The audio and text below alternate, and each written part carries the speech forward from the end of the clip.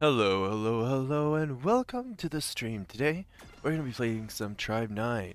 Yes, that's true. In fact, we're going to be playing so much Tribe 9, we will not want to play Tribe 9 anymore. I'm just kidding. I love Tribe 9. Let's go right into it. So, reset should have happened about an hour ago. So we're going to grab our free stuff.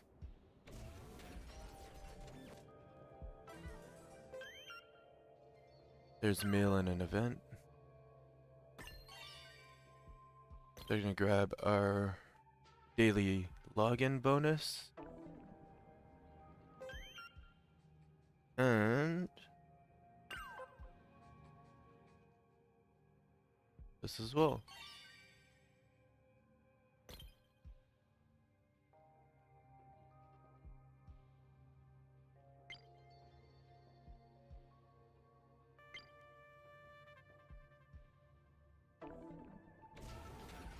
Now we're gonna do our dailies. Check the support contract.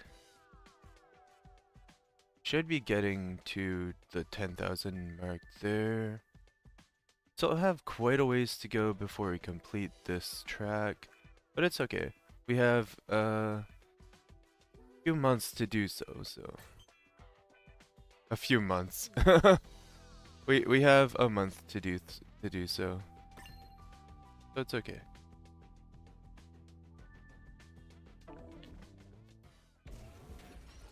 Alright. Open up the menu.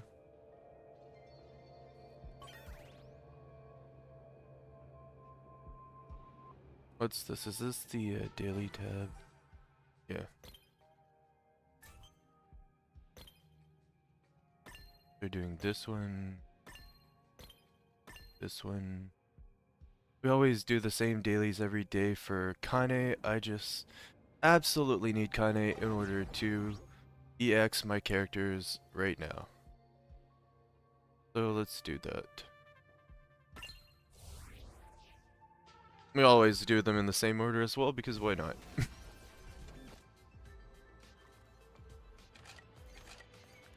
Alright, let's do this.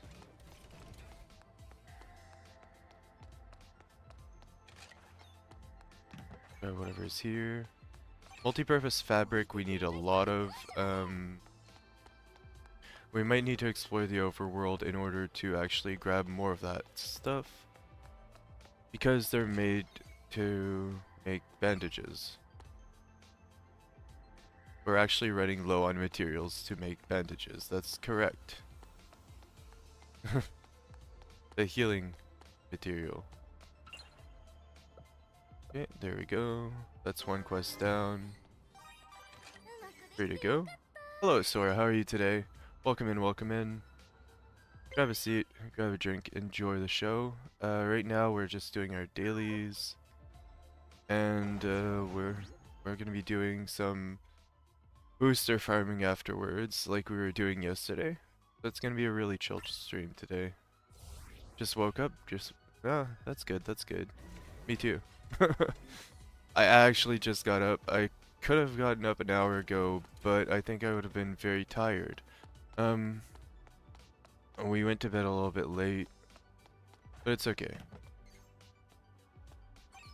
I had at least, I'd say, a good 6 or 7 hours of sleep, so I'm feeling pretty good right now. Feeling pretty good. So let's go this way. Then all the way across the bridge. We're gonna kill these moves just for maybe boosters.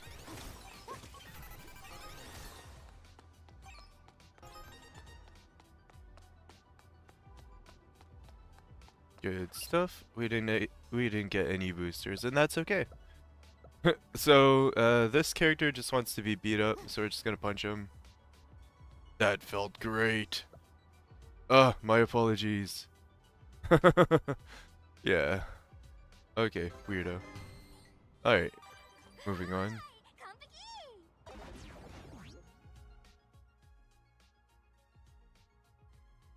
Go to the next one. The next one's just a drone that we have to kill. It's very, very easy, very simple. very much dailies. We're gonna swap Denoki. Ignochi. Multi-purpose fabric again. We're pretty lucky with the multi-purpose fabric. We need a lot more of that material though.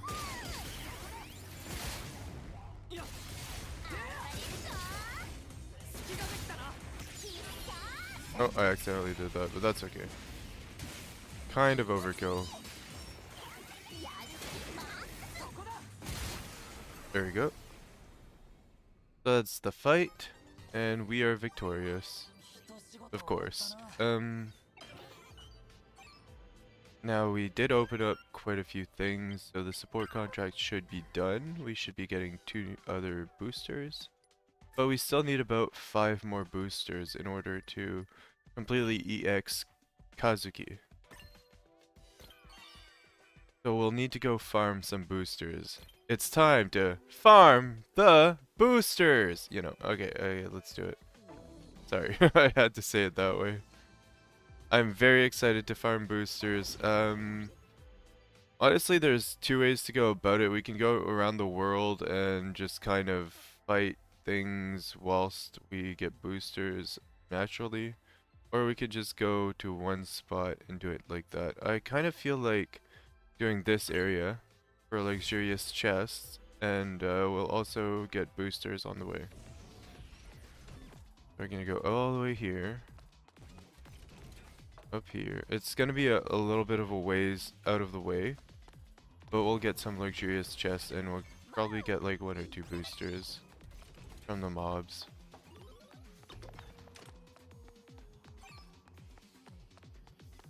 So this area is a little bit confusing to navigate. I may even make mistakes, and that's okay.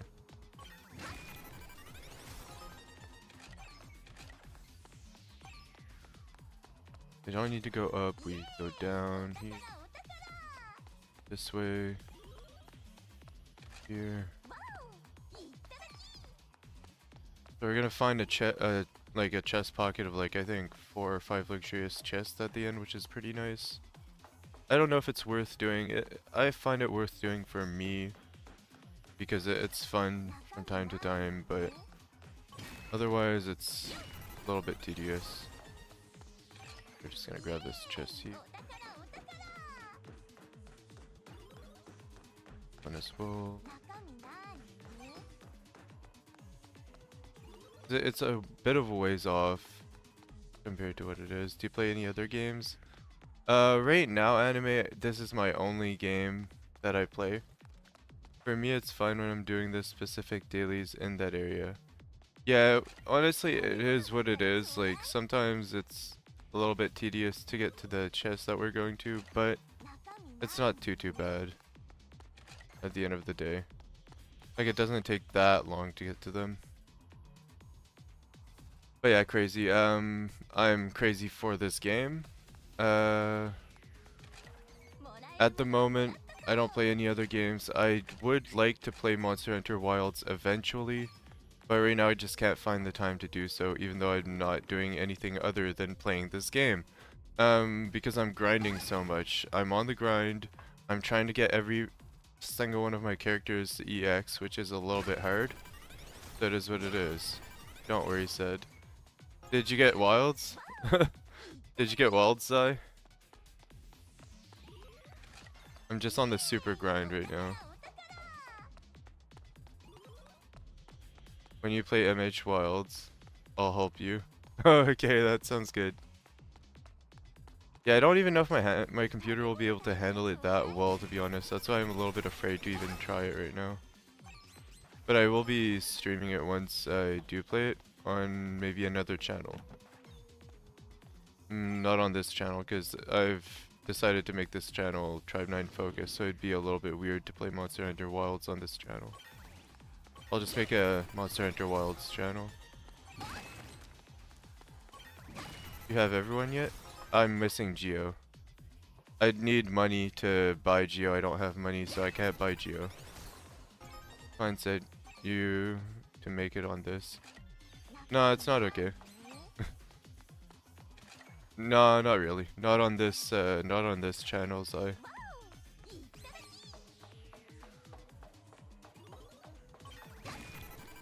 Tribe 9 chamber. Yeah, but on this YouTube channel it's Tribe 9 related only, so I can't do like Monster Hunter related content.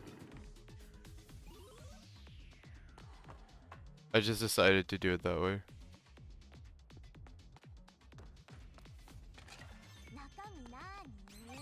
I wouldn't mind like linking the channel on my other channel though or something, so other people know about it, but yeah. Oh, okay, I saw. Yeah. Yeah, I put Tribe 9 content only on this channel, so yeah. Only Tribe 9 vids are main. Yeah. I might put like the only other video that won't be Tribe 9 related will be our 500 subscriber special video. But that's gonna be the only like funny video I'll put on there once we reach 500 subscribers, and that's it.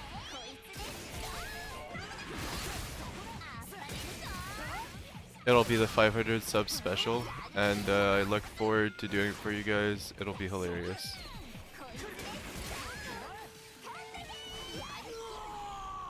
Alright, there we go. Alright, we just got aggroed by another one.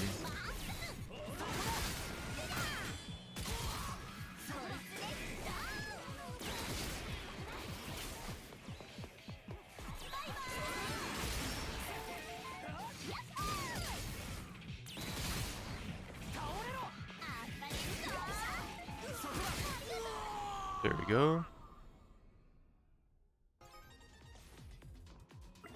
But yeah, right now this channel does have a heavy Tribe 9 focus, so it is what it is. Let's go up this way. We should find some more luxurious chests over here. And we got a booster. We're boosted, guys. We're boosted. So we got 20,000 Kane. I think it's worth... I think this pocket is worth going to. But it is what it is. Like, I don't know. It's a lot of walking. It's probably not the easiest one to get to for sure.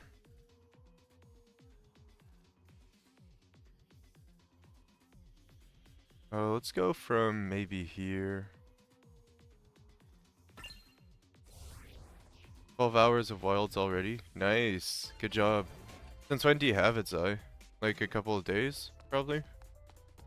That sounds like 2 days of having the game. I did message you about it. Did you? Oh, you messaged about getting it. Yeah. I think you had it for a couple of days, then I don't know. Just bought it 1 AM. Oh. Crazy. Another booster. We're very boosted right now, and I'm so happy to be boosted because we need those. 12 hours ago. Nice. Let's just do takedowns here. I hear a mini. Oh, there he is. Let's just go this way. Alright, we're gonna pause here, because if we go this way, it's to the Chaos Midtown lower level. We were already there.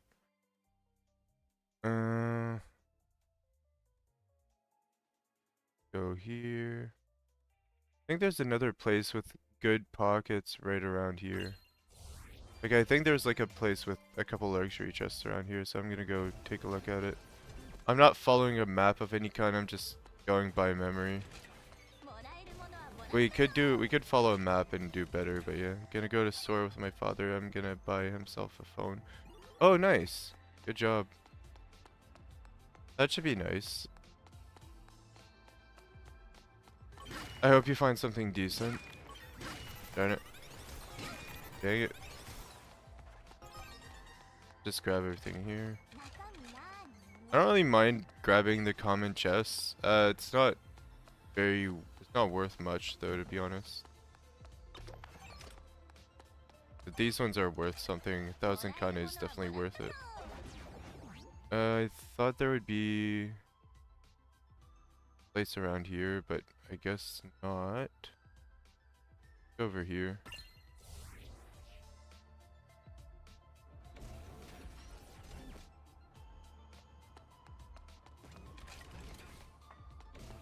But there aren't many luxurious chests around here, I don't think.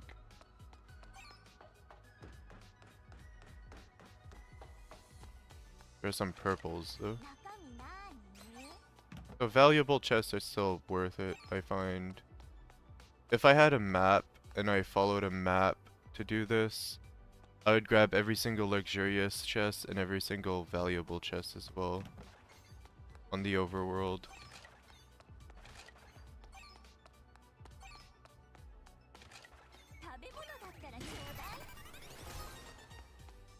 Why did he run towards me? That was weird. Go down here, the Bay Area.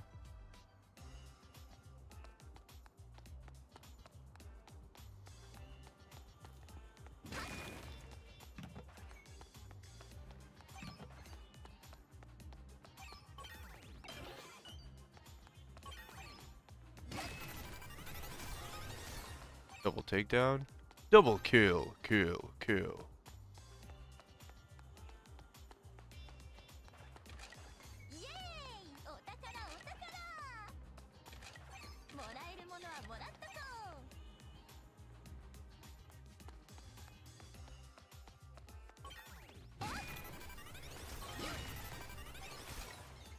Another valuable.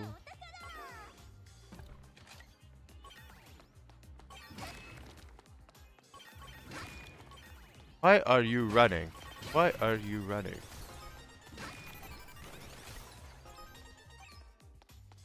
Some more multi-purpose fabric. We still are in dire need of that. It's really nice to grab some along the way.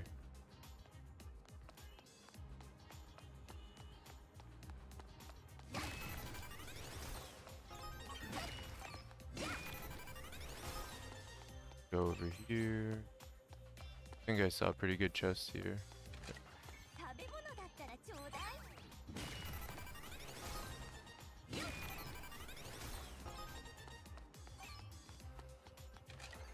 Hey Pale God, how are you today? What's up, what's up? Welcome in, welcome in.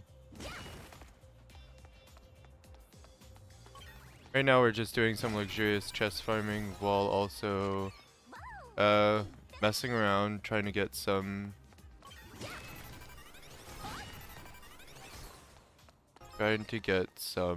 boosters. There's a luxurious chest. What happened? Did you get a good pull recently or something, Pale God? What's up? By the way, the second episode of the anime is out subbed on the YouTube channel at the moment, for those who want to watch it. The Tribe 9 anime is getting slowly trickled in the sub version on the Tribe 9 YouTube channel, the official one. That's pretty cool. I re-rolled and got Kazuki Tsuruko and Kazuki Ascension card in just 4 multis after like re-rolling for 30 minutes. That is amazing. Are you gonna keep that account instead of what you had? I think I'll sell that account. So I wouldn't recommend selling accounts in general, but I'll leave it to your discretion. I don't really like promote account trading in general, personally.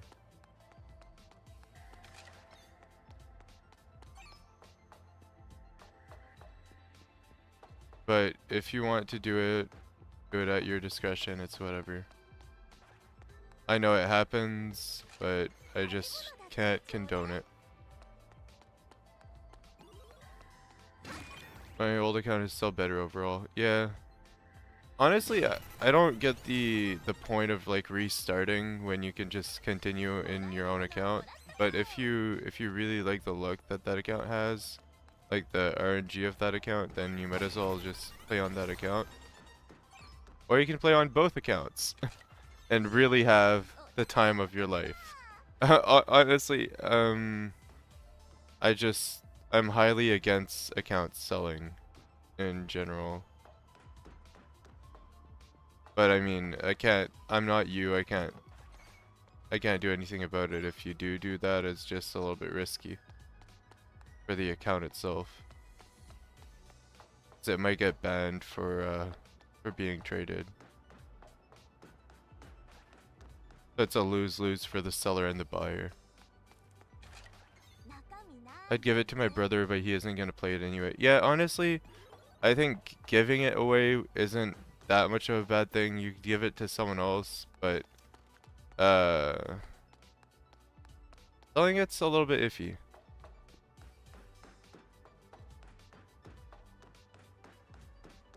I don't know, I'm iffy about account selling. I apologize, Pill God.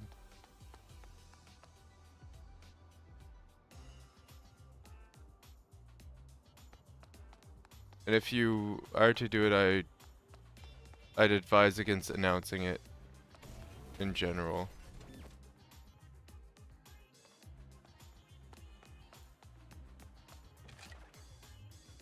It would be a waste just not to use it. The luck was insane. Yeah. So it's really good luck, so it is a good account, but... Oh, whoops. Oh, it's a gold rat! It's a gold rat! We are lucky! Look at that! Talking about luck, we just got a gold rat. Yeah, so... I think giving away the account is not too much of a bad idea, so that someone can link it to their email and then have it forever. It would be nice. It would be a nice gesture, but account selling's frowned upon in general. And I don't know. It's up to you. Like I said, it's your discretion. So I'm not gonna judge you, but I'll judge you. You know. It is what it is. Just if you do decide to sell it, just don't tell me about it.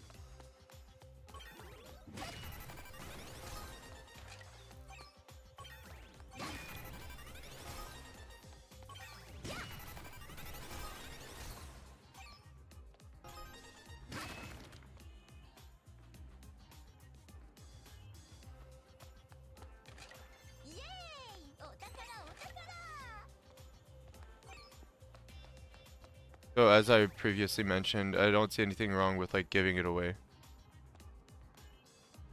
Mainly rerolled it to use Geo. Yeah, that's pretty baller. That's pretty baller. Geo's actually worth rerolling for, I find. I don't know about rerolling accounts either though, but like it is what it is. Like everyone does it, so for that, like it's not that bad.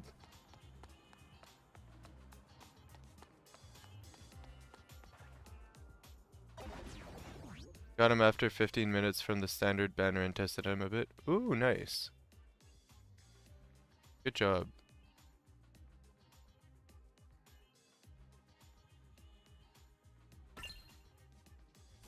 Alright, let's go to another area, try to get some more luxurious chests. Okay, so we already have been here. I don't think there are many luxurious chests here. We can go up this way. Maybe I'll prove myself wrong. Hello, hello. Hey, She, how are you today? What's up, what's up, what's up? Who's the only character in the game I hadn't had the chance to play. Yeah. I haven't had the chance to play Geo either. I would love to have him in my account. I'm not going to re-roll in order to play him though, because I've put too many hours in the game already. I have too much on the line. I cannot not be geoless. It's kind of funny anyway. I like being geoless. It's a part of who I am. It's a part of the stream. I actually like him a lot. He's objectively better than Q. Yeah.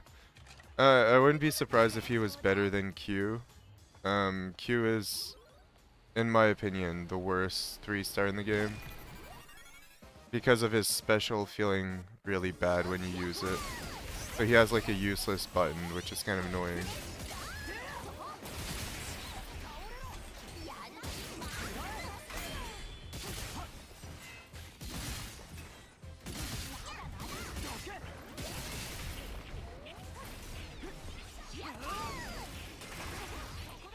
And I suck. That's okay. That's actually okay. Because he's so easy, it's not a big deal that we got hit by every single attack, I guess. But yeah, it happens. Biggest regret is that on my main account was spending 50 pulls on the tension card banner instead of a standard banner or a limited character banner. Honestly, the standard banner is not great. I wouldn't advise pulling on the standard banner ever. But the character banners are pretty good idea. The tension card banner is for heavy spenders. Like for free-to-players or free-to-play plus players, only pulling on the character banner is the way to go. Like the limited character banner. Unless you have pulls that are specifically for the standard banner. Because the standard banner you'll get a lot of 3-star cards which you don't really absolutely want. So it is what it is. Unless you get like Chaos Order, in which case, well, good job, you got lucky. You got lucky. If you got like Chaos Order or another full party or something like actually decent, you got really lucky. Vulcan did that, yeah. I mean, before we got all our Enigma entity refunded, yeah. So it is what it is. Like before we got our Enigma entity refunded, I pulled on the standard banner a lot. So it is what it is. I also did, yeah. He had Tsuruko and Geo, and he pulled Geo most of the time. Yeah, I pulled a lot of Miu in the standard banner, but I also pulled at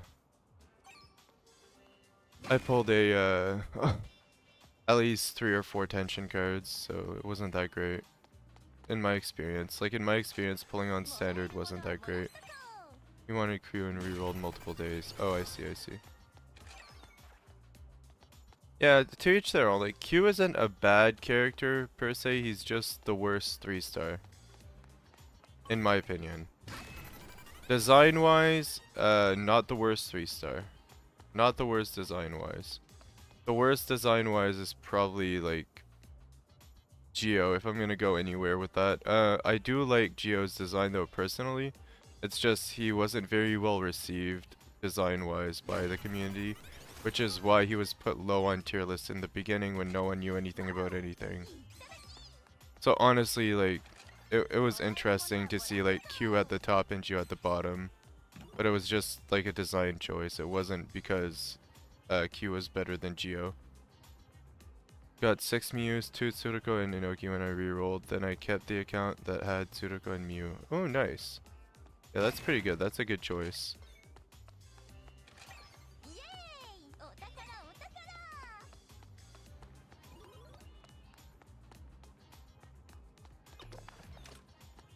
Alright, so we're gonna go over here, just take down some orcs.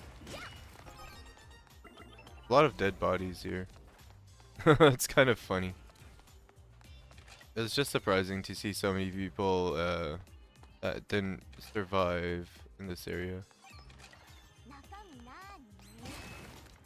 Alright, so we did a decent amount of chest farming. I'm gonna go back to where we were yesterday to farm some boosters. Because honestly, I can't think of another place with luxurious chests other than this area here. And this area here right now, like Chaos Midtown. I just don't know where they are. So I might as well just farm boosters the old-fashioned way. Just from the pulls in the mail. Sheesh. Still on the fence whether or not I should get T1 Kazuki or not. Pale God, honestly, T1 Kazuki is just extra defense. If you think of it that way. It's good if you're like planning to build him only as a support. But if you're building him for DPS, for like damage, it doesn't really give you anything. Like any of the tiers of Kazuki is not that great, honestly. Like T0 Kazuki is good enough. In my opinion. So it's up to you if you want to do it or not, but yeah, at the end of the day, I think it's not worth it. I think it's worth to pull for a 0 and then just let it go. Getting his card. Yeah, his card would be better than getting T1. and you'd pull like as much for the card. I would try to get T3 Kazuki, but it's probably impossible for my account. Yeah, T3 is... I don't know about T3. I'm gonna check out what it is again, because just to refresh my memory. I know T5 isn't that great, honestly, compared to other T5s. Like Inoki's T5 is a lot more interesting, honestly. I'm gonna check his T3. Like, we have T1, but I didn't try to pull for T1. Every 20 stacks, get 1 stack of memory. Honestly, this one's okay. Like, the T3 is okay, but it's not really goated. Just putting that out there. Tempted to pull on standard banner, but I don't know for sure that it's gonna be bad for my account in the long run. Yeah, but honestly, for the sake of your account, just save your pulls. Just save your pulls. Like, do yourself a favor. Save your pulls. Save some money. Like right now, we have enough for 8-10 pulls, I think anyway. Well, 8-10 pulls, let's see, it's 8 times 2, which is 16, so it's actually 9,600. We almost have enough for like a full pity. So I'm gonna save my Enigma, and maybe we'll get the next banner character if we're lucky. If we're unlucky, we don't get the next banner character, and that's okay. I do have someone else who owes me something, because I used to play Phantasy Star Online 2 New Genesis, and I gave away over well, I gave away like a trillion or a billion worth of items in that game in exchange for some Enigmas. So I might get some Enigma entity extra for our next pull. But it was a giveaway more than a trade-off, so he might not give me Enigma entities, and that's okay. Like, the person I traded to might not give me Enigma entities for the billions of Mazetta that I give him. Well, it was like 1 billion Mazetta. So it wasn't that much. Because I didn't have a use for those Mazettas. Like, I'm not playing NGS anymore. I used to be very into NGS. I used to love NGS.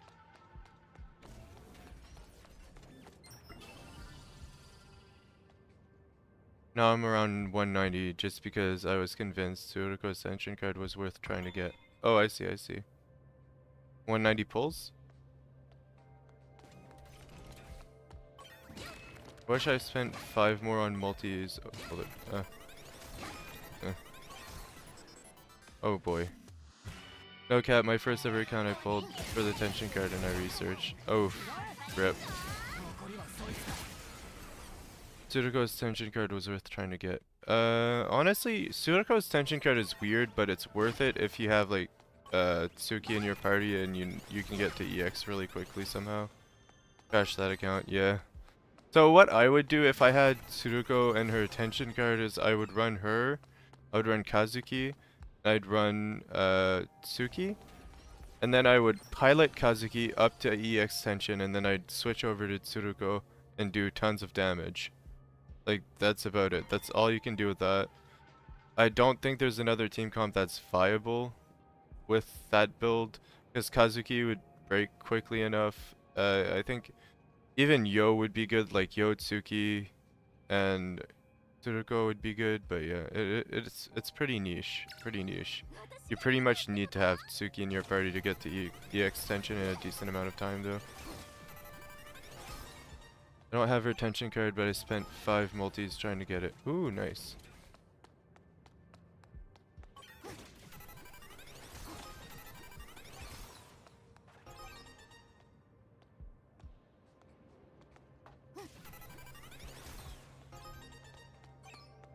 But yeah, I'm quite happy right now with my account, and I know we will at least be getting the next 3-star character. Now, when it comes to 3-star characters and getting them every single time, I don't know if we'll be that lucky, to be honest. Because I am free to play, plus I'm not planning on spending a lot of money on the game. So we may miss some banner characters at some points in times, and that's okay. Missing a banner character is not the end of the world. It just means that I wasn't lucky, and that's okay. And I must keep repeating myself that, because at the end of the day, like, you don't always get the banner character in your first 10 pull.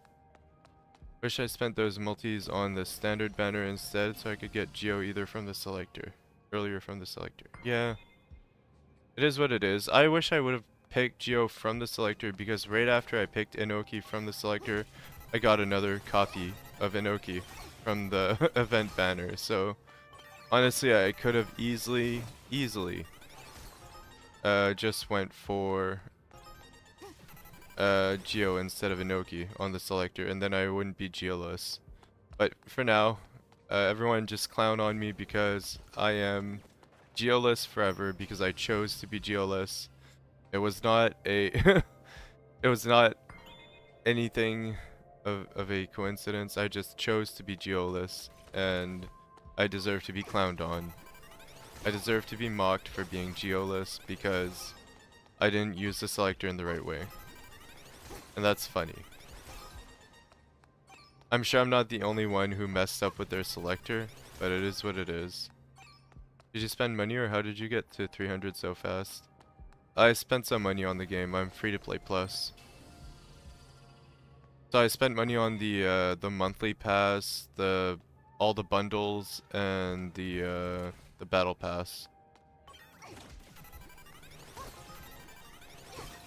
And then I tried spending more enigmas on the standard, but I didn't spend money for them. It was just from the rebate. I spent like 20,000 enigmas on standard banner.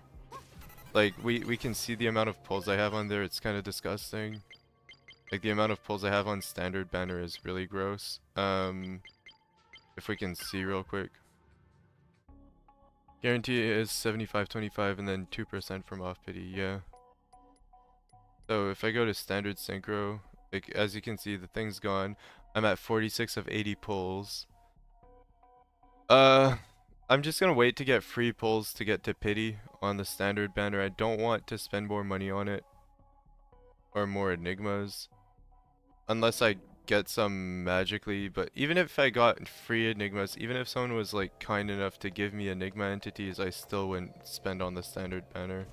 I'd just wait for the next banner character patiently. Because I got a really bad experience pulling with 20,000 enigma entities on the standard banner. It was like really sad. I got 2 tension cards. I was really bummed out for the rest of the day. I was actually like crying my eyes out for the day, because I was trying to pull for Geo and I got 2 cards.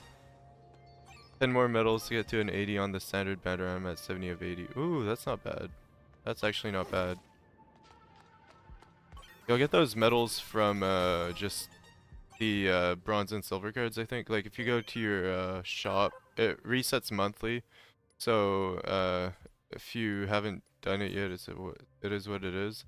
So if we go down here, like, we can buy enigma entities here, but it's sold out. You can buy them here as well, so free enigmas. And synchro medals. So I think synchro medals, you can get 5 of them every month. So you'll get 5 of them next month and the month after, and then you'll be at 80. Already bought them all. I hope Tsuruko's event is gonna give some in the next story chapter. So the next story chapter should give us some synchro medals. So actually, yeah, like, at the middle of next month, you'll be able to get like your 5 extra synchro medals you need just from the story itself. Actually, insanity that we get 15 pulls plus standard pulls every month, though. Yeah, it's great. It's actually great. So we do get a lot of pulls every single month. If you're free to play, by the way, it's likely that with just the free pulls, you would be able to get every single banner character 1 copy T0. But that's if you're lucky enough to not lose to the 75-25. If you lose to the 75-25, you might need to pay a little bit of money to get the characters you want. But the way to circumvent that is to not buy characters until there's a double banner, so you know which character you actually want, and to pick which character you want before you roll. So you will miss out on a character, but don't FOMO, don't worry about it, because you only have a team of 3 to worry about right now. It's not like we have any content that requires more than a team of 3, and you'll already have like a decent amount of characters regardless. 0 bronze enigmatic. Yeah, they're hard to come by, Tiziana. If anything, if you do what I'm doing right now, you'll get some, but it is what it is. Like, it's a very tedious process, it's very grindy. But you get a lot of bronze enigmatics from just doing takedown farming.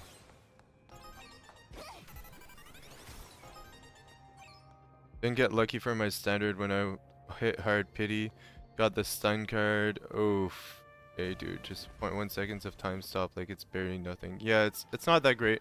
The time stop I think goes up based on the level of the card, so it's not that bad, but it's not great. Rebuke is probably the best time stop card there is, because it stops time when you parry. It does it every like 30 seconds or so, so it's pretty iffy for that reason, but it's still okay. Like it'll give you time to get maybe 1 attack in. Like I don't know, I would run a time stop build for the memes if I had all the time stop cards, because it's funny. Because it would be fun to go into bullet time every time you do certain things. And Inoki would benefit from using all 3 of them. There are 3 time stop cards. There's one that works when you counter, one that works when you do a counter attack after dodging, and one that works after dodging. So it is what it is. I'll start to pull on the TC banner when I have all standard 3-star characters. Yeah. Maybe. Maybe if you have all the standard 3 stars, but when do you know when they stop releasing characters, you know? I don't think I can afford to risk losing right now on the tension cards. Yeah, that would feel so bad for the state of my account. Oof. So they might do a special banner where it's for like one of the standard characters, like Geo or something. That's probably when our account will not be Geoless. Our account won't be Geoless the day they do a banner for Geo. That'd be nice. Level up is fine for adding time. I just meant I should have sold the card for Ascension. Just only add the same amount of time as a blink. Yeah, that's true. And by the way, Tiziana, welcome in everyone else as well. I really appreciate that you took the time to check out my stream, guys. We're just currently farming for boosters. I'm trying to get to 20 boosters so that... Ooh, nice, we got another booster. We're trying to get to 20 boosters so that we can ascend our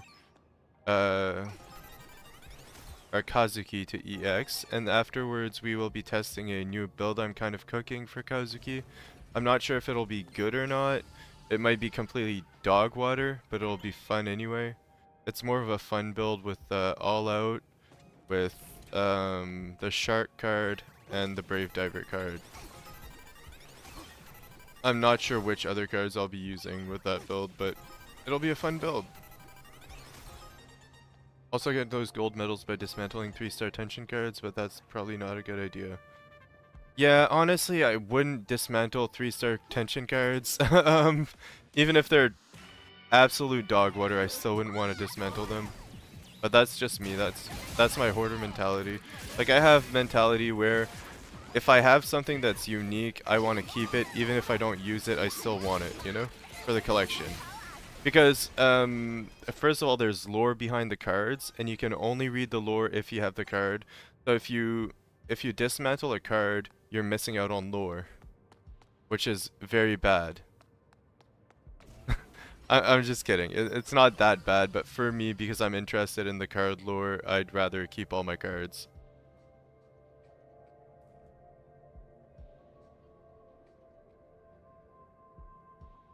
Also get those gold medals, but yeah. I like getting multiple copies of a card. Seems like quite a bad idea in the game with barely making a difference. Yeah, honestly, like, multiple copies in this game isn't that great, but it's still a marginal difference, and for me, I like upgrading all my cards. Like, if we check here on the cards we have, I have a lot of them already upgraded to 5, to like Ascension 5, 2, 5, whatever. Oh, we can ascend this one. I'm gonna send it. Auto select. Okay. So usually I try to ascend them as often as possible, especially when I'm about to convert. So let's do ascensions and then let's do a convert. Let's do a mass convert right quick. So we can ascend our full party. Apparently. Why does it say? Why is it not grayed out? Hold on, hold on, hold on. Oh, we can't ascend it. We don't have another full party right now. Okay, so there would have to be a exclamation point next to it. The ones that we can't ascend are the ones we've already fully ascended. Just sitting there in the bag. But would you dismantle dupes of a 3-star card though? Honestly, no. I would not. Because I'd rather ascend the card. Like, I'm adamant about it because I like min-maxing. I like having that extra power. I don't care if I don't use the card. Even if I don't use the card, I'd still ascend it because it might get good later on. It might get a buff. Or there might be like an interaction that I don't see right away. Yeah, like I'm crazy like that. Always keep a unique item because someday I might use it. Yeah, exactly. I'm the same. Like even if I'll never use it, I still want it, so I don't mind keeping it. So there's a lot of 5s here, as you can see. A lot of 5s, a lot of 2s. So as long as I see 5, I'm good to go. I just move on to the next one. Yeah, never say never. I doubt anything could be worse than what I got with 22k. Honestly, I got with 20k Enigma entities, I got 3-star cards. It wasn't very good. I didn't get like chaos orders, so it wasn't very good. Just gonna put that out there. It happens. So right now we're just going through all of our tension cards, making sure that we have the ones that we can ascend ascended. So yeah, this is one of my tier 2 this is one of my tier 2 ascended cards. It's called Breakthrough. It's not very good. Not very goated right now. The amount of time that that your like stamina recovery speed is reduced for is way too long. So I wouldn't recommend this card ever to anyone unless they have it at like level 50 and it's good at level 50 because of the time being reduced that much. Like level 50 it might be reduced to 15 seconds, but it's not that great. I have it at Ascension too. Um anyway, it is what it is. We just got unlucky with that card in general. Do you recommend I salvage all tier 6 Compatamon once you reach endgame? Honestly, tier 6 aren't very good, so yes, why not?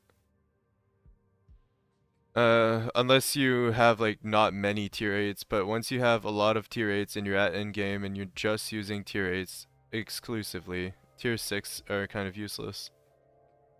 I mean, unless a 3 to 5 is going to be added, way more time on Shun card. It's just a 0.1 second per attention. And then why bother for the extra 0.4 seconds? Granted, I don't know what the actual A5 stat is. Yeah, I don't know.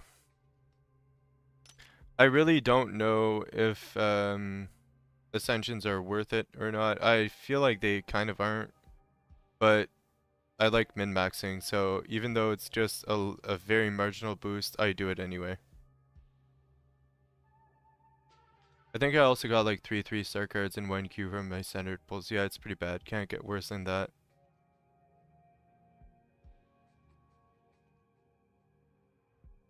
Sorry.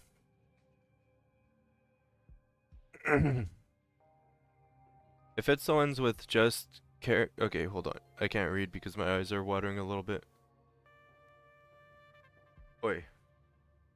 If it's the ones with just character skill, then yes. If it's from Fractal, keep until you have a large enough tier 8s to work with. If you haven't reached Fractal, not yet. Yeah, exactly. So, if you're in Fractal and you're at endgame and you've done Fractal for like a couple of weeks, like maybe 2 or 3 weeks, you should have enough tier 8 Compatamons to forego all your tier 6s, but otherwise, keep them for now.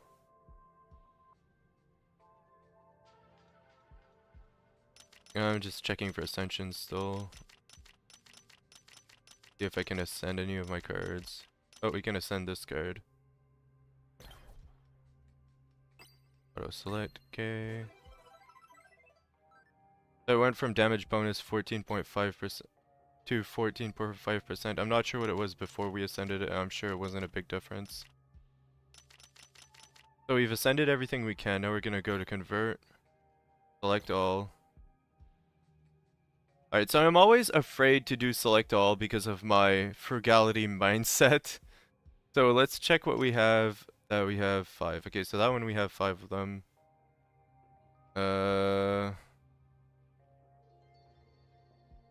This one we have 5 for sure. One's at Ascension 5. I'm just making sure I'm not getting rid of a card that I don't have 5 of. Yep, you have 5 of those, you have 5 of those. By the way, hello Last Shadow, welcome in, welcome in. Enjoy the show, take a seat, grab a drink. And then, yeah, we're just going through attention cards right now, making sure we have 5 of each one that we're dismantling. Because I'm very afraid. I know I have 5 sharks. It's right here. Alright, so we're good to go. We're good to do the convert. So I do this because I have like absolute fear of missing out when it comes to cards. Like tension cards, I do not want to accidentally dismantle something that I might use. So it is what it is.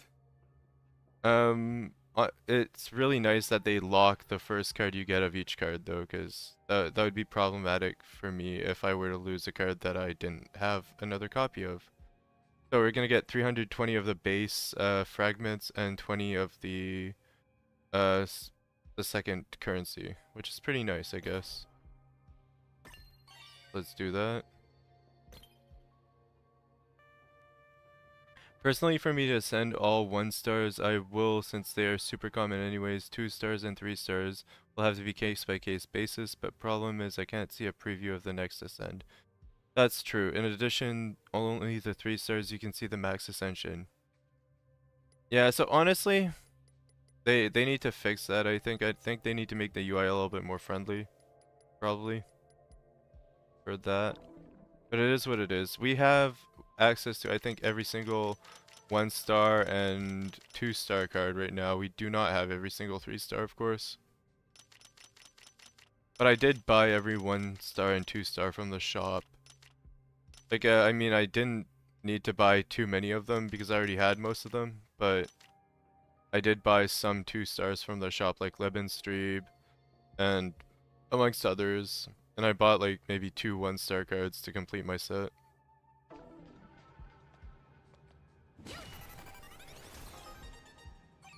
That's pretty good.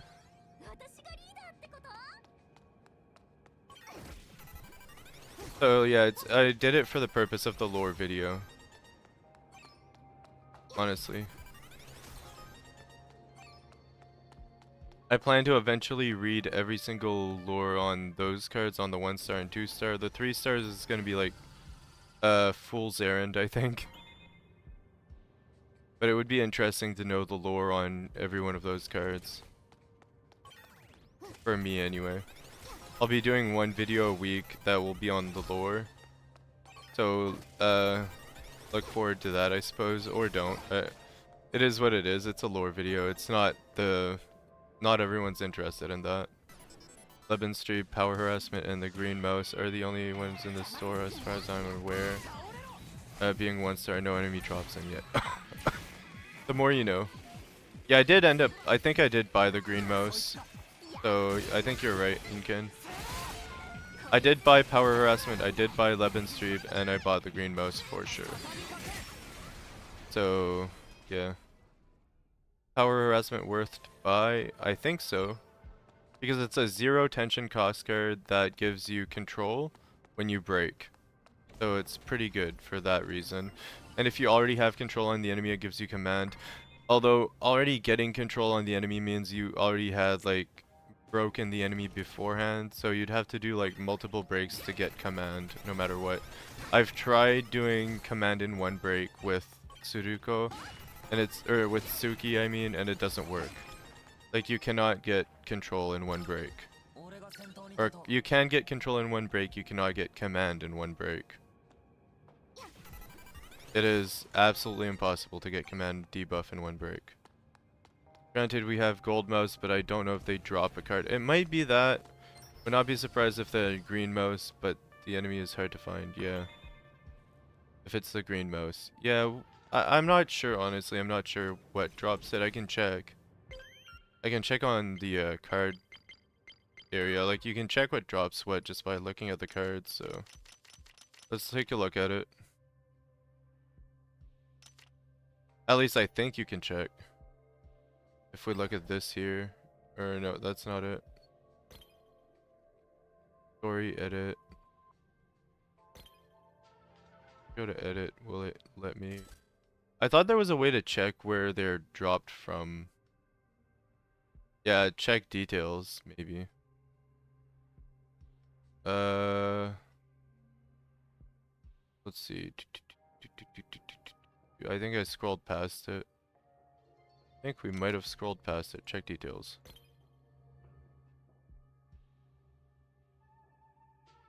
Cheese. The cursed sneakers. So, is it just lore? Oh my gosh! You can see full screen pictures of the cards like this? What? What? That is so cool! I didn't know you could do that. That's so good for like thumbnails. Anyway. the more you know, the more you know. Gorsh?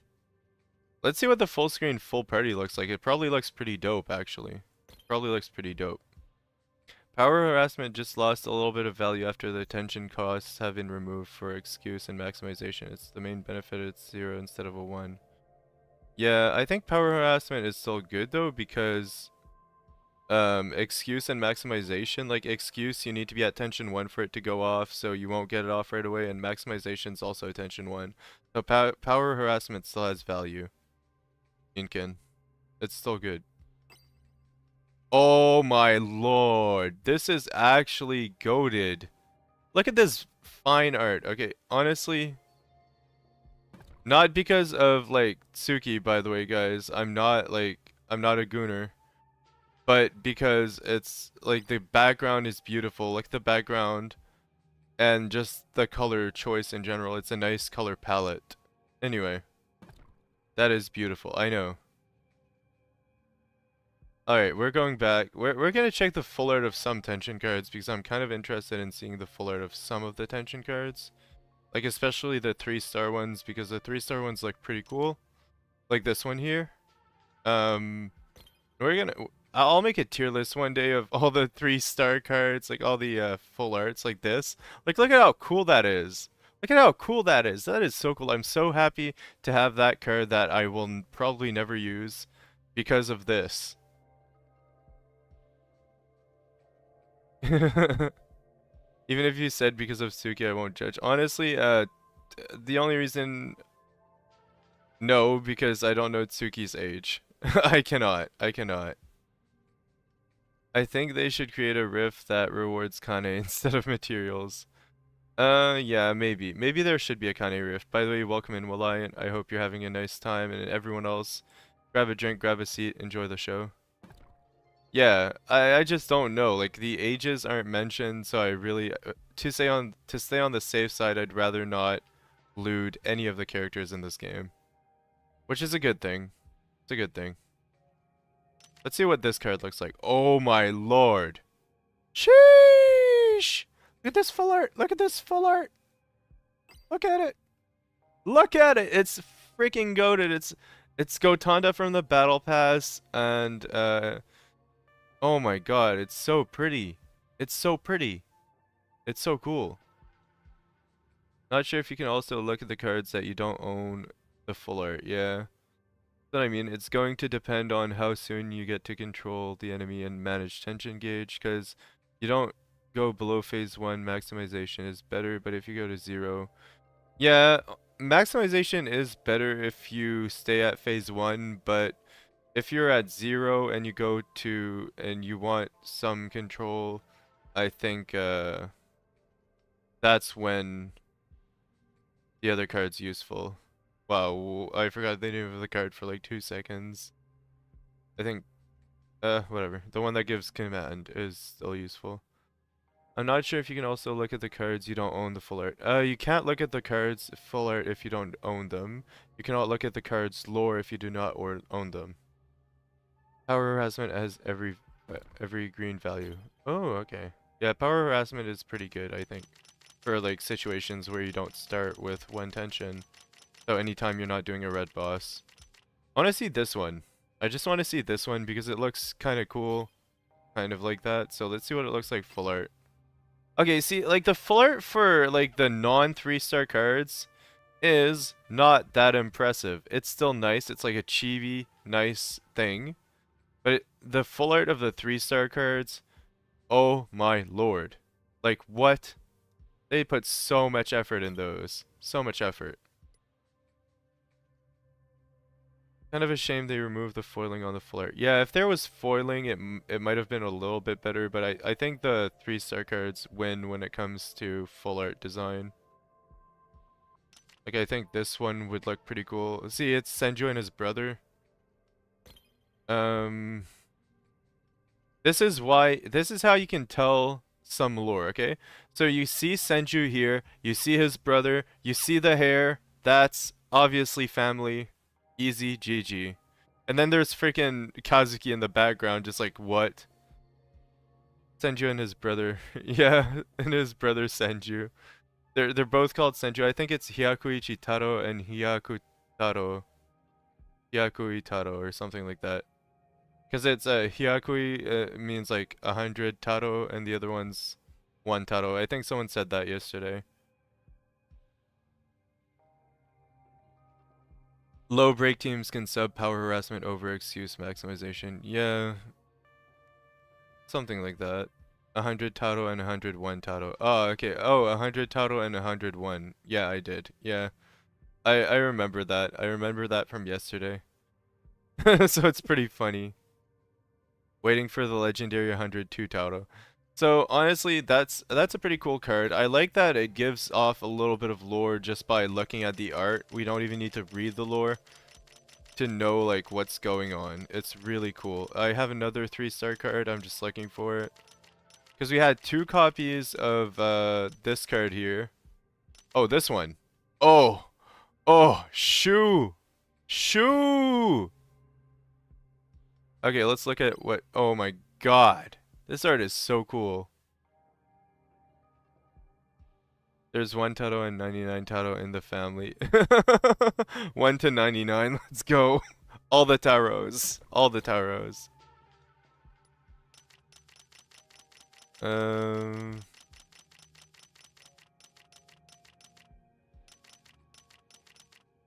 Okay, this is the one. Serve me of the upper class Kohinata. Oh boy, is Kohinata actually a servant?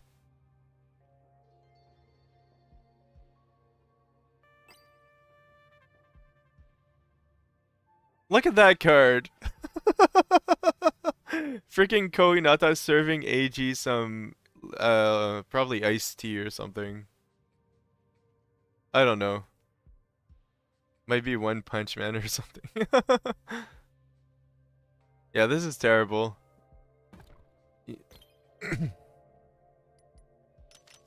And the 2-star cards have like decent art on them. I think I'd like this one a lot if I check in details. And go to this. Like, the chibi art is nice on the 2-star card, but the art on... For some reason, I don't like this card. Probably because you like... you probably absolutely like Ishii.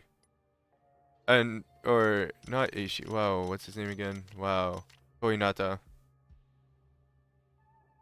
If you like Kohinata, Koishi, you probably don't like the card I just showed because AGs keep being served by Kohinata, Koishi.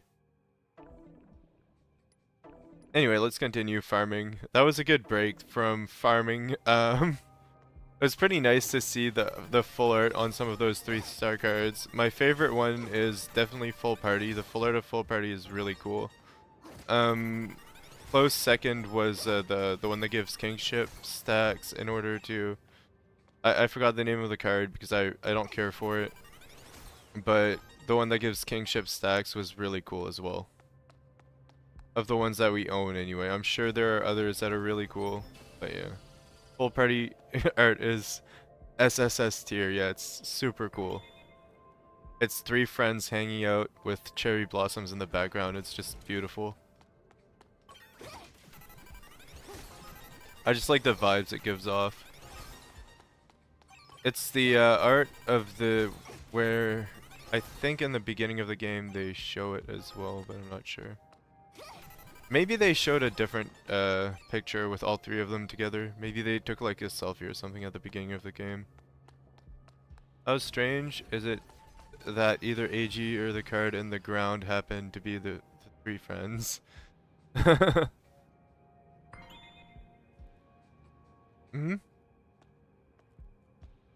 And it's such a perfect captured moment. Yeah, it's really nice.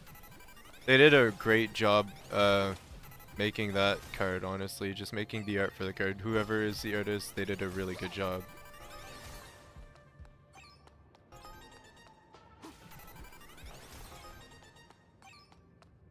And I'm really happy that we have a reason to get 3-star cards other than to just have power. So the reason you want to keep 1 copy of each 3-star card is so you can look at the full art of it every once in a while and marvel in the beauty. Unless it's the AG card, then you might as well just dismantle it because it's AG coded. Ew. And it's not very good. Like, the AG card is not very good. It only gives you, I think it gives you a shield with kingship stacks or something. It's not very good. Okay, let's read what it does. I don't want to be ignorant. Let's read the AG coded card that I don't like. That's a 3-star. Let's learn what it's called and read what it is. So it's called Crisis. When reaching the maximum stacks of Noblesse Obligation, grant oneself a shield with the resistance of 9% of own max HP. Ew. And can decrease damage taken by 30%. So it gives you a shield with the resistance of 9% of your max HP, and it decreases damage taken when you reach max stacks of Noblesse Obligation. It's not very good. It's just a shield card. Honestly, I wouldn't use it. It's kind of OG. Yeah, it's AG coded.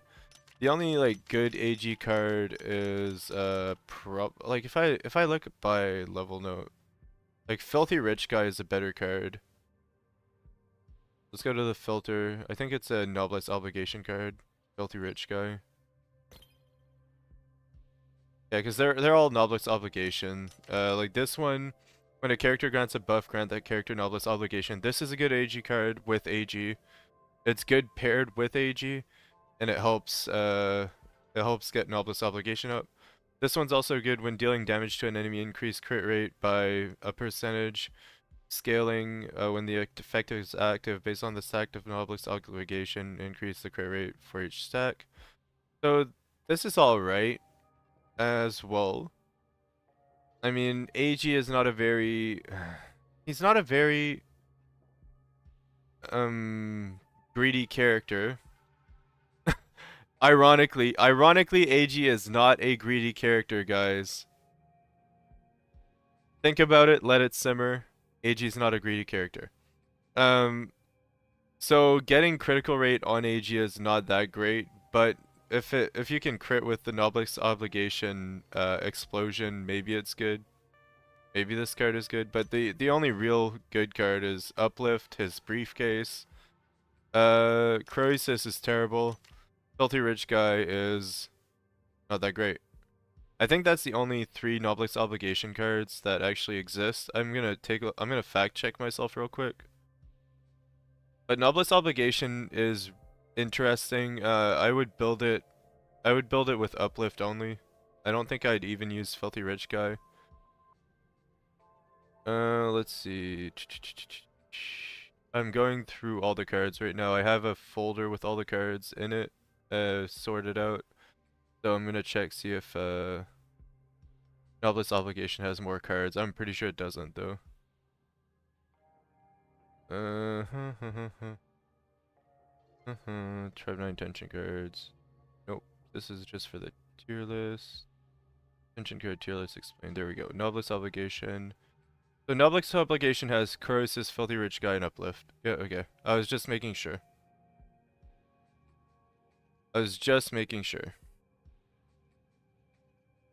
Yeah, if it wasn't shielding, Croesus would be good. Like, if Croesus did something good, it would be good.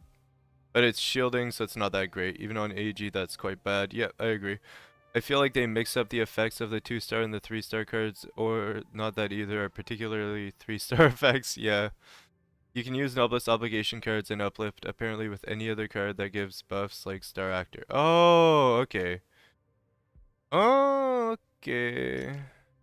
But this one, like, the way Noblest Obligation works is weird, okay? So, like, Ichino says more than AG. So, let's read what it does, okay?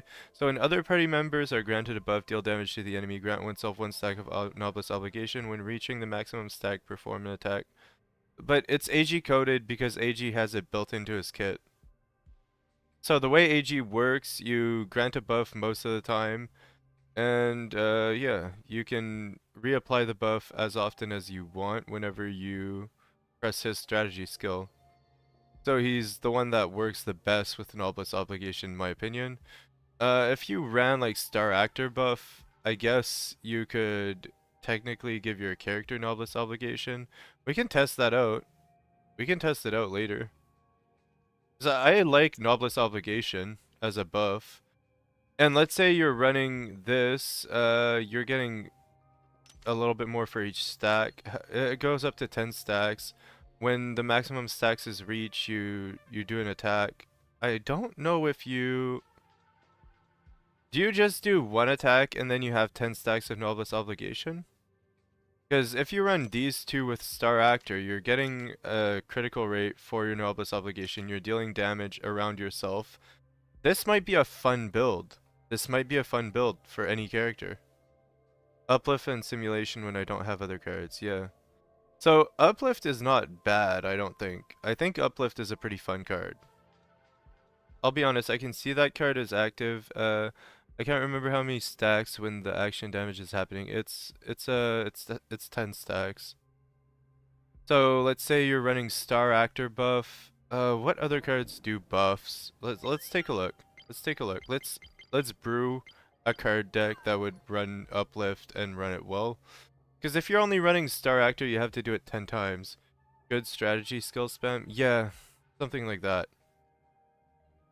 So, Star Actor and the strategy skill spam would be okay with, like, Yo, maybe?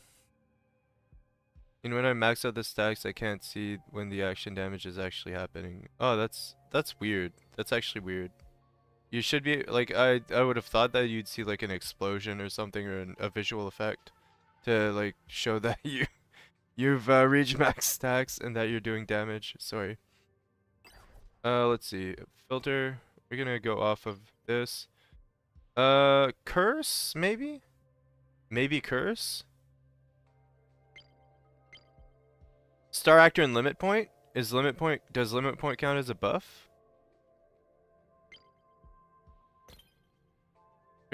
Clinical is a buff also. Okay.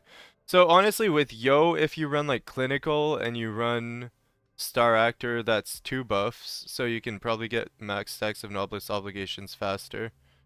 I don't know if Limit Point counts as a buff. But if Limit Point counts as a buff, you could run this with your secondary attacks. Not see the damage, yeah. I've tried it with AG and one teammate and I cannot see the damage. Oh, okay. The more you know. I'll try Uplift with Miserable actually. Limit Points is a buff, but it's a selfish buff. Yeah.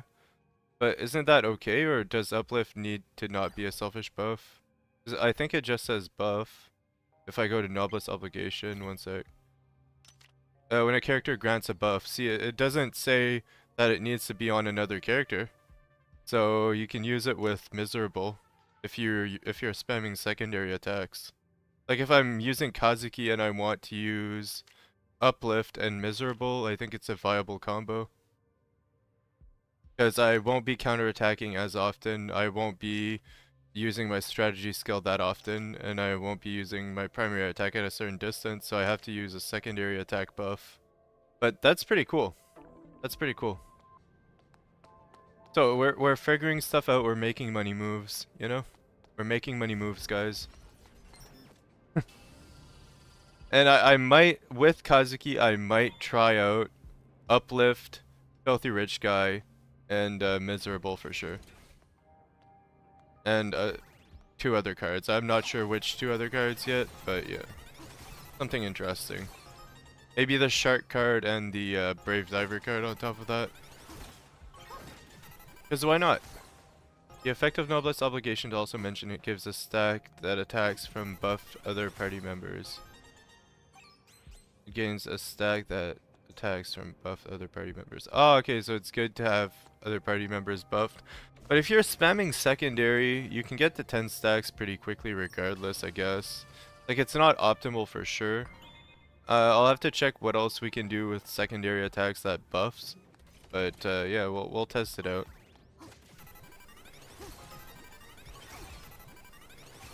So I'm gonna check, see if we have enough stuff to run the rifts. We have 21. Okay, good. We have enough. We have enough, guys. We have enough. But it's pretty fun that you can filter out cards now in that way, because it helps us figure out, like, okay, what can I do with this card?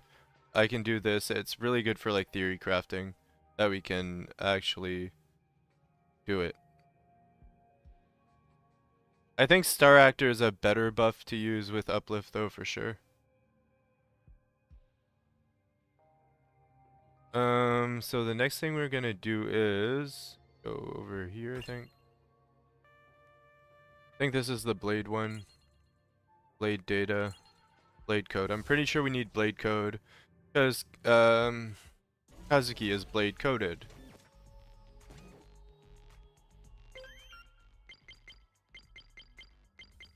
Let's just take a look. Mentioned that it extends the timer instead, so does that mean that each buff adds 1 stack in timer, or does additional buffing only extend the timer?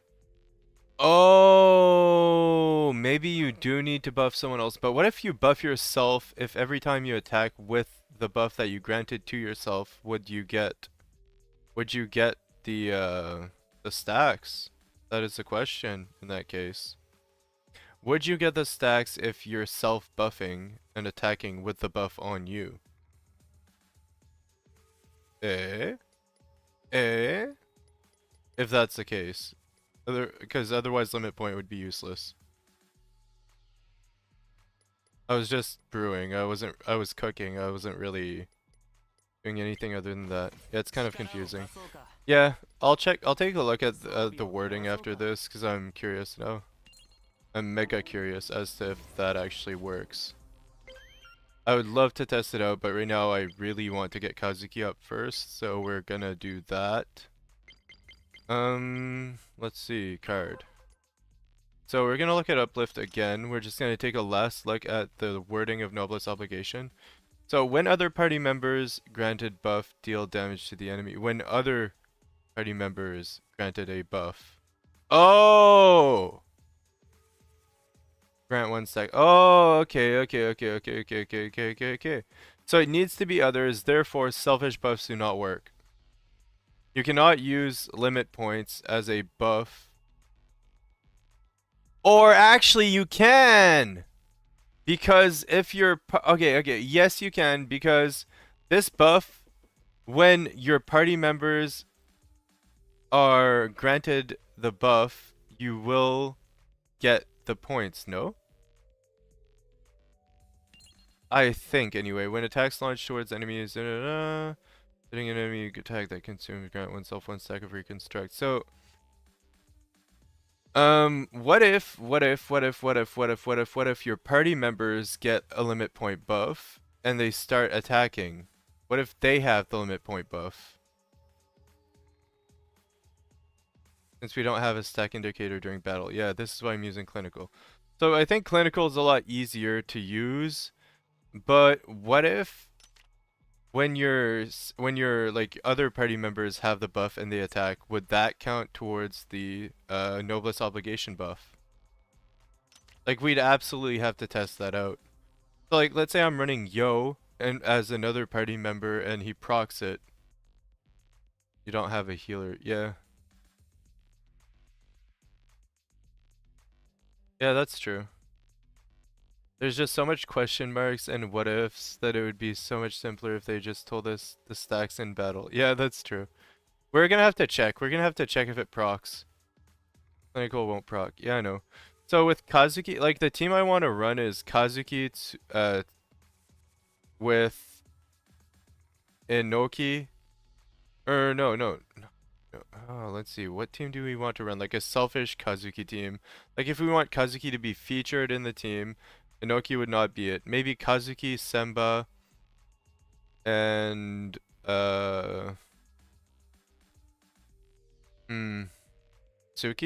Kazuki, Semba, Tsuki? So Kazuki would be the damage dealer, Semba would be the healer. Maybe do some healing. I don't really care if she does healing or not. And Tsuki. In that team we can run clinical.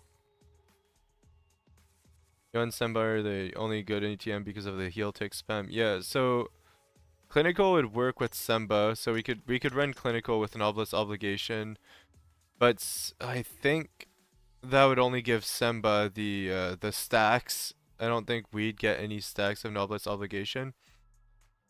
So I think I'd have to run Star Actor. I think I would have to do the counterattack Star Actor with Kazuki, unfortunately. So counterattack Star Actor, noblesse obligation. We'd get the buff, and it would work out. I think Forerunner and Uplift would be the best for Kazuki when it comes to that, like in general. I can check other kinds of buffs we can do. So it controls a debuff. Unity doesn't matter. Command doesn't matter. Limit points. Unbending. Clinical. Clinical is a buff we can use. Curse, Reconstruct, Disorder. Kingship, no. Well, Kingship's a self buff as well, if anything. Beyond Death. So really, the only ones we can do are like Limit Point and Star Actor and Clinical. So I know Limit Point will activate Uplift constantly, but it's constantly adding stacks for yourself and teammates' attacks, or are you just extending Uplift's timer? That's what I'm wondering. I don't know, Inkin. I don't know. I don't know if Limit Point would be a viable way to like activate it. But like Clinical should. Clinical should. Because when granting recovery, grant the character who has been granted recovery clinical. So you're granting yourself a buff again whenever you're healed. And it applies to like everyone if you're using Yo basically. So I don't know. I don't know how the interaction between noblesse obligation and clinical work. But for sure like Star Actor is probably our best bet. I just don't know the card interactions. We'll have to test it out eventually. I'll be testing it later. Right now we just need to farm for Kazuki. We need to do this dungeon about 20 times to get all the materials we need. Great, I know, but whatever. Afterwards we'll be testing out tension cards. I'll be leveling them at least to 20 just to test them out, and then we'll have some fun with them.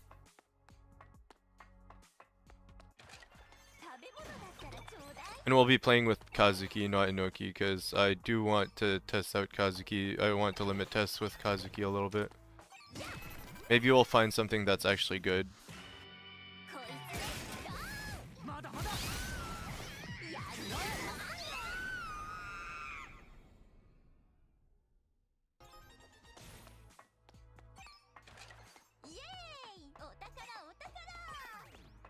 Because I'm sure there's a way to use Kazuki efficiently. I just haven't figured it out yet. Like, I haven't figured out a good way to use Kazuki yet, which is a little bit annoying to me. I wish he was a little bit more obvious as to how to use him. Right now, I don't see a place for him in anywhere except as a breaker, as a main breaker, which is kind of iffy because Yo's like as good of a breaker and you can use him as a party member instead. Like, the AI of Yo is not that bad.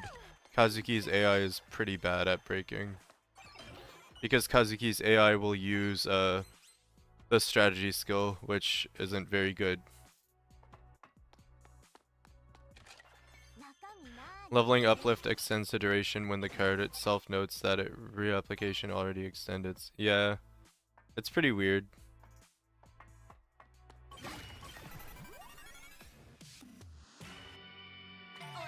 I don't know if I want to level up uplift, honestly. Like, I think it's long enough. Like, you're applying buffs pretty often anyway. But I'll level it to 20 for the sake of leveling it to 20.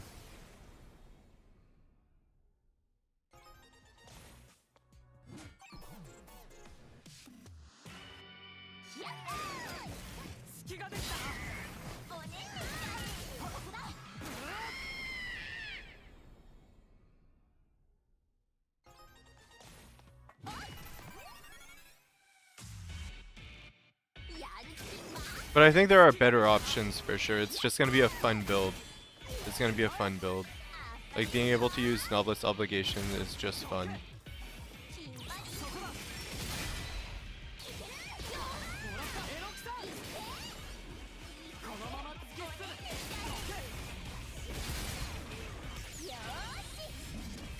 I use Kazuki on Mew's team. I'm mostly QE spam with IV ult efficiency for Kazuki and Mew to get all together with 2 tension bars. Oh, that's pretty interesting actually.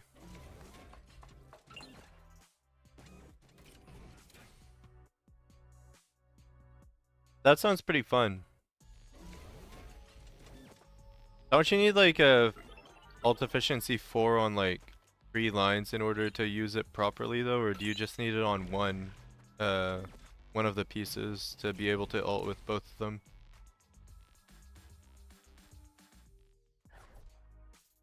Oh, just one? Okay. Interesting.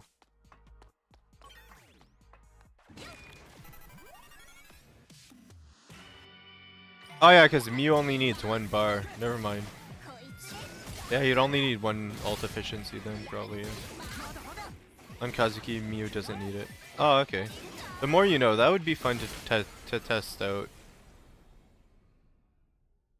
So that you can do like the double ult combo with Bombard.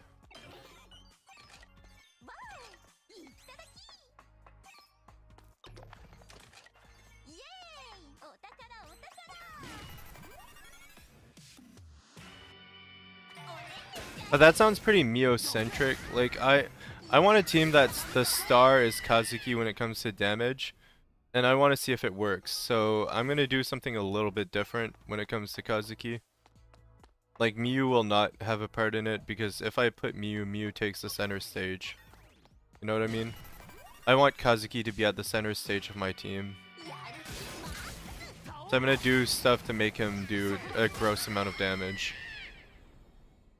I'll try anyway. I'll make an effort to make Kazuki the star of my team whenever I have him EX'd.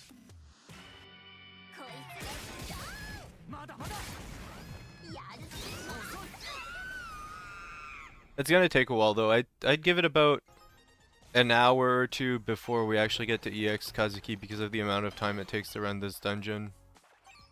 Oh, we have to organize our bag. Okay, great. That's gonna add to the time. So we have to organize our compatimons a little bit. I always compress like about 50 of them. I can't be bothered to compress more. It's just too tedious.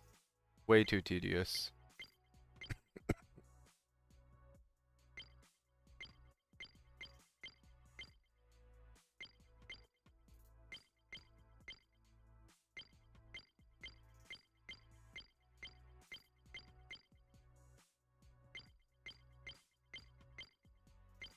You can go straight to the boss. Yeah, but where's the fun in that? I like fighting every single enemy so I can get the drop so I have a chance of getting a booster. That's about it.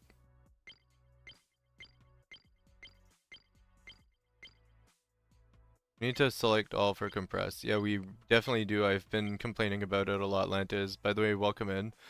I hope you're having a good day so far. Grab a drink, grab a seat, relax. We're just having the time of our lives dismantling items. At this point, they don't add a select all, they can at least add an auto compress for lower rarities. Yeah, that's what I thought. Like, anything below yellow is not very good anyway for like people who are at the end game.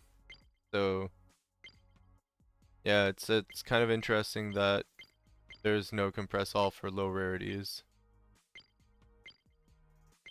Oh, 85, that's good enough for now. That should last us a while.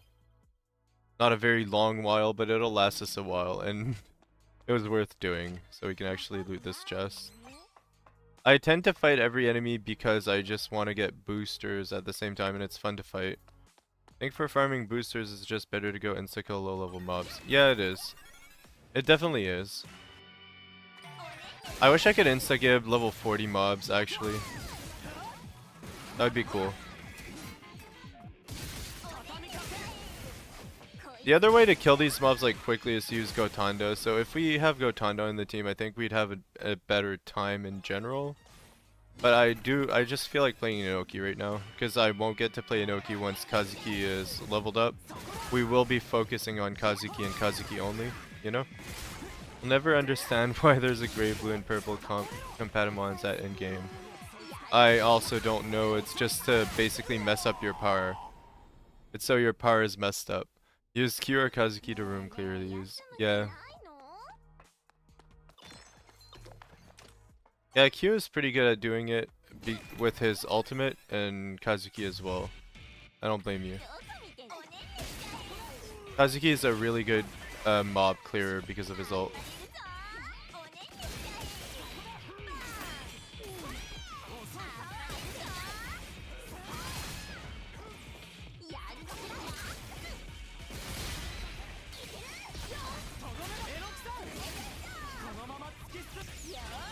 Let's just do this right away.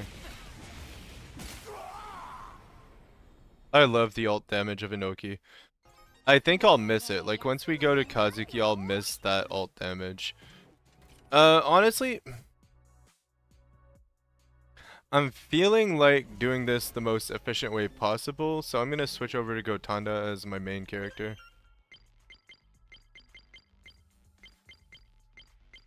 I think Gotanda would do well. I think Kazuki would also do well at this. So let's actually switch to the party we want to run instead of this party. It's not going to be optimal because Kazuki is not EX'd, but at least we'll be clearing the mobs faster and safer. So we're going to edit our party. We're going to use Healer Semba, Kazuki, and Tsuki. But Tsuki should be here. Semba should be here as a support as well. And our main would be Kazuki.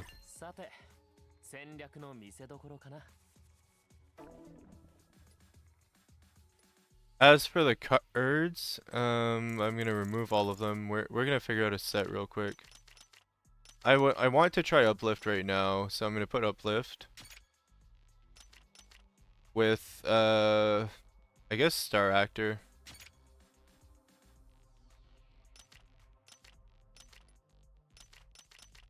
And oh, I need to sort because right now we have some stuff on. Pinnacle, okay, there we go. So the other cards we want are the Shark card, the Brave Diver card. So the Blade Stance.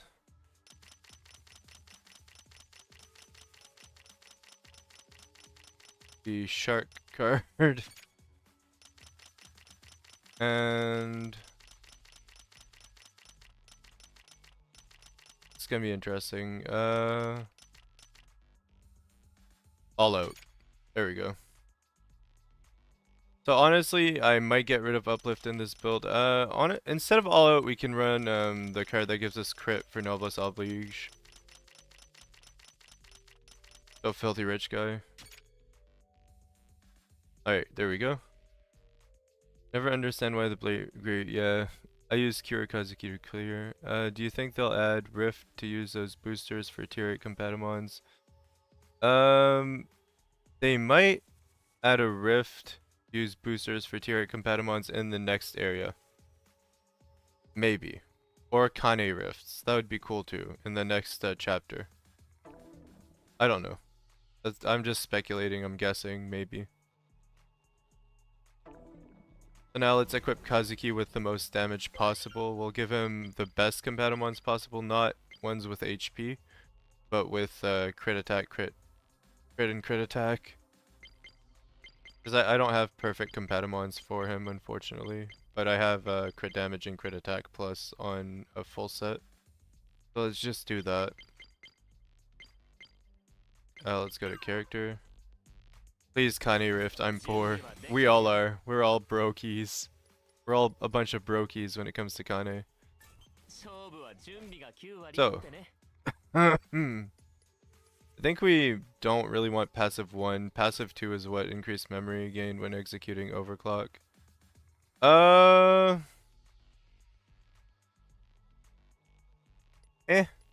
I think I'm gonna go mostly in fighting instincts here, and maybe one more fighting instincts. There we go.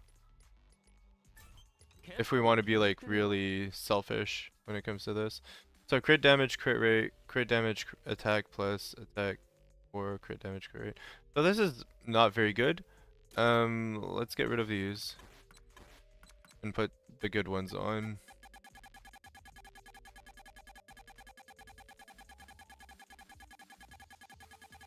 I need to scroll down and find my good crit damage, crit rate Compatamons. A little bit annoying, they really need to add a loadout or a way to actually work with these.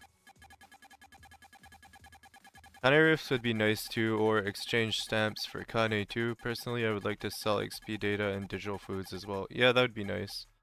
It's questionable why there's no Kane Rift, and the first thing that should have came to mind, yeah, Sword and Filter QL. Sword and Filter QL, please. I do not like doing this, it's a waste of time. Just straight up waste of time. Okay, there it is. So we'll take what we had on Inoki and we'll put it on him.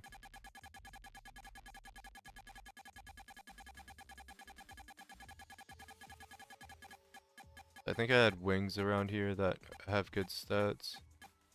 There we go, crit rate, crit damage plus. So we have mostly good stats on him. It's crit rate, crit damage.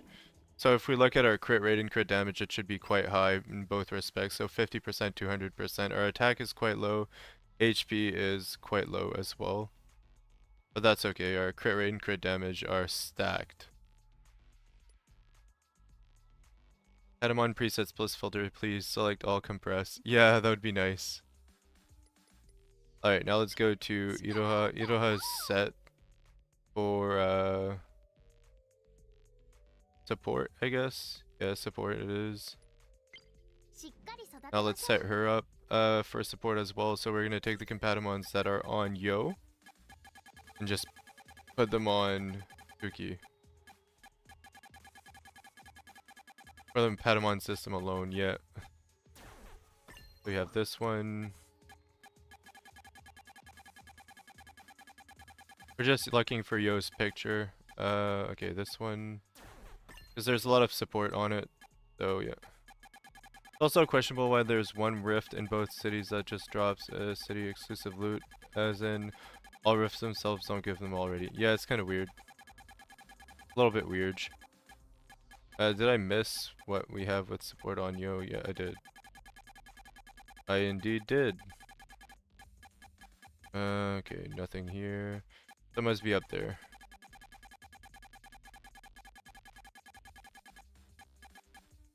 There we go. It has support 4 on it. So now we're gonna spec her for healing and coordination. Mostly coordination. Maybe 4 points here. 3 here, and we have 2 extra. We can do expansion too. We can do fighting instincts 1, survival instincts 1. So this will give us quite a bit of healing. I think we can even forego that, go into coordination instead.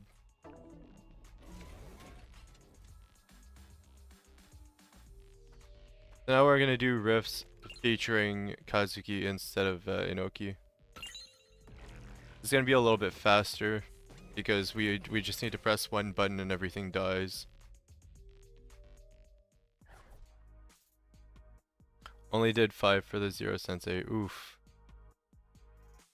All the more reason they probably should be using something else like Kane. Yeah, it's true.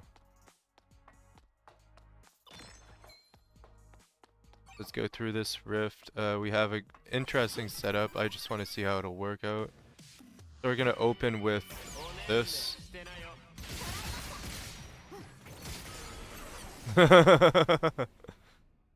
Yeah. Alright.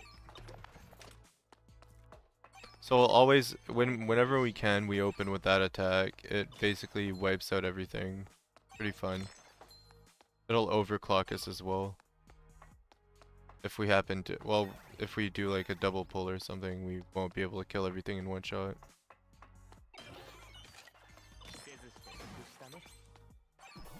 Darn it.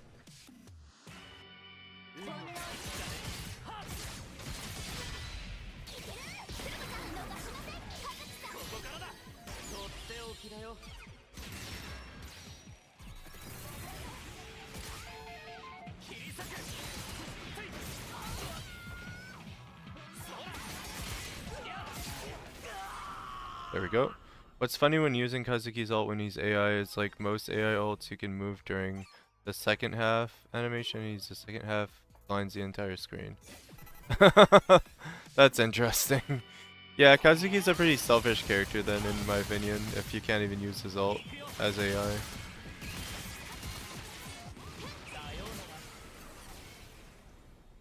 I really like Kazuki's special though, it looks so cool. Like Kazuki is such a cool character. He's really fun to play as a standalone character.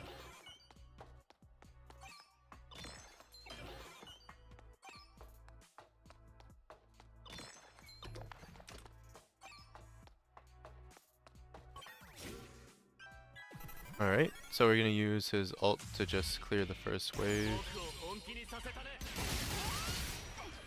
Oh, Shark and Brave Diver farming when Kaine Rifts come. Yeah.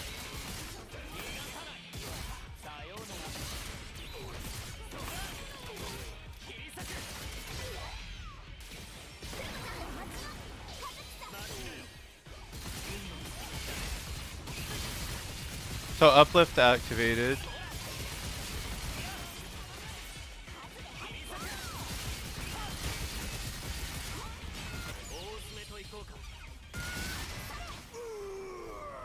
Honestly, the Shark card and the Brave Diver card are pretty goated. I'm gonna have to test it on a boss though, because we're doing a lot of additional damage.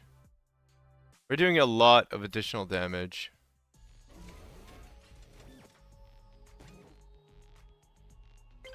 I'm just gonna check the cards for 2 seconds. I just want to make sure it activates whilst using special. So secondary attack, yeah, so when we use a secondary attack we do additional slashes that do 20% times 3 action damage. That's pretty goated.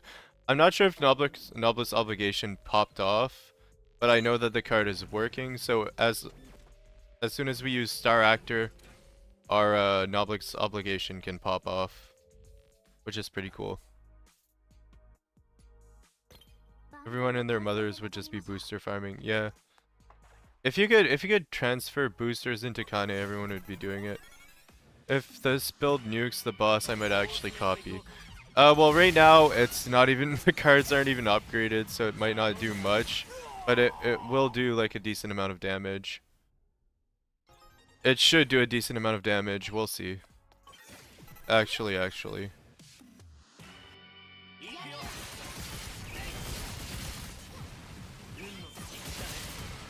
As you can see, there's additional attacks that are made when we're using our special.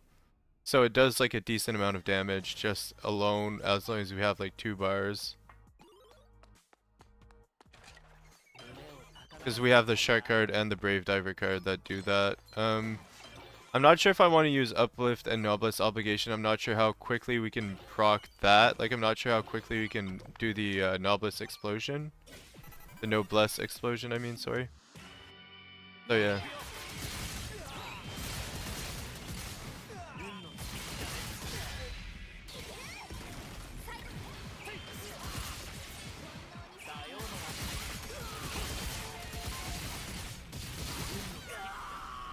It's pretty fun though. Reminder, if someone copies this, turn off hit stop or otherwise it'll be a wall for them to move. That is so true, actually. If you had hit stop with this build, you'd be crying. You'd be crying. Because you're doing a lot of additional attacks. Shark adds a ton of hit stop, and imagine the Gundam will too. Yeah, it does. It really does. The Gundam is activated right now, the Shark is activated. We're doing a lot of additional hits. For sure, yeah. Honestly, I don't know about, like, running Tsuruko as healer without having to have a healer might slow down the build a little bit, so I'm gonna take her off healer duty real quick. So we're gonna go to character. We're gonna take her off healer duty because we're Chads, and Chads do not need heals.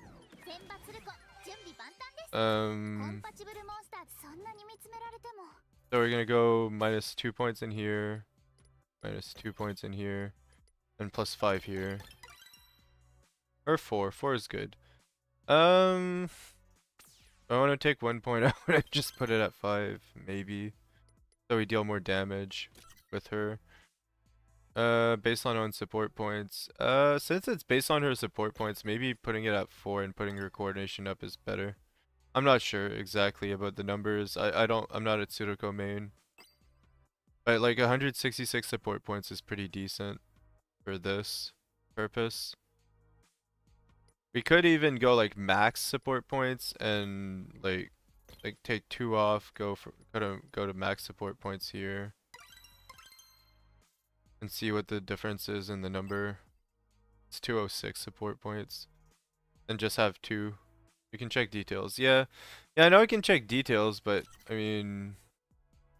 Oh, okay. It doesn't really say anything.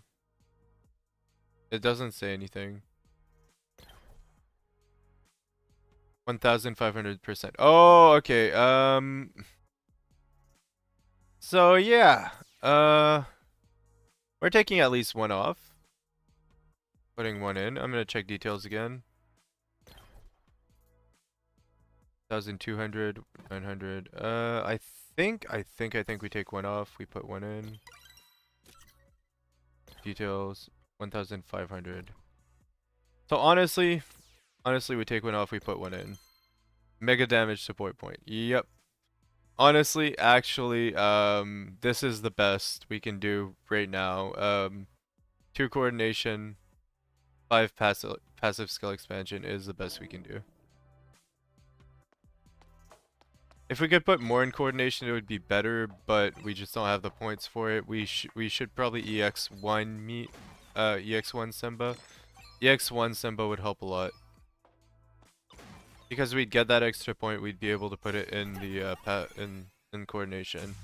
At least until you EX1. Yeah, if I EX1. Let's just use the ult. Then attack normally.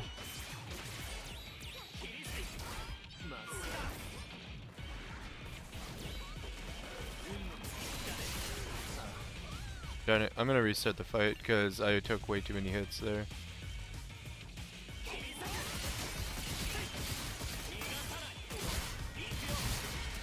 It's draining our stamina slowly to do this, but it's okay.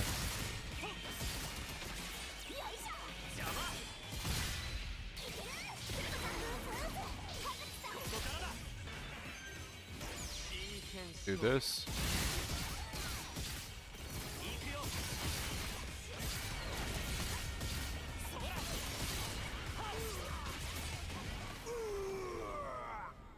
Alright. Instead of Semba, maybe we want to run Q or Yo so we can break more often. And he's a better healer anyway. Maybe we should run Yo instead of Semba to increase the break. Whose bright idea was it to make a second combo of Kazuki's secondary attack much smaller range with some delay? I don't know, Inken. I don't know. The last 2 hit from secondary has long animation. It always cancels. I always cancel it. Yeah. It is what it is. Run with Yo. Yeah, Yo instead of Semba might be the play here. Semba does do a decent amount of damage, but I'm trying to showcase Kazuki's damage in this case scenario, and we do want to break a little bit more often because we want to go into overclock and then break and then use the cards and then go into overclock again and then break. We're gonna swap Semba for Yo.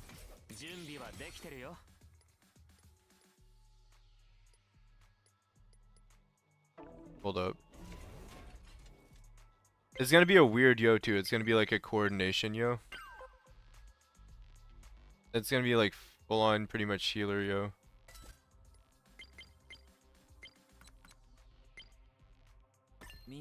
So we're swapping in Yo to avoid the enemy's knockdown or charging. Yeah.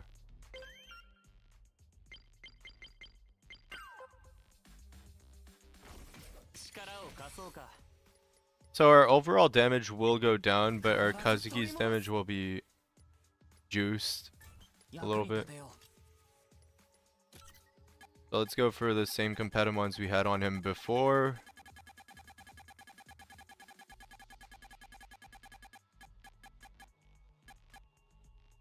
This is it.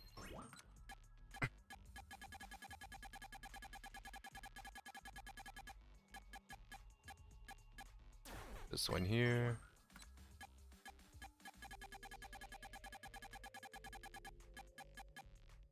And this one. So we have a support setup. Let's see, we have max coordination. 1 in passive 2, 2 in passive 1. We could put more in passive 2, honestly. Just to so he heals a little bit more. His damage won't matter anyway. We're trying to showcase Kazuki, not Yo.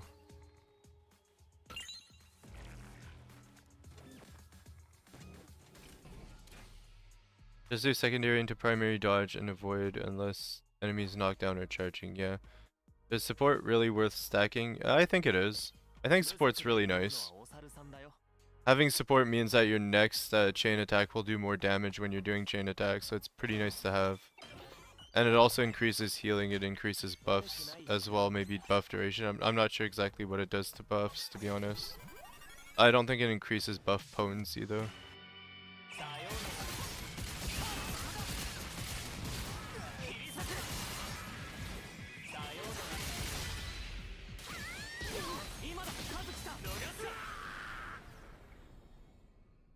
There we go. I do think maybe running a full party in Unity is better than running Uplift and Filthy Rich Guy though, to be honest. So I'll do that. Buffs unless the stat specifically skills from it. Oh, okay, that's fair, Yunkin. That's fair. So we're gonna go to our cards here. We're gonna replace Uplift and Forerunner because it is what it is. Like, it's not that great. It's 3 cards for something I can do with 2. So we can run. Oh, I accidentally got rid of all the cards. That's okay because the way it works is weird. So we're gonna run Blade Stance. We're gonna run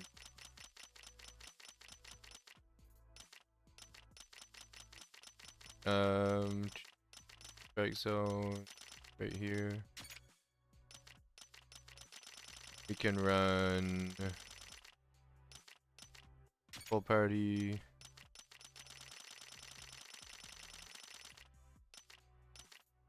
All out.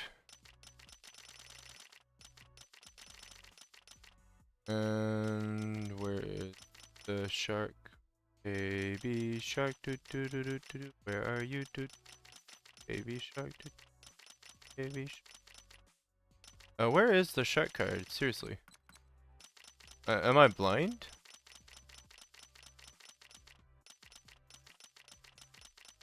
Oh, there it is.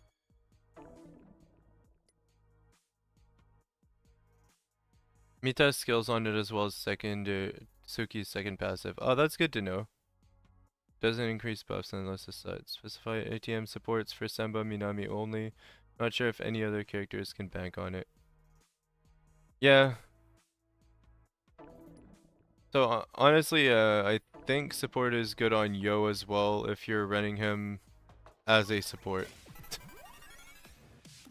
For the sake of like the memes. Okay, we're doing a lot more damage now because of All Out.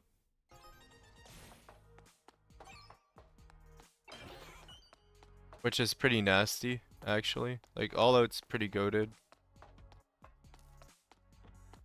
We just need to manage our stamina a little bit. And we need to not auto-attack, but that's not a big deal. We weren't doing that in the first place.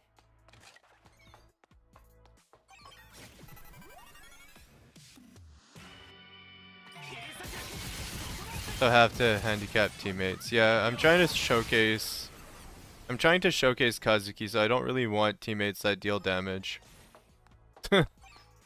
Actually.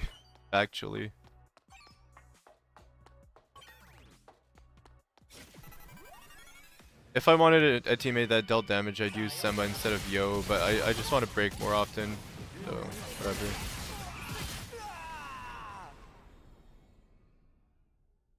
I think this build's gonna work. I don't think it's gonna be like a speed kill build, but it's gonna be a fun build anyway. Like sometimes it's not about going fast, sometimes it's about just enjoying the kill, you know? It's a little bit of a meme build. Like the shark card, the brave diver card, and the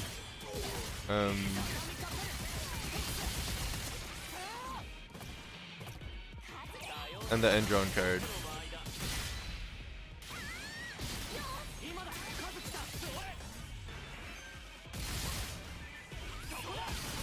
That's a lot of hits.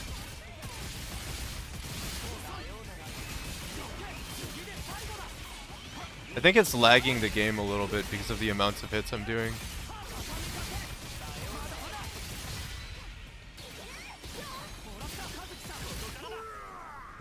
It's funny though. We break fairly often and we do a lot of multi-hit attacks. But that's what it's meant to do. That's what the build's meant to do. We could go into OC. We could try to overclock, and that would be a little bit funnier, I think.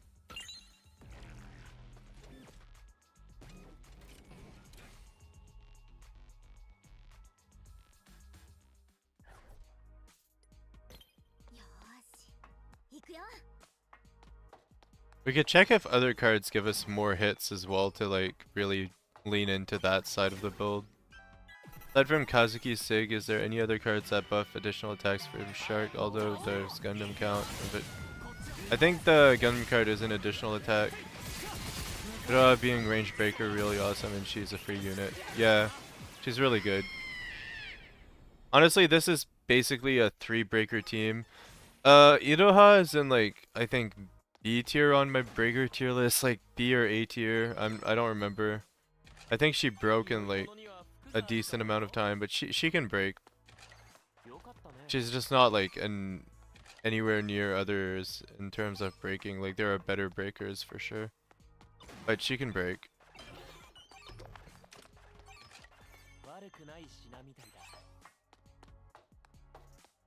I just don't remember where I put her on my recent breaking tier list. Just gonna use this right away.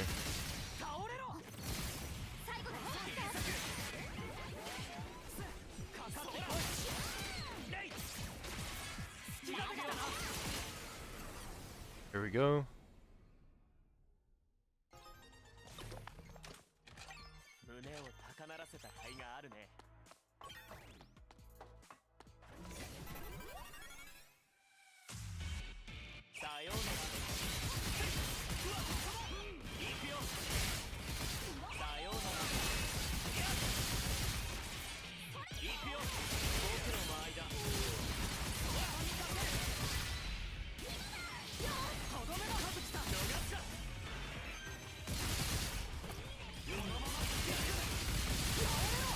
Look at all those hits.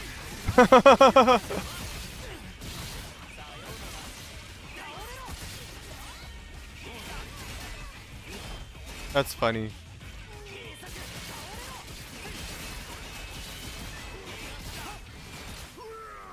That is mega funny. The amount of hits we deal is hilarious.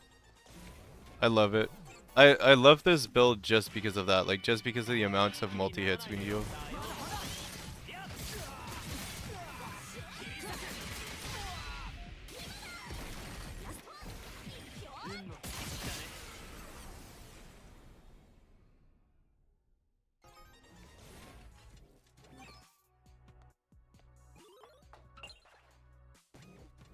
But yeah, I wouldn't recommend I would not recommend running this build if running the game's an issue.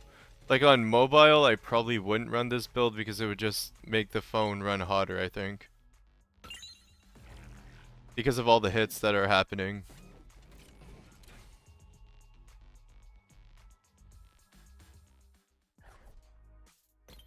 I don't know, it's just a lot of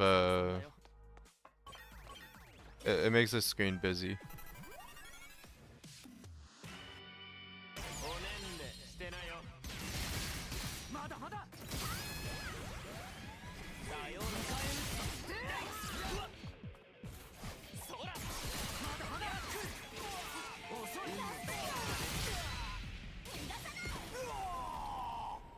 Is there anyone else that spams secondary but has maybe a 1-bar ult?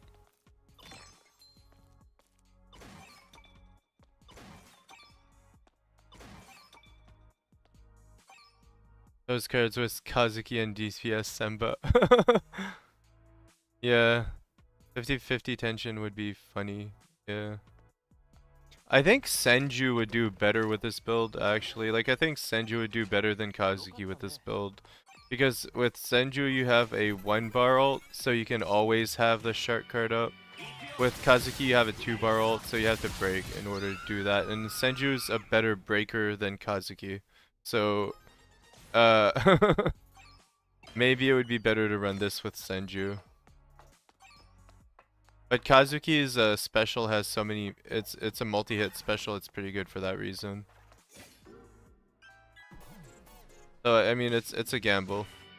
And Senju's special only hits twice. Kazuki's hits a bunch of times.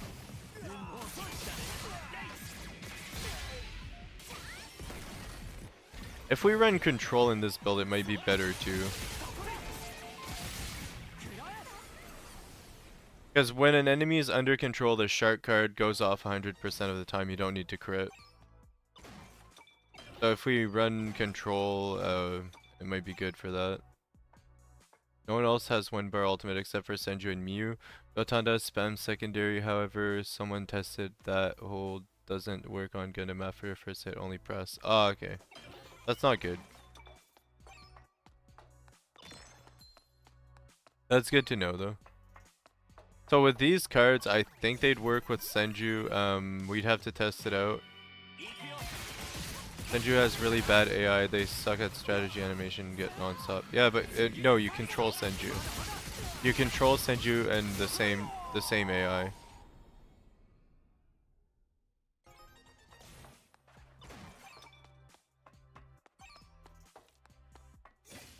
And he'd be doing the damage too.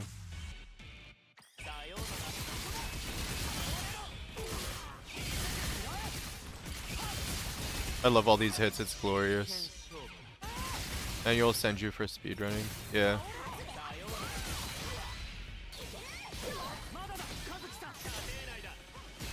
$40,000, not bad, not bad.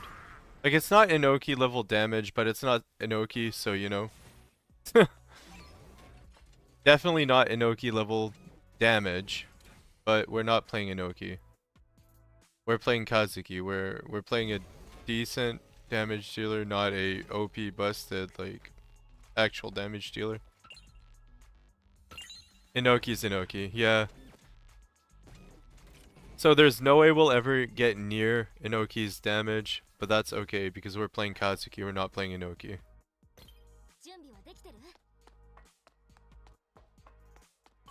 And I mean, it is unfortunate, but it doesn't feel bad.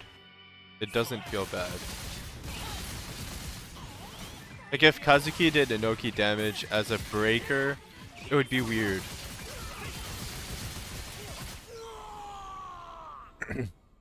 I do like the amount of multi-hits we're doing. It's actually fun. Seeing all those little numbers on the screen is pretty fun.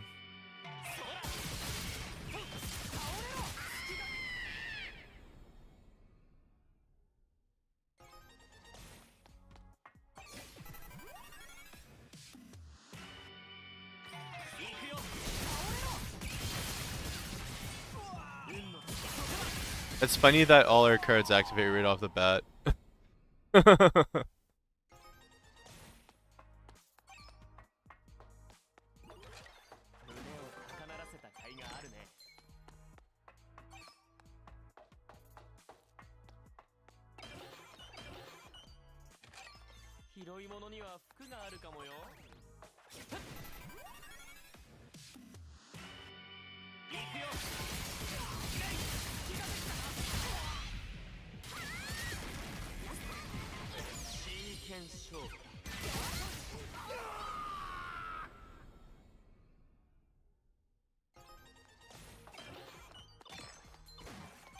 Fortunately, I won't quite as well on bosses as first break, especially overworld bosses just start at 0.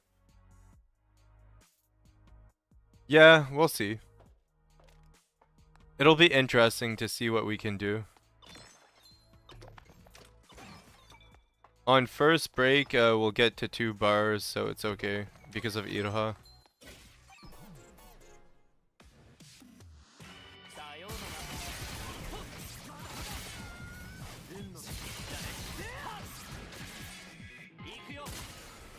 So it'll still work.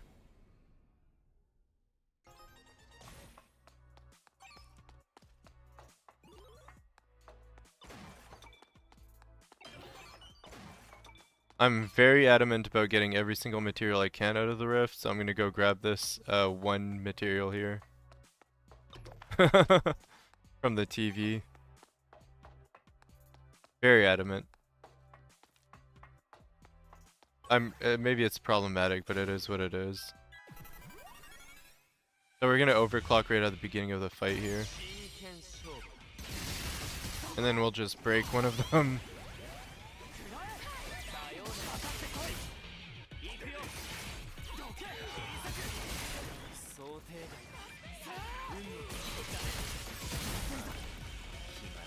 Darn it.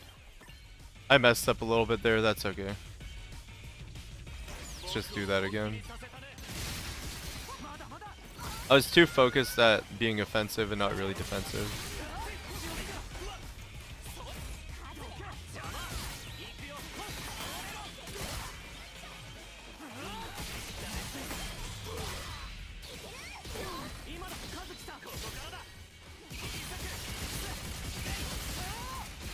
This is the most amount of damage we can deal with that build. When you're overclocked and you have 2 bars, that's when the build shines, okay? The build shines when you're overclocked and have 2 bars. It's really fun. Thought you were supposed to break them, not us. Yeah, they broke us. They broke us. It's okay. Let's try again. We're just gonna run rifts until we have enough to EX Kazuki. No dilly-dallying. I think we have enough to get him to 5 right now though, for sure. I'm gonna check what we have and then we'll get him to 5 properly. Do this. So we can most definitely rank him up right now. Okay. We're gonna go here. Crafting bench. Okay, make 4 books. But maybe squares a little more if your strategy than ultimate, which will still go into overclock. Oh, okay, okay. Fair.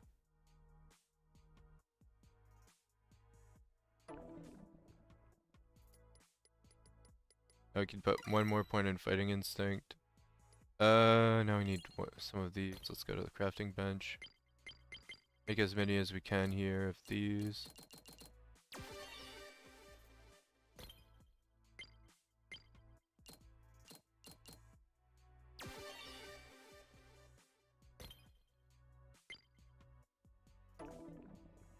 So we only need 5 more. That means about 5 or 6 or 7 runs.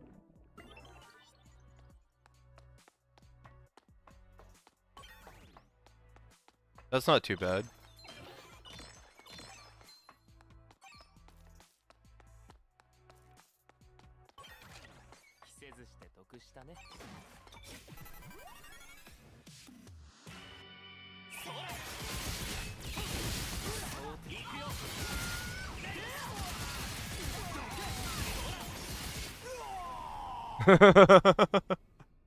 Spamming secondary with the blade dance card is really fun.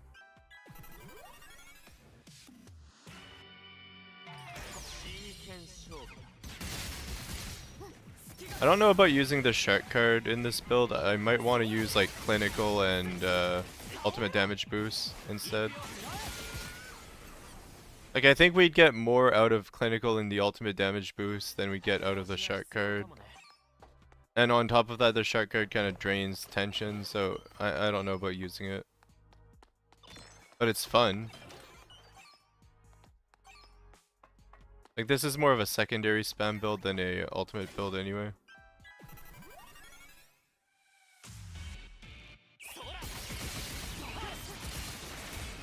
It's less bursty, more like DPS-y.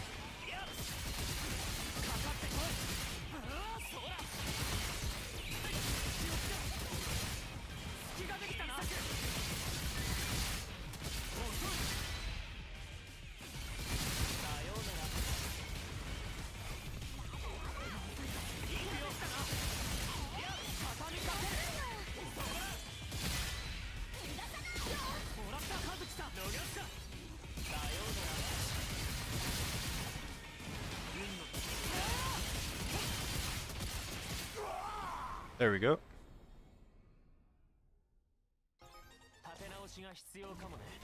Alright, so we got one blade data here. So honestly, if we keep getting one blade data, this might take a little bit longer than expected. It might be about like 9, at least 9 or 12 runs, and we have 12 runs left. So it might take us like 9 to 12 runs if we only get one blade data every run, but that's pretty rare. Usually you get more than that.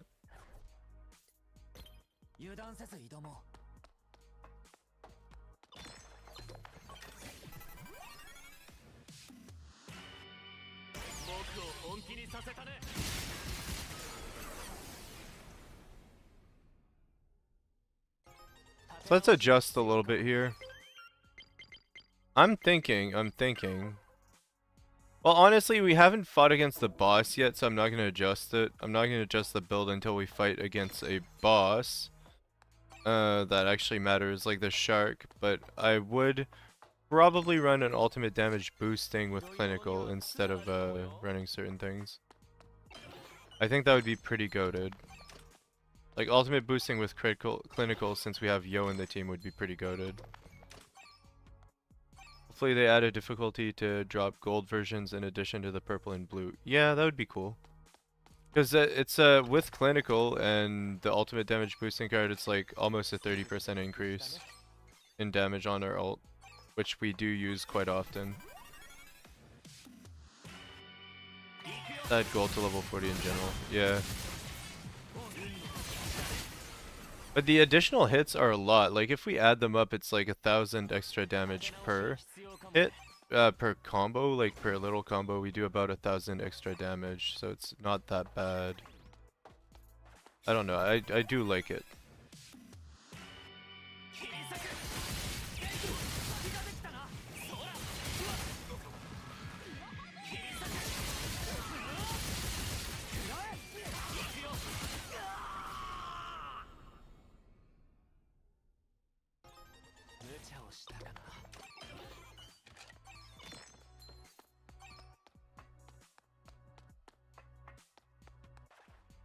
Gold level 40. Higher difficulty drop gold versions in addition to the purple and blue. Yeah, that would be nice. I think in the next dungeons, like in the level 50 dungeons, if they ever make it happen, they will drop the gold versions of the materials, probably at one point. I'm guessing anyway.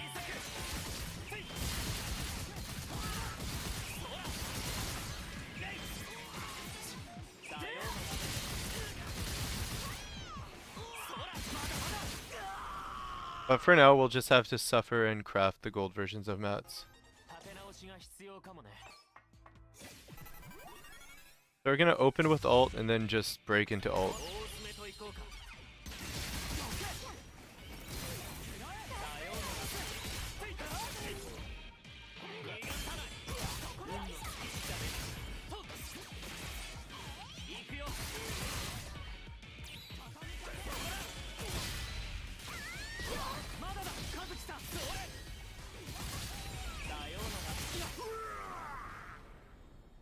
Unfortunately, we don't really get to test the most damage the build can do because they die before we get to really test it.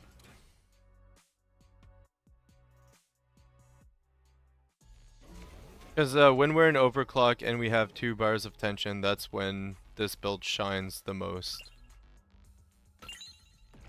And we can't do that in this area because the mobs don't have enough HP.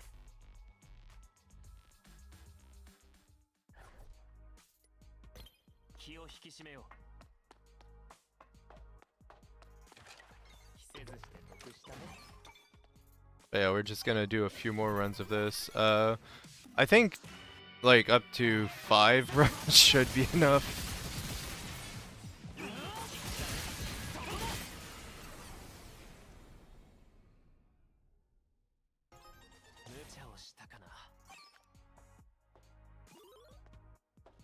And we'll use the rest of the money to level up some tension cards once we're done EX and Kazuki.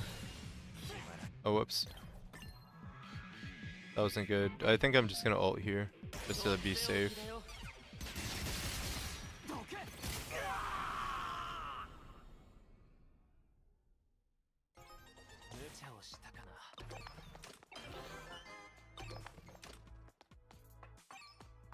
Great life data.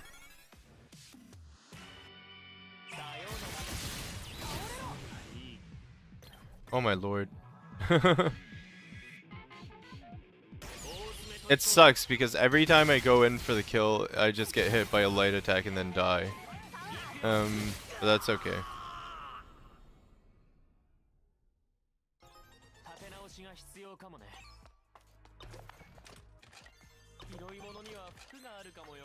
Like, honestly, like mobs, hot take here. Regular mobs are harder than bosses because they're way less predictable and their attacks are less, they're less, telegraphed. So regular mobs are harder than bosses, in my opinion. For that reason, their attacks are less telegraphed and they're harder to predict.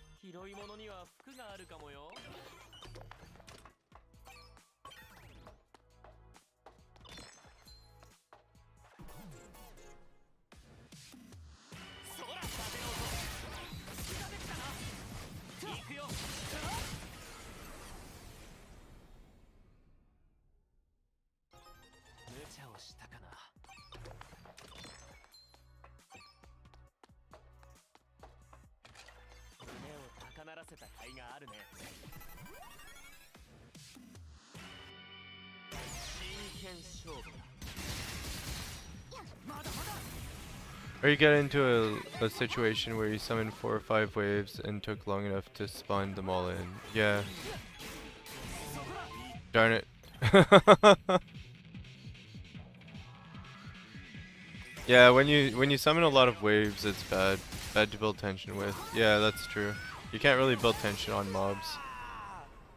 Had that happen a couple of times and I just couldn't stand up. Yeah, it's terrible. When you summon too many waves of mobs and you can't deal with them, it's very bad. Very, very bad. You have to deal with them swiftly.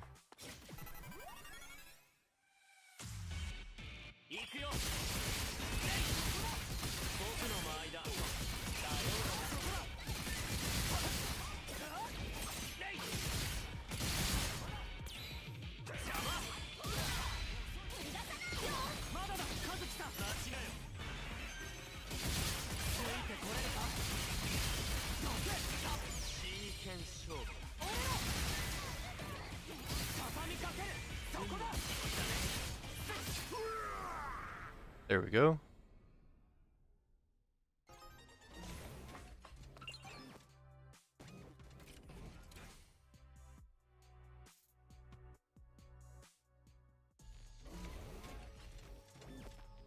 I think I'm gonna run clinical and ult damage in the build, somehow.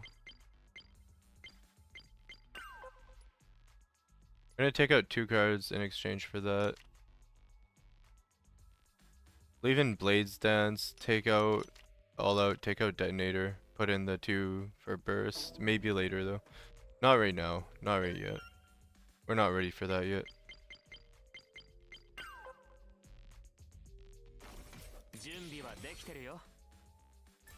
勝負は準備が9割ってね。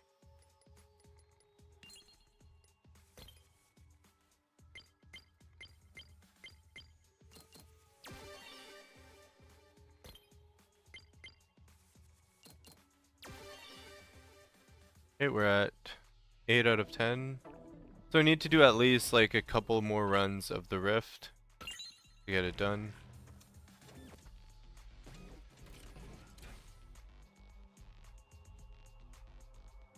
You need an immense amount of patience to EX a character, but it's so worth it in my opinion. It's so worth it for the payoff. The payoff is really nice. When you have them EX, it's just like, nice, you know? When you EX a character, it feels good, man.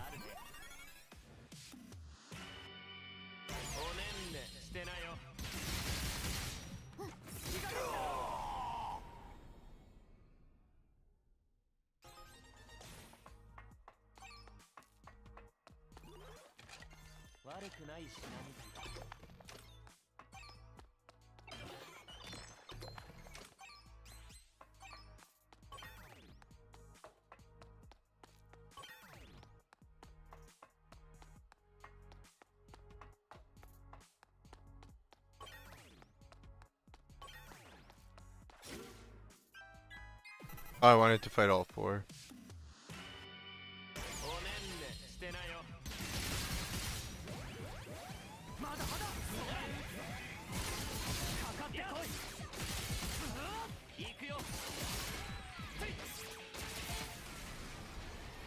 There we go.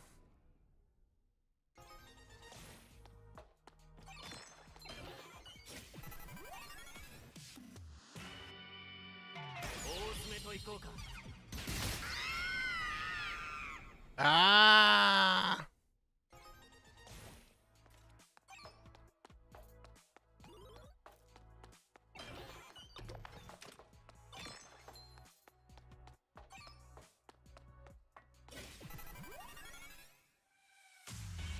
This was around 1 out of 3, I think.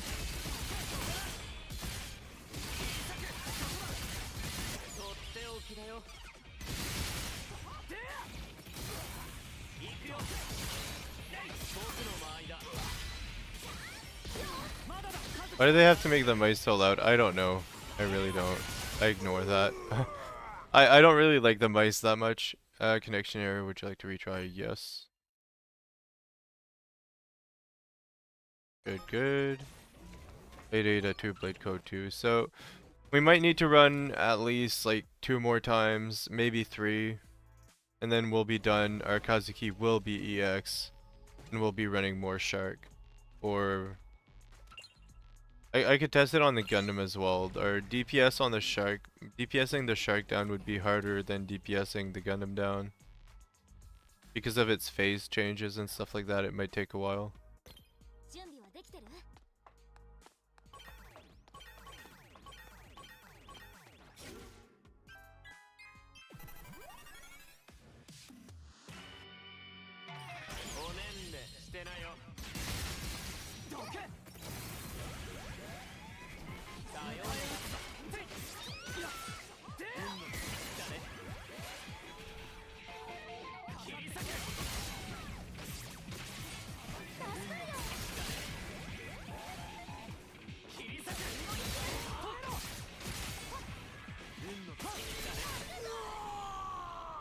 There we go.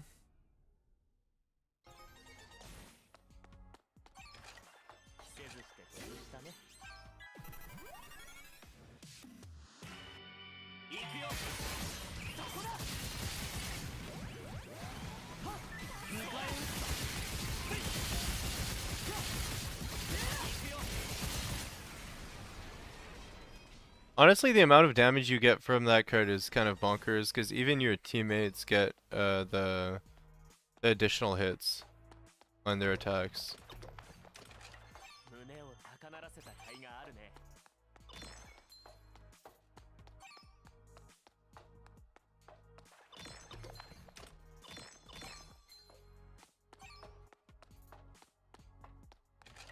悪くない品みたいだ。よかったね。悪くない品みたいだ。着せずして得したね。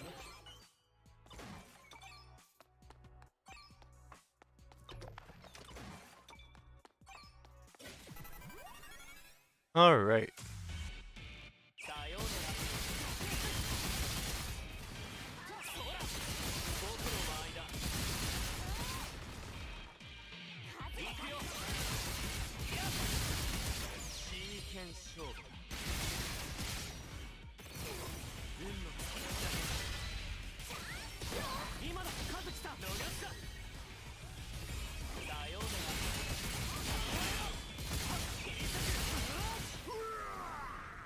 Good stuff. That's number 2 out of 3.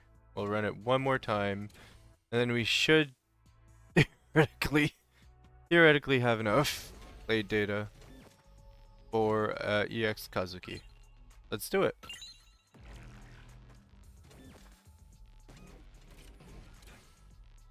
Honestly, I should have run a bunch of blade data before even getting Kazuki, so I wouldn't have to do this, but I wasn't sure how much I needed, so this is more efficient. For the next character that comes out, I think I'll pre-farm a little bit though, because we'll have everyone EX at that point. We're only missing AG and Mita for EX at this point, after we do this character. After we do this character, we're missing 2 characters, and Geo, but we don't have Geo. Or Geoless forever. Hashtag Geoless. Hashtag kinda sad. Not really. I do want him, but I do not need him. It is what it is.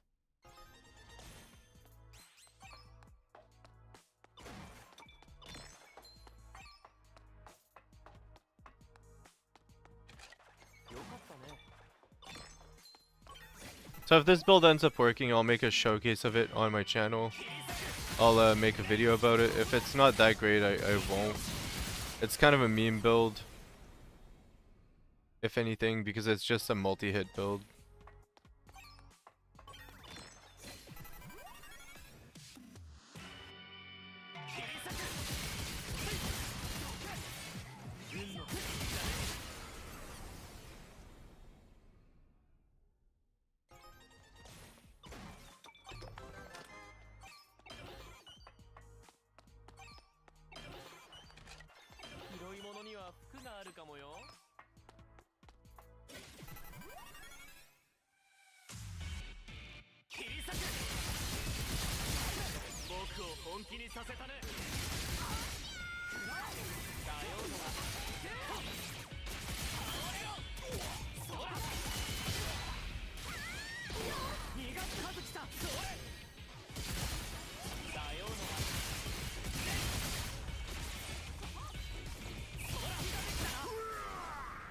There we go.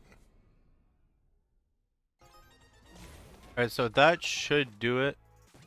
Hopefully. We'll see in a second. We'll see in a second. I think we need to craft like 3 of them in order to have enough. I'm not entirely sure though. I'm just guessing. Go to our character. Let's go crafting. Crafting bench. Okay, well, yeah, we definitely have enough. We had enough hands down, so yeah. Rank up. EX. Now we can do fighting instincts up by 1, which helps with the additional hits a little bit. We're gonna get every single one of our attention cards up to 20 if we can. Just gonna use my mouse for this, it's a little bit faster. Uh,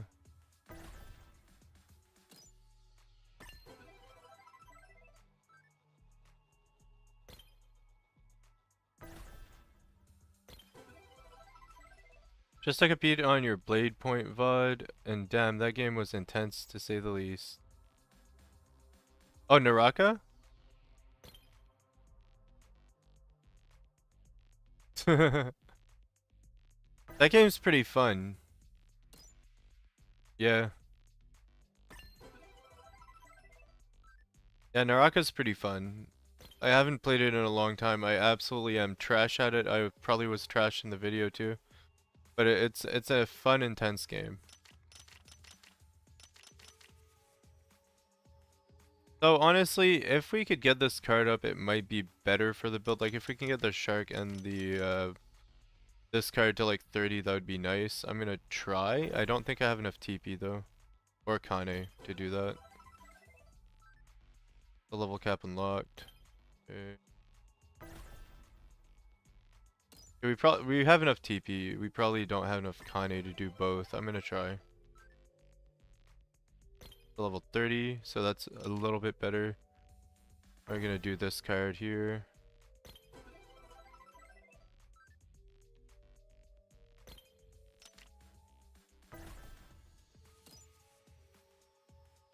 Oh, we actually had enough materials. That's pretty impressive. Our TP's wasn't a problem for sure. Now I'd like to get all out to 30 as well, but we don't have enough Kane right now. I'm gonna check see if I have any materials I can sell for Kane. But we can farm the shark and then have the materials for all out. I think if we level up all out, it's gonna help a lot as well with how well the build will work out. Wait a second. What am I looking for? I'm looking for inventory. I'm looking for bag. Okay. So right now we have no shark materials, almost no brave diodes. So let's just go farm that real quick. Let's go kill some sharks. Yay.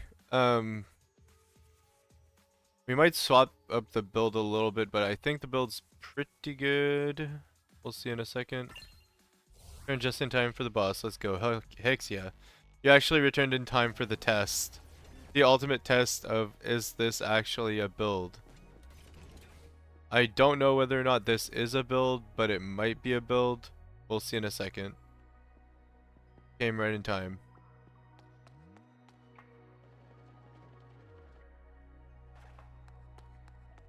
I'm gonna try to do it as perfectly as possible. If we don't do it perfectly, I'll just restart the fight over and over again. It's whatever. I would like to get all out to level 30 at least, but I can't do it right now, so we'll just have to farm the boss doing this.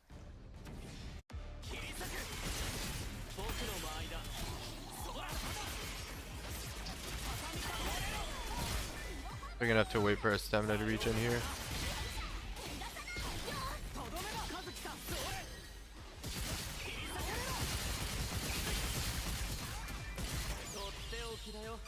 Overclock.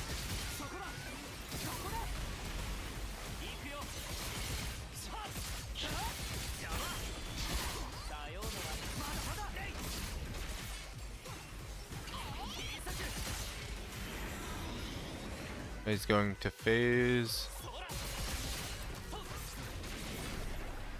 Honestly, on shark bots, it's not ideal to do this kind of build because of how many phases he has.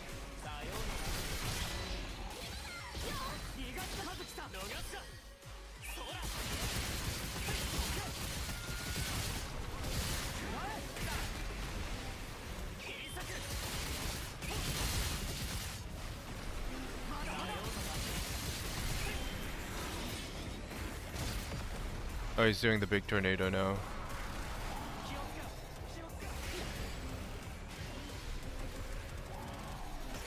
I'm just gonna kill him.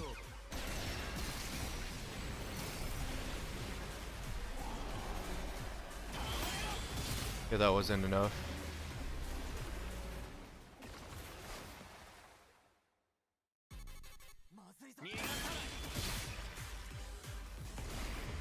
It does pretty good damage when we have everything activated.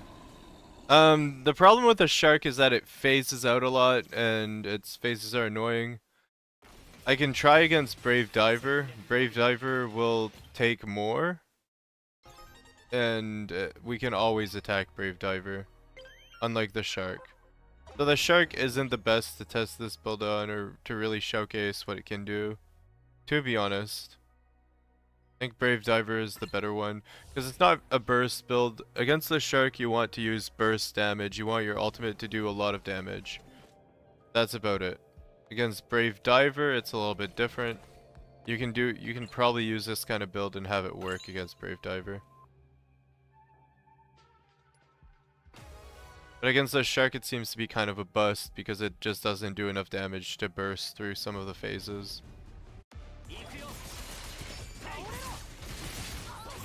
Oh, it's level 35, my bad. I didn't want to do it at level 35. I'll restart the fight.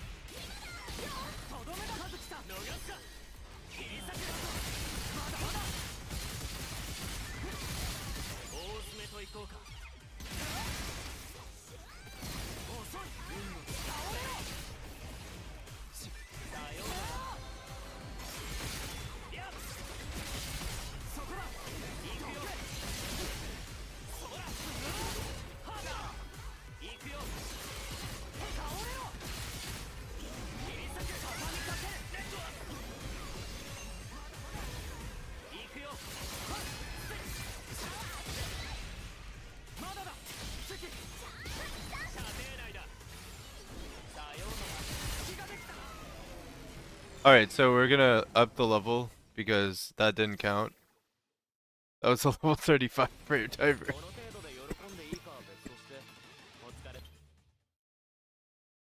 And it still took a little bit of time.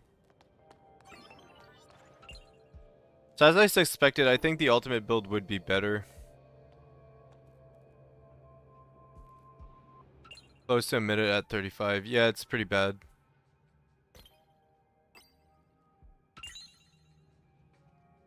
So like burst damage seems to trump DPS by a lot. I'm gonna try playing it a little bit differently.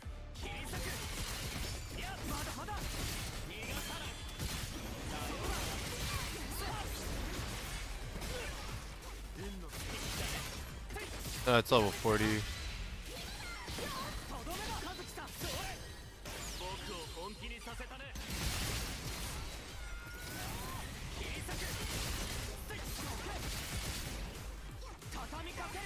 And that's the thing, like honestly with him you want to use his ult to be able to do overclock, so I don't know if it's worth doing a build where you don't use his ult at all.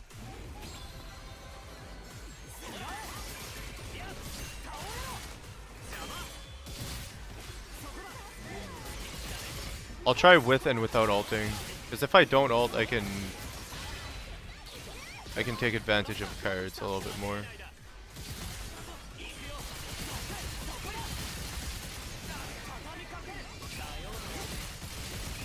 I won't go into overclock.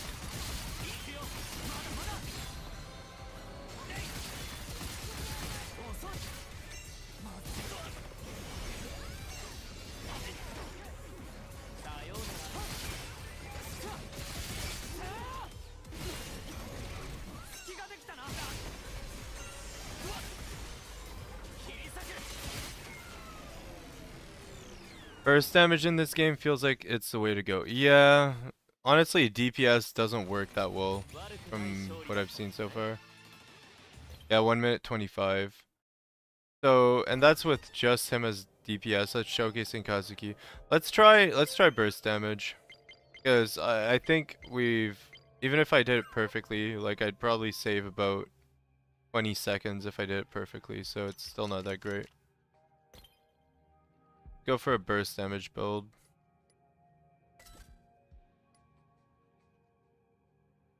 So I thought this was interesting. Honestly, I'm gonna try without ulting, because if I don't ult, I'll be able to do stuff more efficiently. Oh, what happened? How did I get to this menu? How did we get to the main menu? What happened? That was weird. That was very, very weird. We just randomly got to the main menu. Yeah, that was a weird glitch.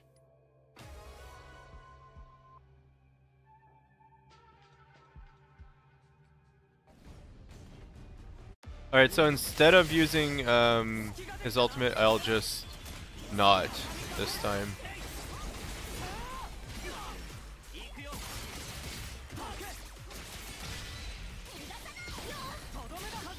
I'll just do DPS.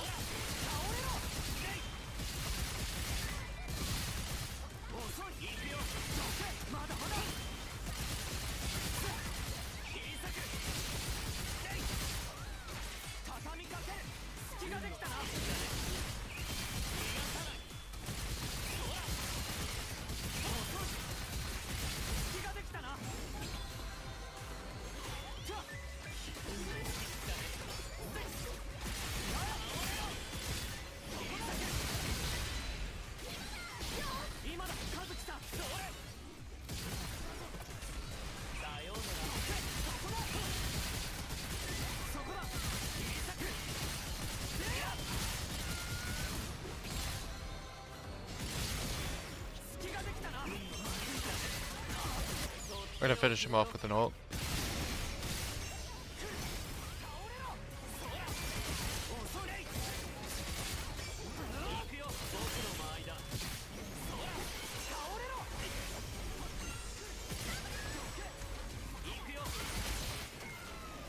Alright, this build's kind of a bust. It was still around like 50 seconds at least. 1 minute 26, yeah, it's still around the same time even without using the ultimate, which did about as much damage as using the ultimate. So honestly, it's not a very good build. It is okay at best. Using those 3 card combos, I thought it would be like an interesting combination, but it's not that great with Kazuki. It might be good with another character, but with Kazuki it's not that great. Use Strike Zone full party for sure here. Let's just go for the ultimate build.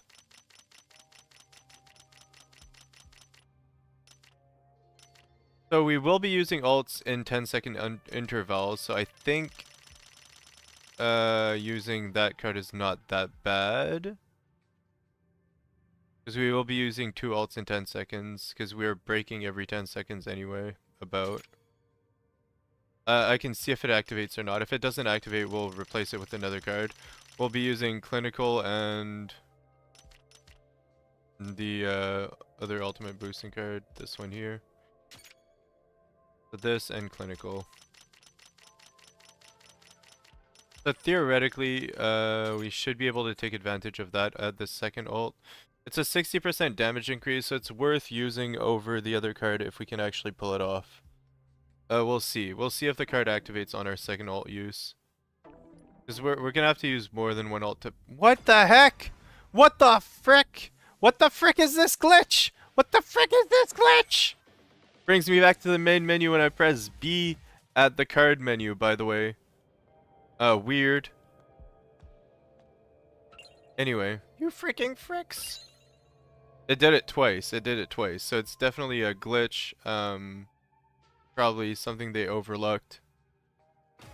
It's okay. It's only been doing it since the last patch. I haven't noticed it being a thing since the last patch.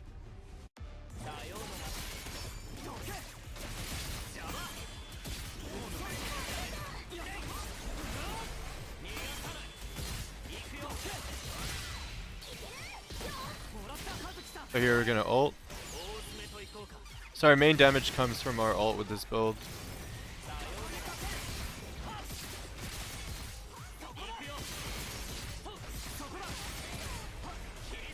See if Bombard activates the next time we ult. Should be able to ult soon. DM. Oh, he's phasing, so he won't be able to ult again anytime soon.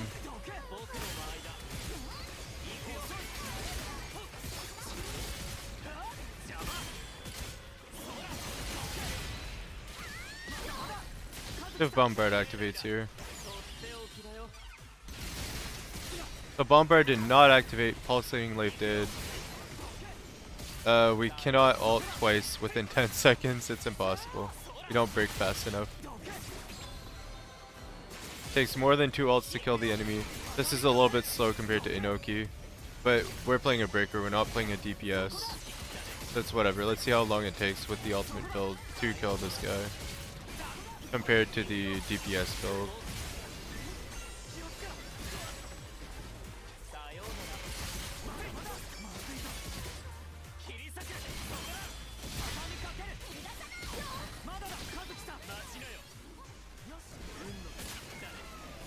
Alright, there we go. I got another good account rerolling Kazuki Miyu in the first multi, and I also got the tension card in a multi. Ooh, nice. Good job. Good job. So 1 minute 37 seconds. Oh, okay. We just figured something out, guys. We just figured something out. Wait a second. Well, we were using a dead card, so I'll put a card that actually works, and we'll do the ultimate build again. But I think that the ultimate build is about as good as the other build we were using with Kazuki. It's worse. Yeah, it's worse. It's actually worse. Interesting. Interesting. But we were using a dead card that time. Like, Bombard didn't go off, so it was a dead card. So we're gonna get rid of it. We're gonna use a card that lives. We might use a mixture of both strategies here. I think using the Brave Diver card against Brave Diver is kind of funny. But since we're spamming ults, we're not really... It's not really worth using. Unless we don't spam the ult, unless we use the ult to go into overdrive and then build up to 2 meter again and then use the Brave Diver card. Blade Stance. So, honestly, if we're gonna go for ult spamming, let's just go for the ultimate damage here. It did it again! It did it again! Okay, it's a glitch. When you press the back button too quickly, it brings you to the main menu after going to the card menu. We can replicate this glitch over and over. I will show it to you guys. I will demonstrate that that is a weird glitch. It should not happen, but it happens anyway. So we go to the card menu. 2 Kazuki's in your pool. Yeah, it's crazy. Alright, so we're in this menu. We're going to press back 2 times. Really?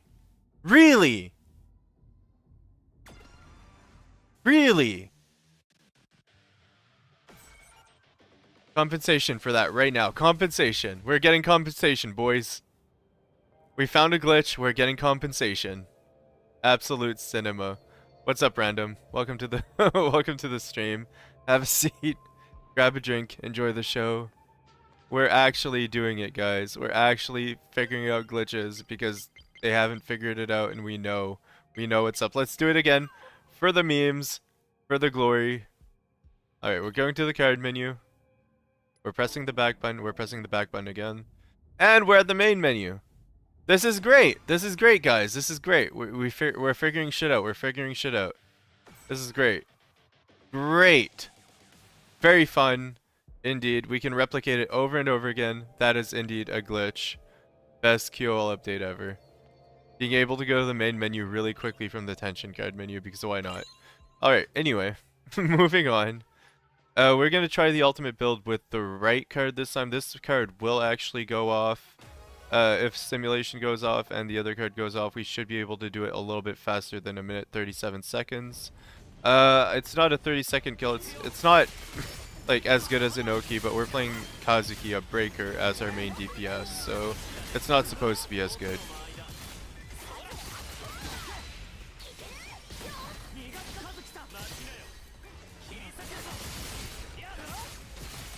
So we're just gonna use this right away.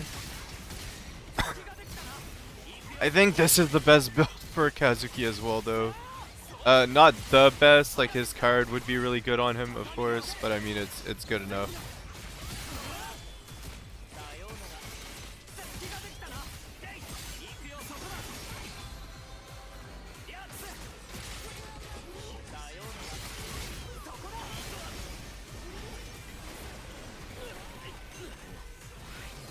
I can't believe we actually found a glitch, though. That's funny. We found a glitch in the Matrix.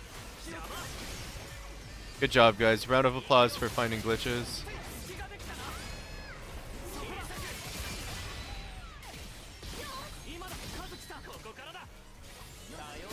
How did we not have enough to ult? How did we not have enough to ult there? That's weird.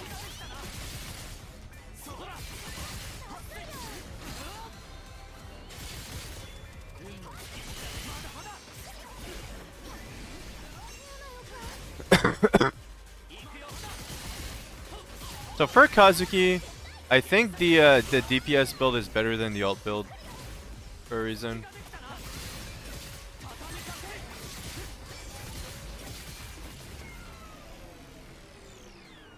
After the update release rates, I feel like I've gotten so many 2-3 stars in one multi. Yeah, Brave decreased tension bit by bit the boss. Oh, okay. The more you know. So really, the better build is the weird build for Kazuki. The weird build is better.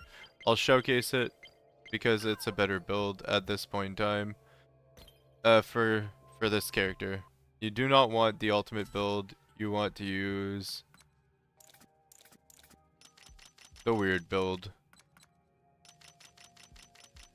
But again, Kazuki is not a very good main DPS in my opinion. He's kind of mid as a main DPS. So you use Detonator. Hello, how are you today? I'm currently playing AFK Journey. Oh, hello Ren. I'm good, how about you? AFK Journey? Nice. That's about as good as Raid Shadow Legends. By the way, sponsored by Raid Shadow Legends, not actually sponsored by Tribe9, actually not sponsored by anything. Okay, moving on. So we're using this card and we're using All Out. I think this build's pretty goated. It's actually pretty strong.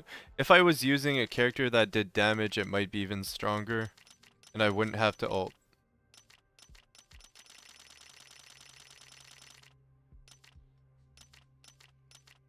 So we're using All Out. Yeah. So this build is a little bit stronger than the ultimate. I accidentally did the glitch. What the frick? What the frick, Tribe9? Tribe9, please? Alright, anyway. Moving on. Let's do Brave Diver. I'm sorry guys, it's just there is a glitch in the system. The glitch in the game is if you press the back button after going to the card window, you go back to the main menu. You guys can try to replicate it. If it works for you guys as well, let me know and we'll try to get it fixed eventually. I'm just gonna showcase how we can go a little bit faster with this card. Combination.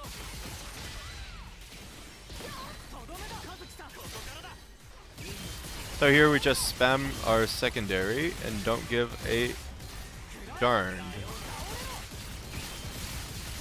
We're gonna spam it until we go to 2 bars and then we'll do ultimate.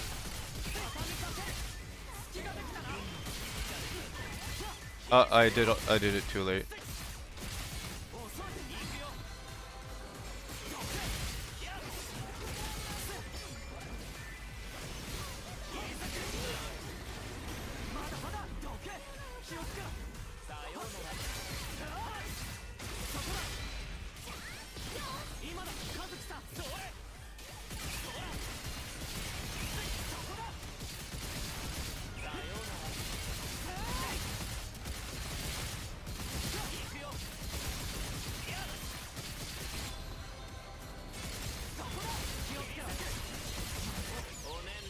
We're just gonna do this, which should finish him off quite well.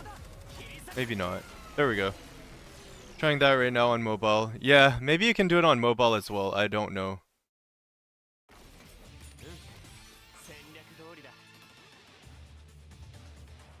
By the way, welcome in, Ren.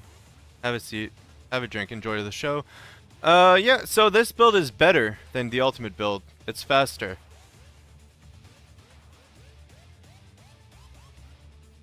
With Kazuki. Like featuring Kazuki. Now let's feature Inoki, try the build out. If this build is faster, no glitch on mobile. Yep, it's a PC glitch probably. It's probably just a PC glitch.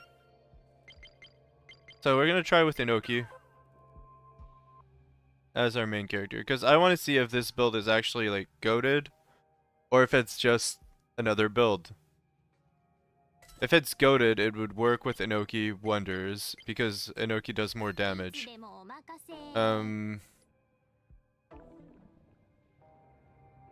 We will not ult. We will just use our attacks, and the boss will melt.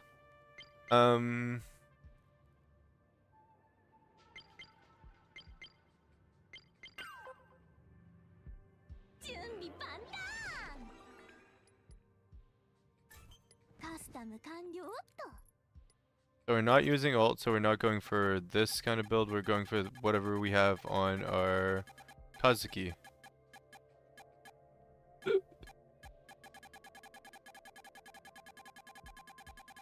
I'm gonna try this build with different characters, and we'll see like what card combination works the best. I think this build's actually goated on Semba. It's goated on Semba? Ooh. We'll try Semba. We'll try Semba as the main DPS after. I'm gonna try Inoki as main DPS with this build, and then we'll try Semba. Semba has a lot of multi-hit already, so it should be interesting. But we will not be breaking as much, so I don't know if it'll work that well. Inoki has better break than Semba. Like, Semba has the worst break in the game. So it should be interesting, to say the least. We're gonna go down, down, down, down, down, down, down. Whatever is on Kazuki. We have certain wings on Kazuki, if I'm not mistaken.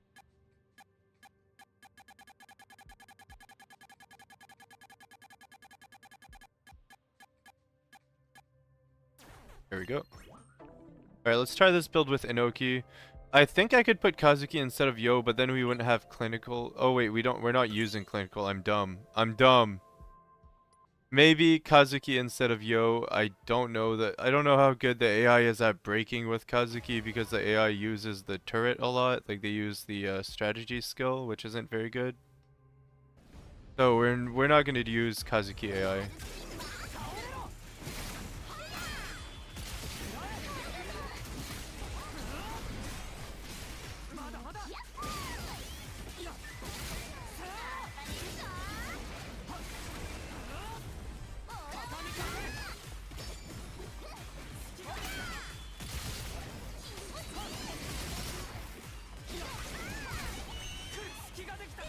It's a lot harder to play her with the stamina consumption, but that's okay.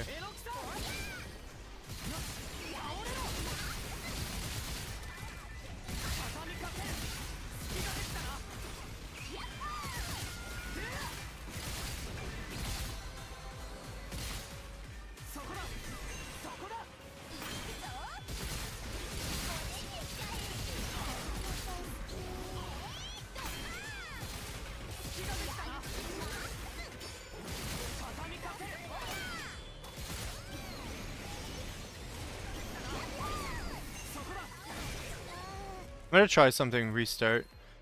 I didn't really do that well with this build. It's a little bit hard to pilot because I'm using additional stamina when I use attacks.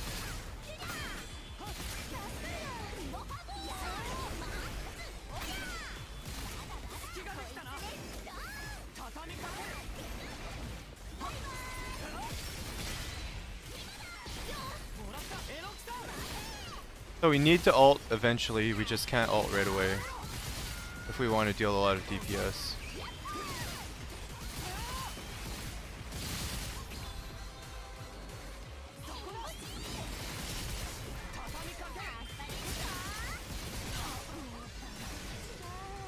Darn it. So as long as we don't ult right away, we might be able to do a fairly quick kill. We'll see in a second.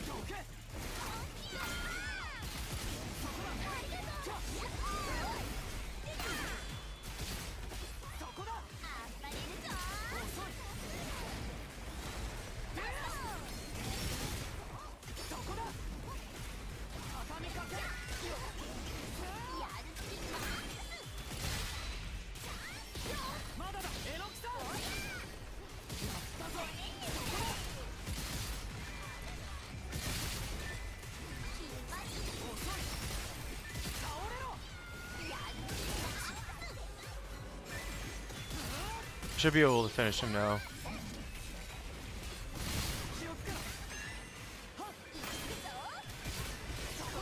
I did it a little bit too early. Let's try again. This takes some some amount of calculation.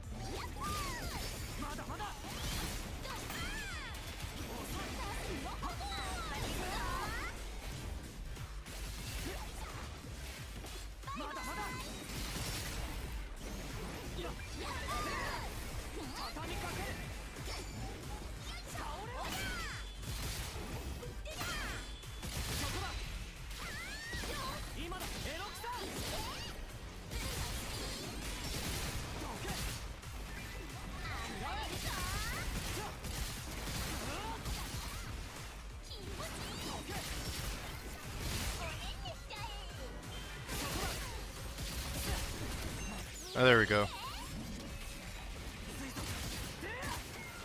That was a pretty quick kill, but it's not as good as the ultimate build. Like, the ultimate build I think is a lot faster.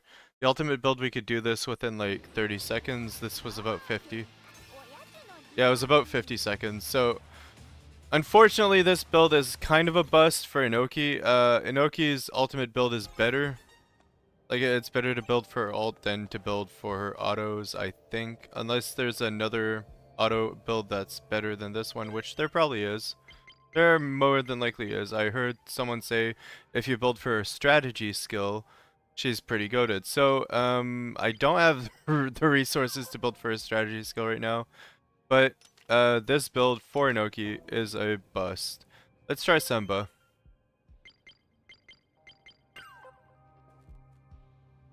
$200k on ult is busted. Yeah, you do like 300k damage with the ultimate build, so it's pretty good, pretty goat cheese.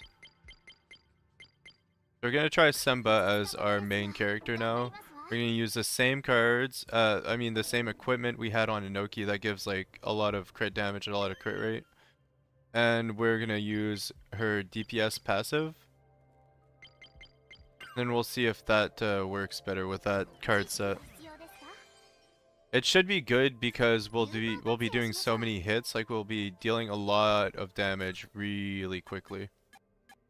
So it'll be interesting to say the least. We're just gonna scroll down to the right Patamons. This is fun. I like testing card builds out with different characters and seeing how they work. It was surprising that Kazuki's ultimate just didn't do enough damage for the ultimate build to be worth it compared to the DPS build. I want to tweak the build a little bit because the thing about the Brave Diver card is that it only activates when you use your secondary, and we're not spamming secondary with this character. So we don't really need to use a secondary card. A strategy skill boosting card would be better, in my opinion, so we're gonna switch the build up just a tiny little bit to make it fit what we actually want to do. We should have probably done the same for Inoki. If we had boosted strategy instead of the secondary for Inoki, we might have done a better time as well. We might have done better. So in order for the build to fit the character, we're gonna have to get rid of the Brave Diver card, essentially, and just replace it with something else.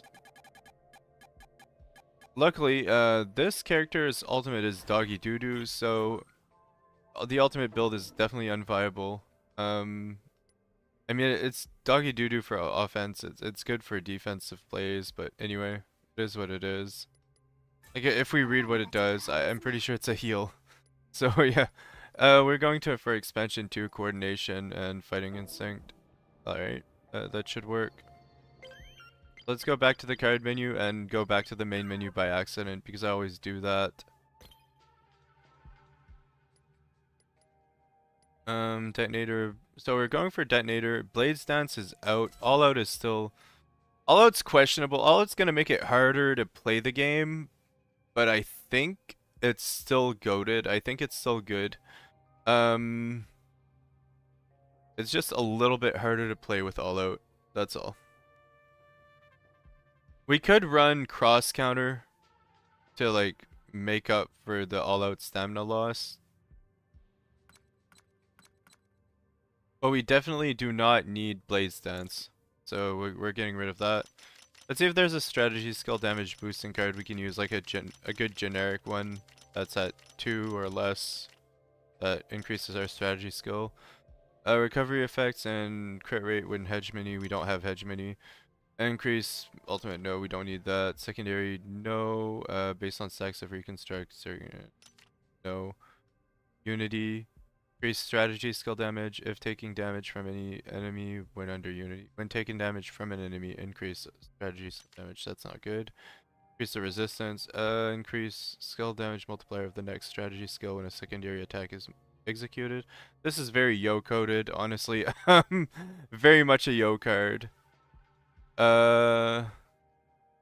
If we used yo with this strategy, it would be very good. Although it's an EX Ascension card, so it's a little bit harder to get off. But with this strategy, if we were to use yo as the main character, I would probably use that card because we could break enough and get to EX. Although then I'd probably get rid of the shark card so that we stay at EX and keep abusing that card. Let's see here. Is there anything we have? Strategy skill. When an operating character hits with a strategy skill, increase the operating character's strategy skill multiplier.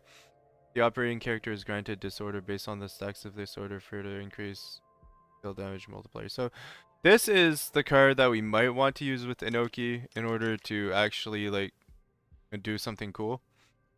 I'm gonna check disorder cards because I kind of want to try this card, but on its own it's EX. It's a little bit hard to get off, especially since we won't be breaking often. We're using Inoki, like even if we use Inoki, we're not breaking that often. Yeah, the Inoki card that boosts strategy skill damage, but I kind of want a 2 or below for strategy skill, so maybe this one. When operating character execute a secondary attack, increase the action damage of additional attacks by 5.5% for 8 seconds when granted course. Increase the additional attacks. So this one might be goat cheese for this build. Might be goat cheese. We would want to run curse with it though, so instead of all out, I'm gonna run curse. So it's gonna be a different card set. It's gonna be a completely different card set, but I kind of want to push just Semba. I want to push solo Semba play. So, we're boosting additional attacks. I'm guessing it would boost this additional attack as well, as long as we're using our secondary for an amount of time. So for 10 seconds, we're boosting additional attacks. As long as we're using our secondary every 10 seconds, we should be boosting additional attacks. It should be pretty goated, and under curse, the effect is doubled. Should be pretty fun. So I'm gonna level up that card if I can, if I have the resources to do so, because it would be fun if it was actually good. If it's not good, it's okay. We just need to boost the effect as much as possible. So we're gonna unlock the level cap. Then level it some more as much as we can. Gonna get it to 16. That's okay.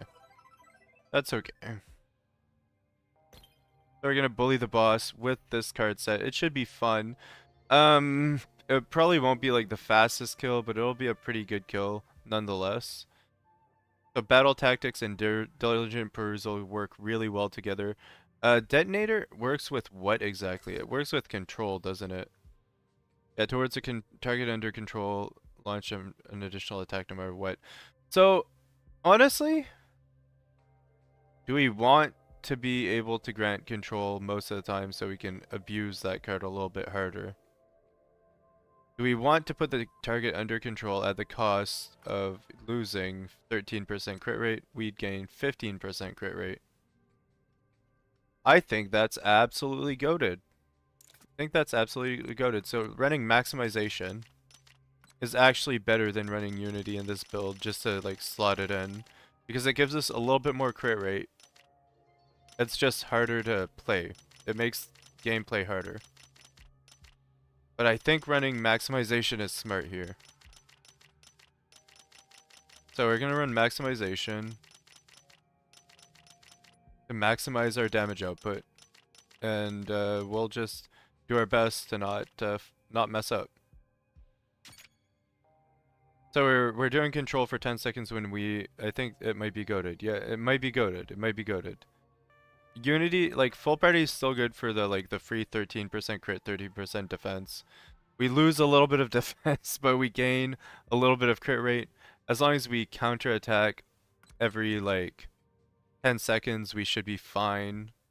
So we need to counterattack every 10 seconds. We need to do a secondary attack every 10 seconds in order to take advantage of this.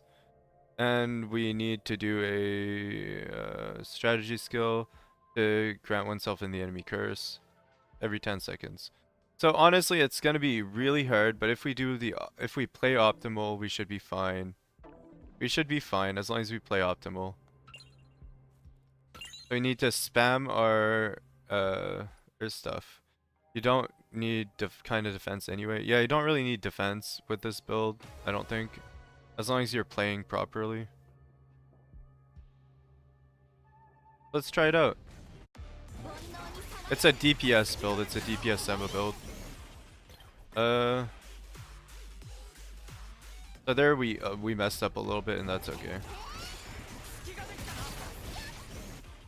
We messed up again. that was my bad. I need to get used to doing that without. All right, there we go.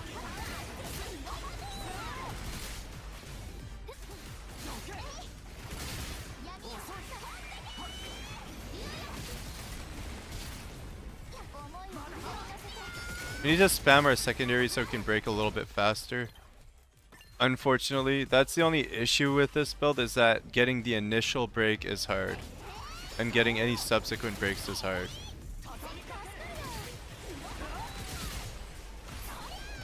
So we have to do counters as much as possible, secondaries as much as possible until we break.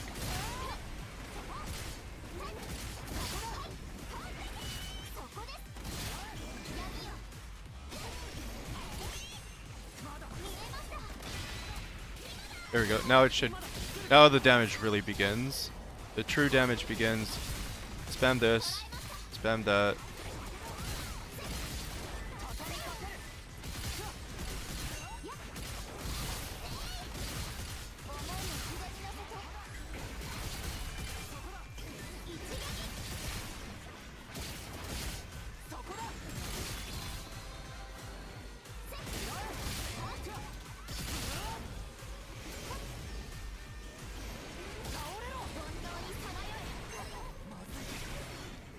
Oof.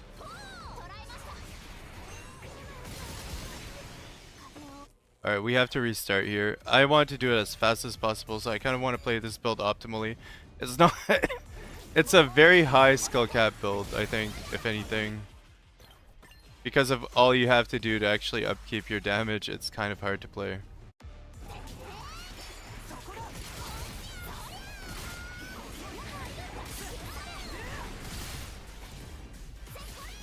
Harder than Inoki, maybe, actually.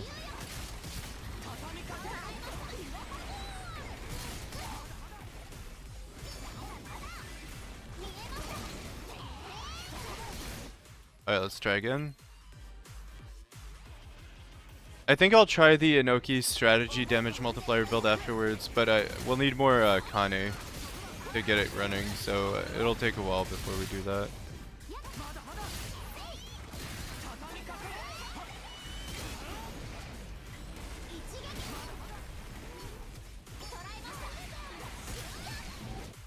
Okay, it's really hard to time specific things with this character. I'm not very good at timing when to use her special, which is the worst. It's the worst part about it.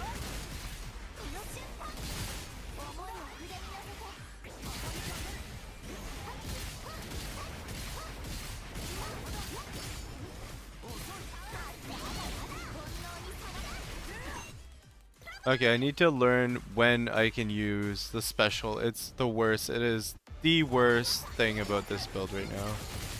Because we need to use the special in order to upkeep damage later on.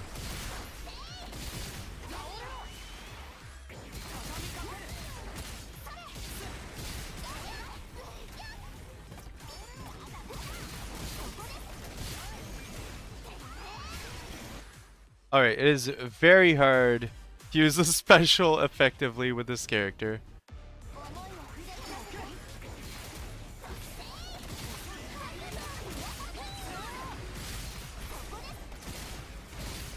I'm just gonna use mostly basics until I know I need to use a special in order to actually boost my DPS.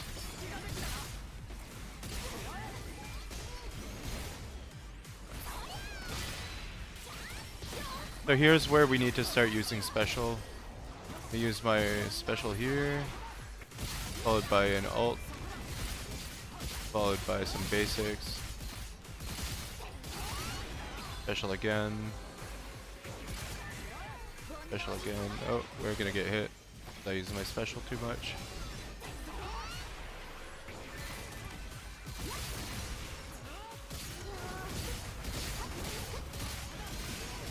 We don't get the damage buff for a long time.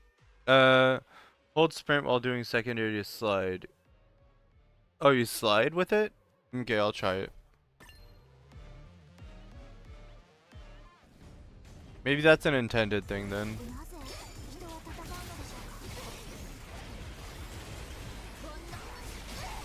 Oh, I see. Yeah, you slide a little bit. I think you still get hit though. Not kind of, yeah. Okay, we're gonna do this here.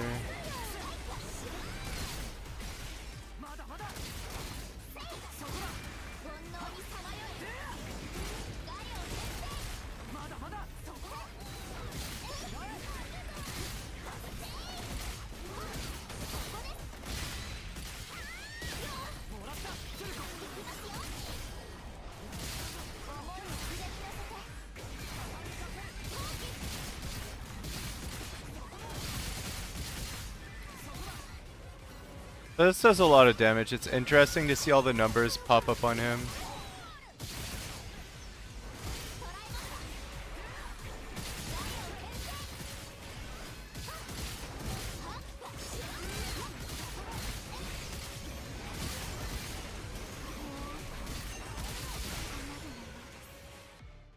Honestly, this is a fun build. This is actually a fun build.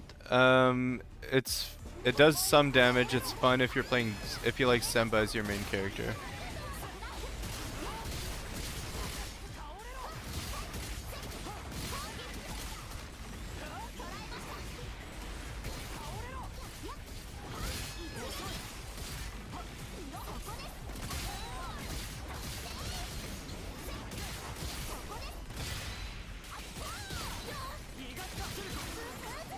So here we're gonna use our triangle to reposition the field.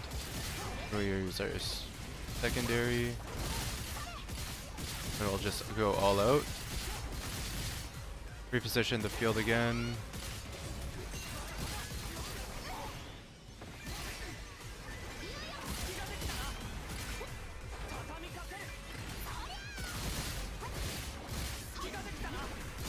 Position the field.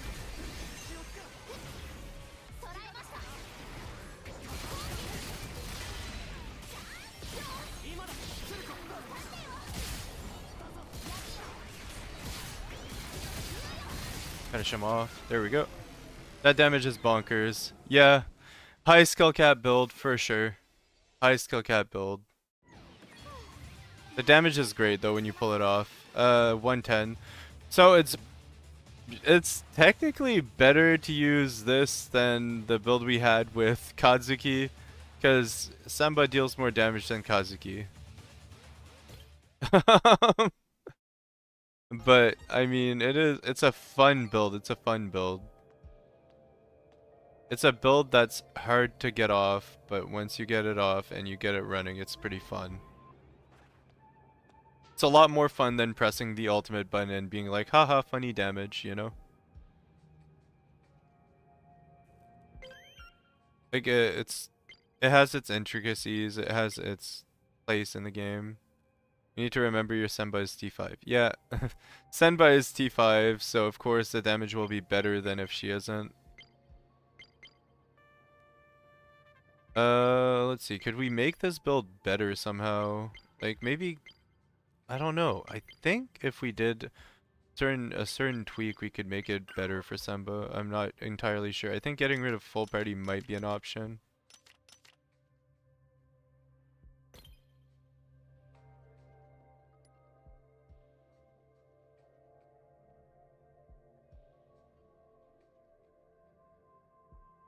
And getting command instead, but the command debuff is not as good as having full party.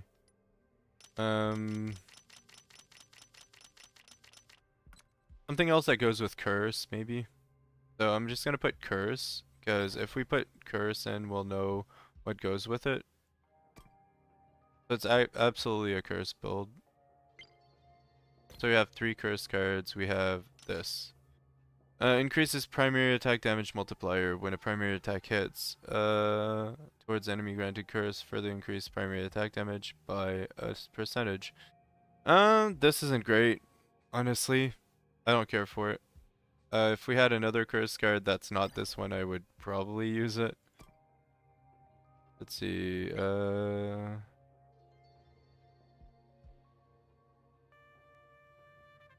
Actor, no. So this is probably about as good as we can make the build, unfortunately.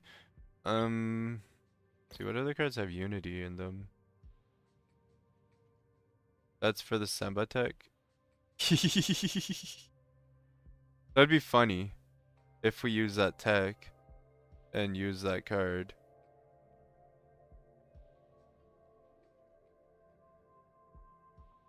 But I just don't have enough to level it up, so yeah. This is better-ish, but not really, because we're not spamming strategies, so even if we were using Piping Hot, we wouldn't be doing that much more. Like, it's not like we're using strategy over and over again. If we were using Yo, for example, with this card, and then we were using another strategy skill booster, which is this one, it might be good. Let's swap mains. I think this is pretty much the best we can do with Semba. Let's swap the main character to Yo. Sub in... who do we put instead of Yo? Maybe some other breaker. I'm thinking who else is a good AI breaker? Like Roku comes to mind, honestly. But Roku will take attention, so that would kinda suck. Let's edit our team.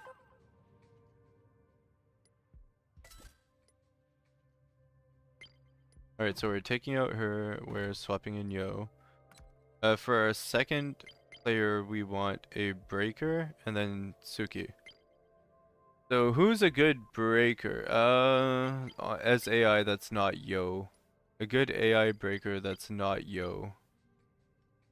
Honestly, I can sub in Kazuki. I'll just have to change his build a little bit and make him into a machine. A breaking machine, basically. Because he's the only one I can think of that would work. Q would just die. But we can sub in Q and see how well he does. And if he doesn't die, he's okay, but most of the time Q just dies, so it's not a good idea to swap him in as AI. Kazuki would waste his memory stack, so it's not a good idea to swap him in as AI, but if we give him additional memory stacks, it shouldn't be as much of a problem. I'll swap in Kazuki. And we'll also run Tsuki. Now for the cards, full party for sure. I'm liking the shark card. It's pretty good, pretty goated. This can go. This can go. Having control is good here instead of running Unity. It's okay, I guess. So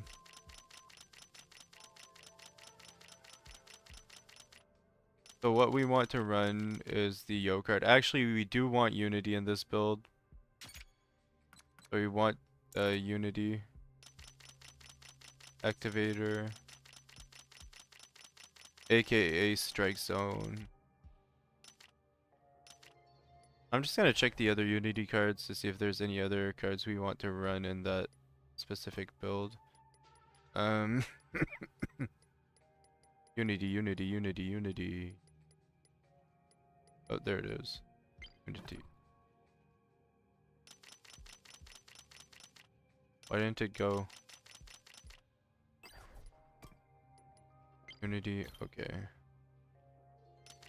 Alright, so the shoe rat is going in the build for sure. It increased strategy skill multiplier when strategy skill hits. We're also running... We're not running that one, we're running this one and strike zone. Unfortunately, we won't be able to level this until we have more Kane. I can check how much Kane we can have real quickly. Maybe we can level it. See, as long as you press the back button only once, it doesn't bring you to the main menu. Which is nice when you're at that menu. On PC at least. So only press the back button once. Don't spam the back button like I did. It'll bring you back to the main menu. Let's see. Looking for my bag. I can't find it because it's at a different spot than it was before. Alright, there we go.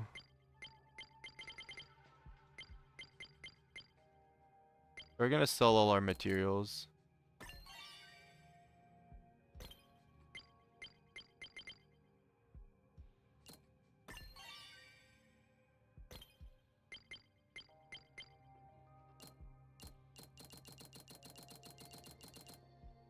It's still not enough Kane to get it to 20 for sure though. We need at least like 100 though.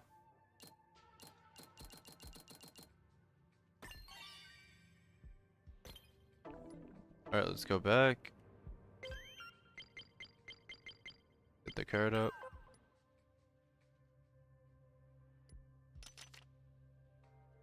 Okay.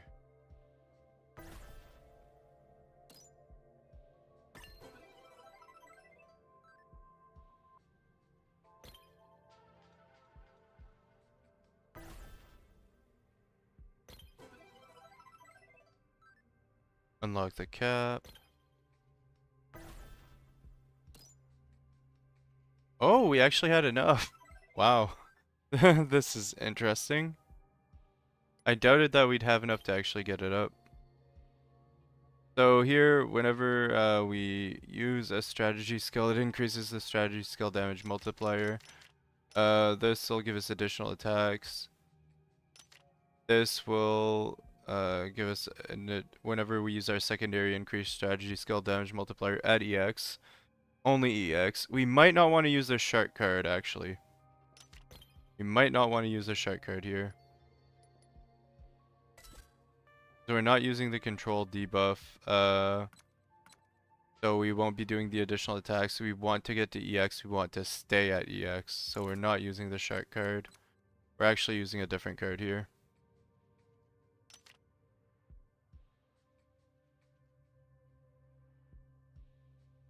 Over 5 seconds after taking a hit. That would be interesting. I mean, I'd take hits on purpose every 5 seconds.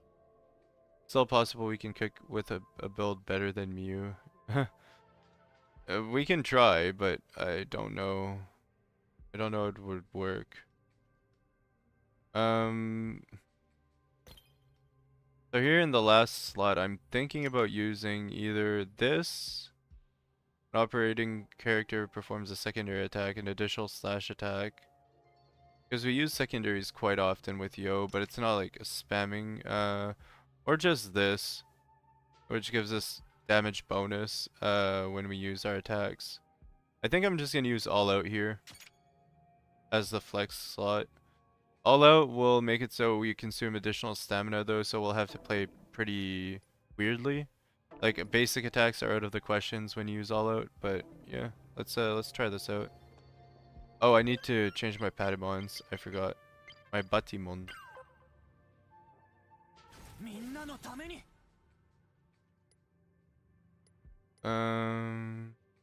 Let's see. And we also need to change Yo into like more of a DPS. So expansion 1 should be around here. Skill expansion here. Fighting spirit should be at 2. Okay, whatever we can do it. Maybe at 2 and 5. The strategy skill is going to be our main source of damage here.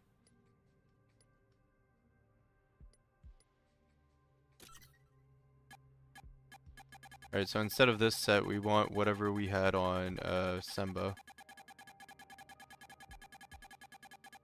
So we're going to swap the Pattymons from Semba to Yo. It's going to take a little bit, but whatever.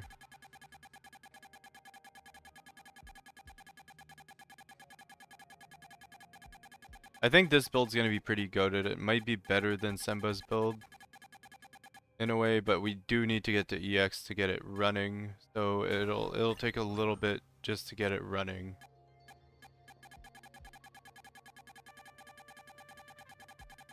Getting to EX shouldn't be that hard though with this team comp. Keyword shouldn't. Alright, so that's the right build for Yo. Now we're gonna go to Semba. Okay, that's good. We're gonna swap something in here. I think I mostly want support on Kazuki. I want to build him support. I don't really want damage with this, so we're gonna get rid of fighting instincts. And we'll go for expansion 2. Increase memory gain when executing overclock.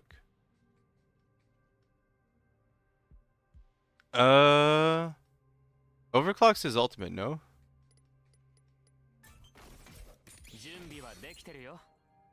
Overclock's his ultimate. Yeah, that's not useful. We need additional extra. We need like maximum memory. We don't really need memory gained when executing overclock because we won't be using his ultimate.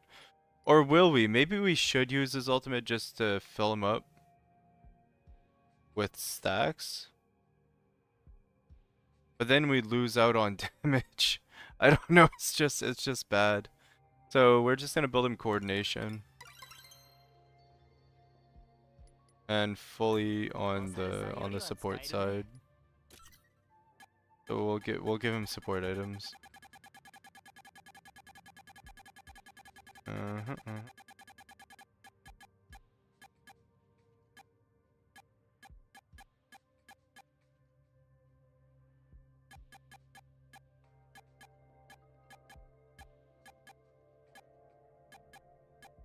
Support 4. We might give him the Trickster set. How good is AI Kazuki on breaking? I don't know, that's what I'm about to test. If it's good at breaking, it's good. If it's bad at breaking, it's bad. It's whatever. We'll figure it out soon enough. Let's see. So we're just gonna give him support 4 on every piece. We won't bother with going with the Trickster set or any set whatsoever. We're just looking for support 4. There we go, support 4 plus.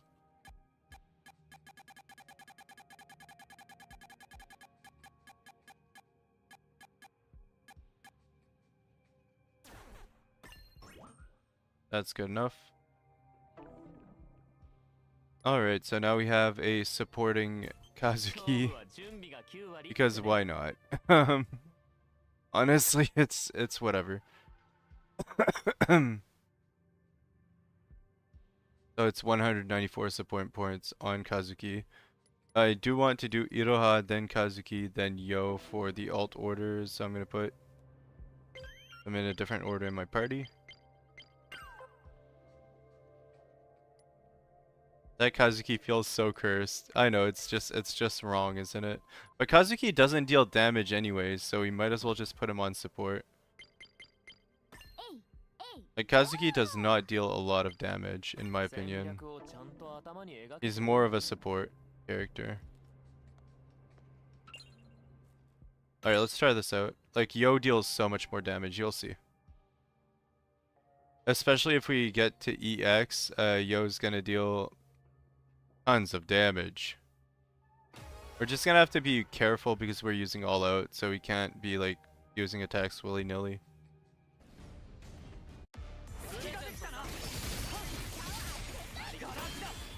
We have just enough stamina to do that, right?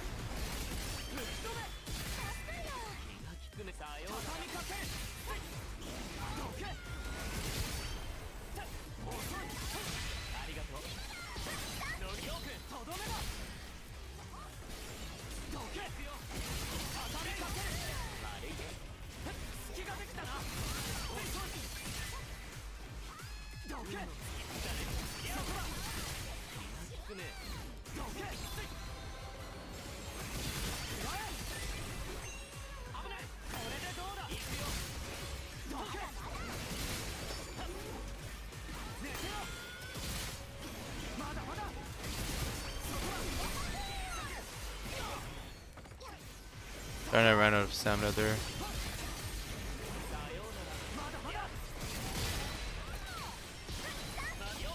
There we go, now we're gonna deal extreme damage.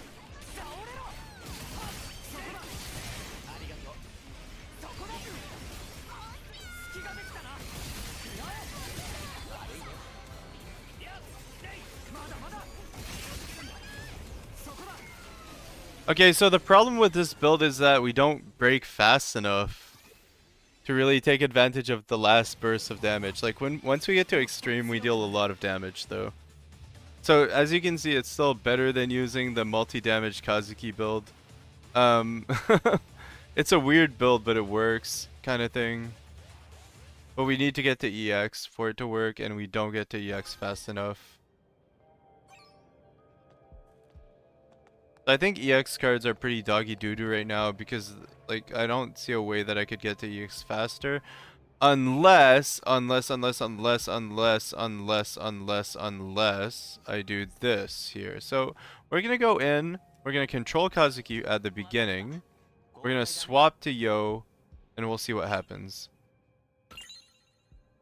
Let's try like that. Let's try like that because Kazuki does break slightly faster.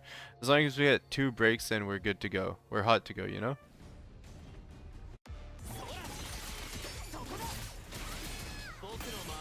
We're gonna get 2 breaks in with him, then swap to you.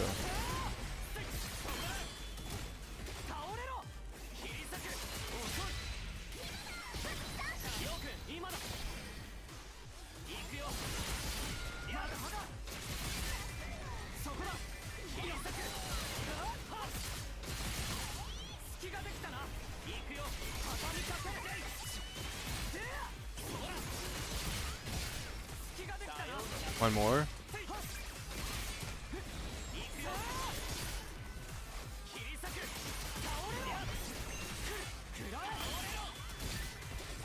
One more. There we go.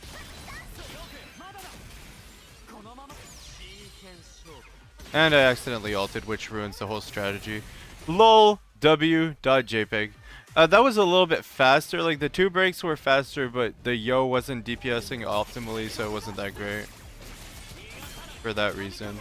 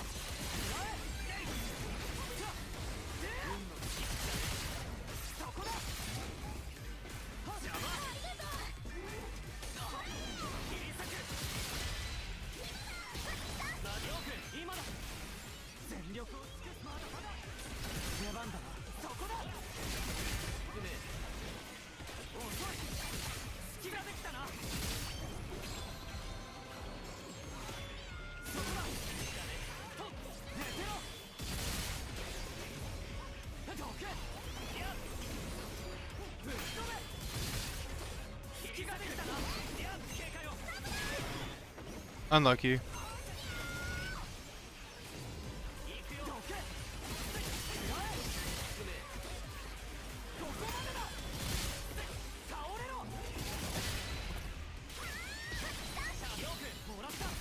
Finish him off.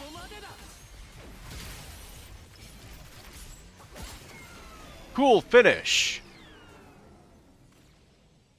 So really, this doesn't really star Yo. I don't know if that was faster or slower. It was slower than doing it fully with Yo. So that goes to show that even if we control Kazuki first and try to break faster and get to EX, it's still technically faster to do it with Yo as the main character. Meaning AI sucky. AI doesn't know what it did. AI doesn't know what it do. Because if the AI was spamming the primary and or the secondary and the strategy as Yo whilst you were breaking with Kazuki, it would break so much faster. So the fastest way to use this build is just to control Yo and do this with it. Honestly, I don't know if AI Kazuki breaks faster than AI Q, so we can try AI Q, see if AI Q breaks faster. But I don't think so, because AI Q uses secondary, which sucks.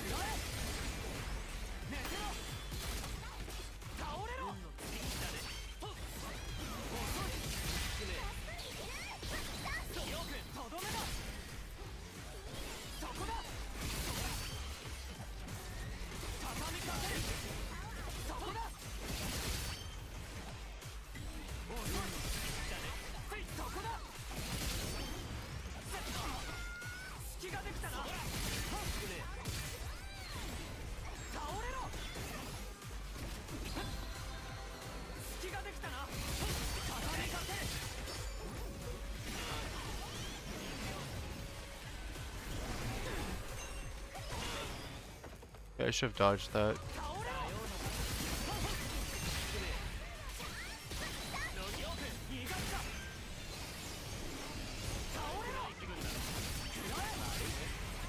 I'm back from the world. Nice. Welcome back. Were you playing Wilds?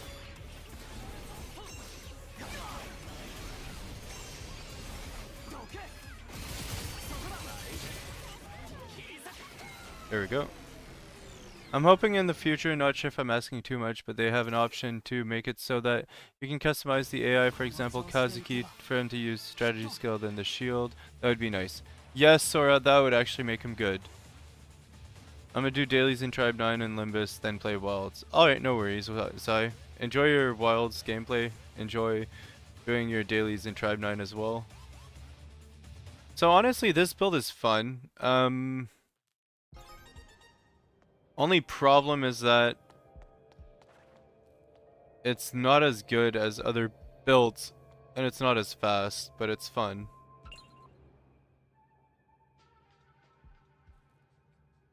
I don't know how we could really push it.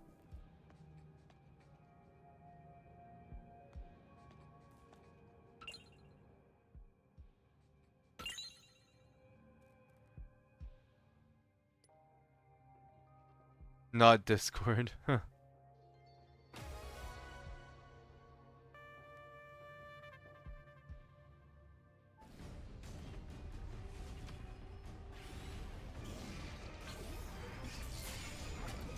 Alright, let's try again. I'm gonna try to go as fast as possible with this build, because I did mess up a few times in the last run.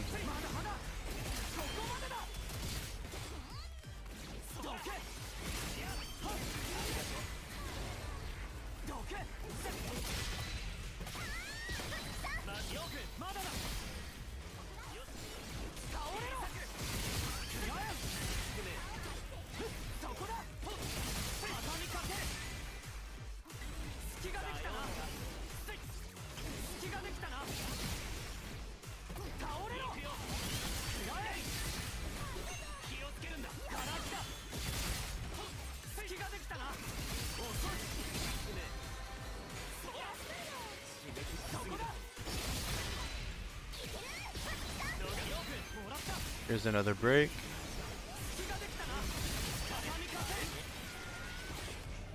We're gonna finish him with this, with the ultimate this time.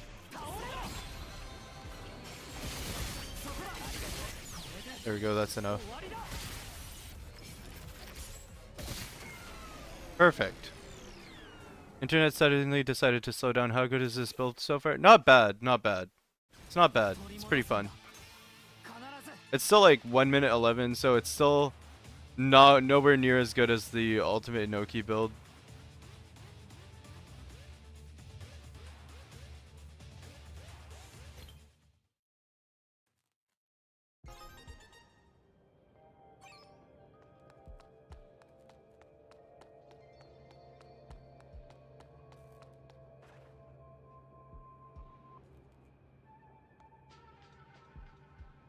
Sorry, can you stop spamming?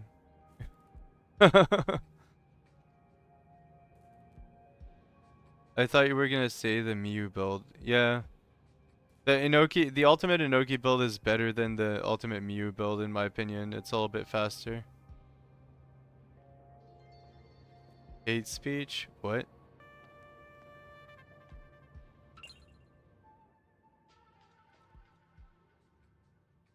Yeah. I feel like it's a little bit faster. Like I'm gonna use it real quick just to show you guys what it's like. So we're gonna put Yo back on support. Honestly, all this swapping is annoying. All this swapping without loadouts is very, very annoying. I don't like experimenting anymore. Sup, yo. Hey, yo. Welcome in. Welcome to the stream. Have a drink. Take a seat.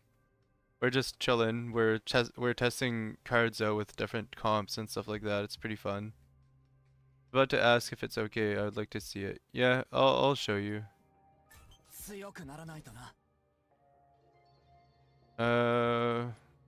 instead of this, we're gonna take out the damage, put in coordination.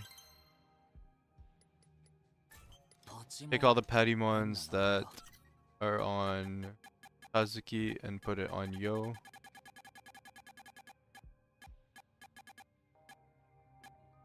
That's Hyaku Ichitaro's Patimon.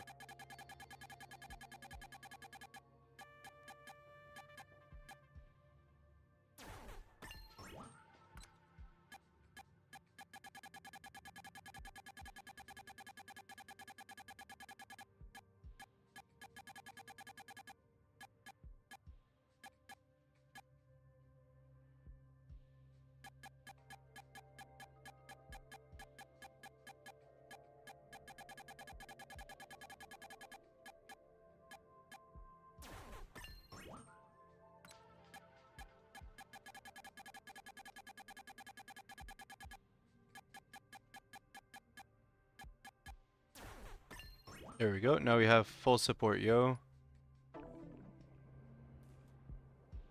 Let's just swap the order of the party. And then we're gonna have to swap the cards out as well.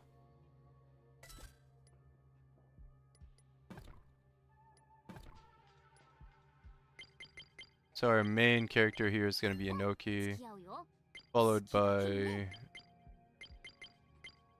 Tsuki. Oh wait, what? Did I pick Tsuki instead of Inoki by accident like an idiot? That's okay. And Yo. But Tsuki and Yo are built properly. Now we just need to get rid of, well, we need to take care of Inoki. We're gonna get rid of most of these. Strike Zone stays, this stays. Actually, what's better than Strike Zone is control. Because of our card not being fully leveled. Like, because our full party is not level 50, it's better to run maximization. It gives us a little bit more crit. Like, it's a very negligible amount, but it's a little bit more and we actually need it. So filter, roll. Okay.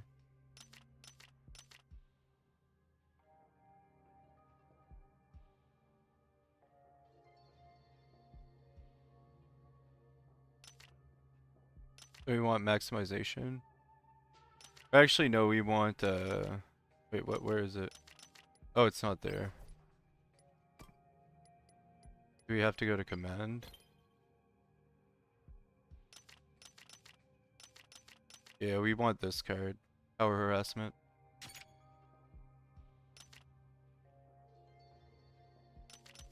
And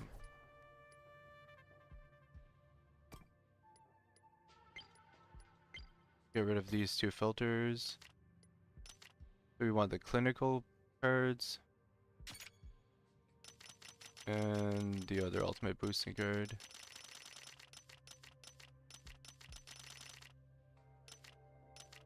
Currently looking for it. Okay, it's probably at the bottom.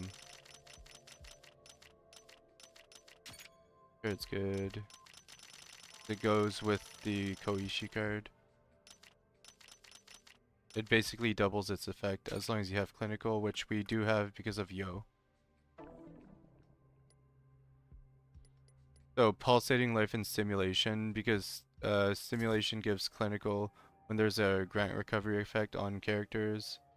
Then this increases ultimate damage by an additional 19%. Or did it like basically doubles its effect due to clinical. And then we have this card that increases ultimate damage. This card for control when we break the enemy. So as soon as we break them for 9 seconds, they all have control. It's a 15% crit boost with this 13% crit boost, so it's pretty good. Yeah, this is what I used to one-hit the shark.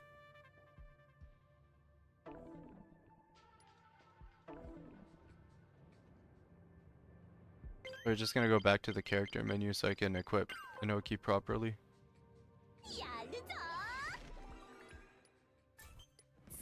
So we want to go for ultimate damage multiplier. So we're going for Gladiator set, I think. I think that's what the set's called. Sure, yeah, Gladiator. So here we want Gladiator with crit 4, with crit 4 on it. If we have it. A 4 plus. Okay, Gladiator crit 4 plus. So Gladiator crit 4 plus on this one as well. It doesn't really, like, the attack doesn't matter as much, but it's nice to have. And critical damage multiplier would help as well, but we just don't have the perfect pieces for it right now. Crit damage multiplier 4 plus, attack 4 plus. We need crit plus. So this one's better. And now we want crit 4 plus and crit damage multiplier plus optimally, so we're going to take the wings that give that. So these wings. I also did the one hit bill about 1 mil damage. Yeah, honestly mine isn't doing that much damage because I don't have the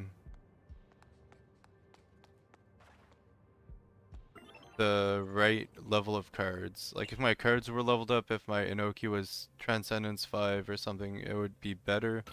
So it's not like optimal damage, but it's the same idea. What do we say about Endrone card in exchange for the Kazuki card? That's not a bad idea. We can try it.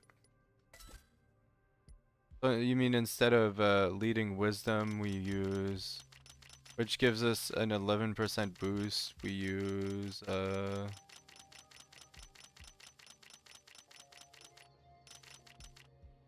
all out, which gives us a 14% boost. I'm not sure if ultimates count as attack actions though.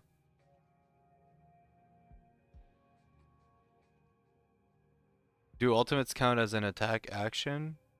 Because it doesn't really consume stamina or anything. I'm not sure if it'll work.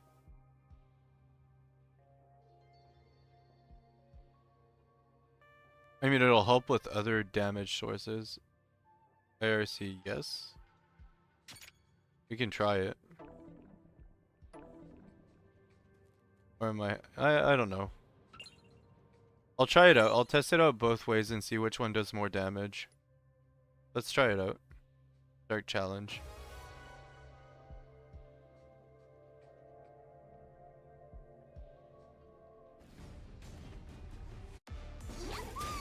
We'll just have to pay attention to the amount of damage we deal with our ult.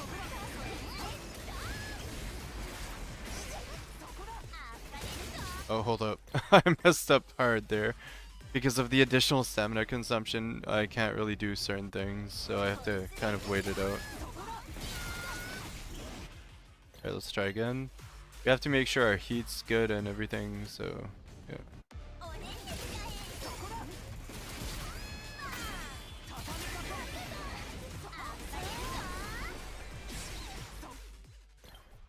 Honestly, I would think that maybe controlling Kazuki in this team comp instead of Yo and breaking faster might make the boss die faster, but I'm not entirely sure.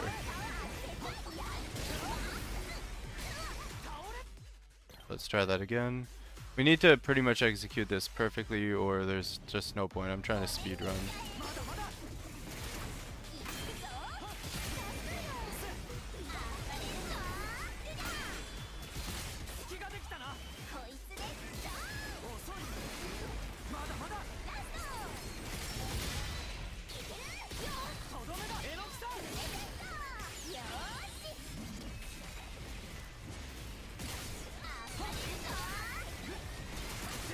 I didn't pay attention to the numbers.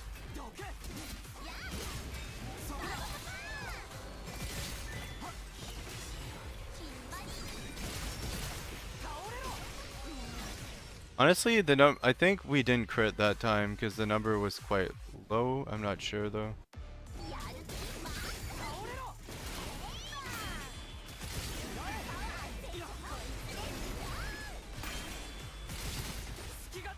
We have to dodge the second attack if we want to do like optimal play. Oh, you counter here. Wait for that stuff to go up. Dodge here. Attack. This.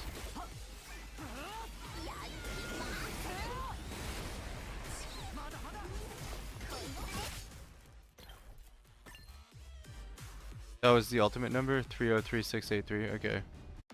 Yeah, it's lower than it usually is with the other card. I can say that much.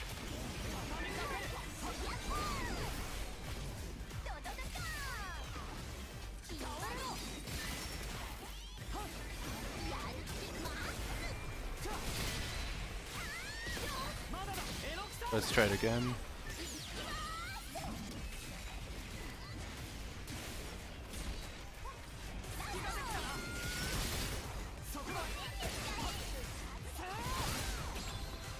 Alright, let's try it with the other card, because this card's not working out for us.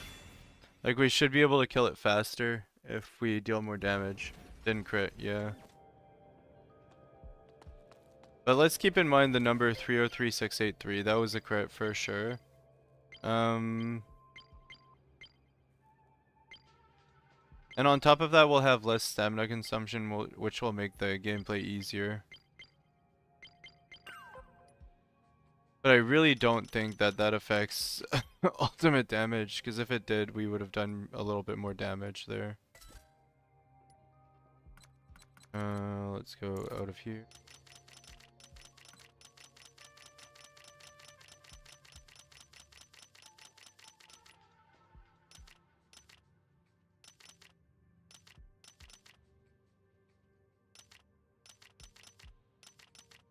There we go.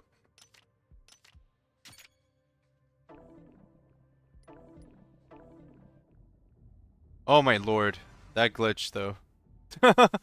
So if you spam the B button on controller on PC, when getting out of that menu, it just brings you to the main menu. It's okay, it's a glitch. Whatever.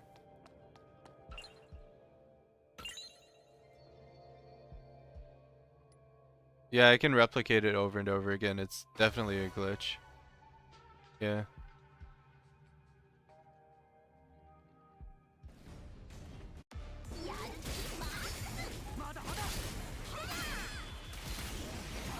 We're gonna spin and then we're gonna do a dodge.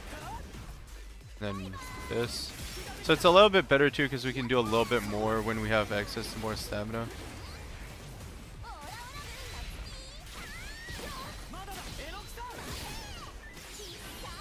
Let's see how much damage the ult does. 284. Oh, okay.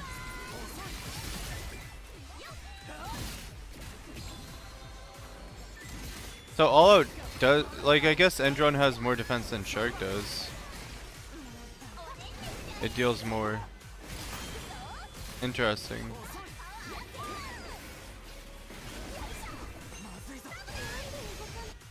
Okay, let's retreat then. I guess it is better to use all out.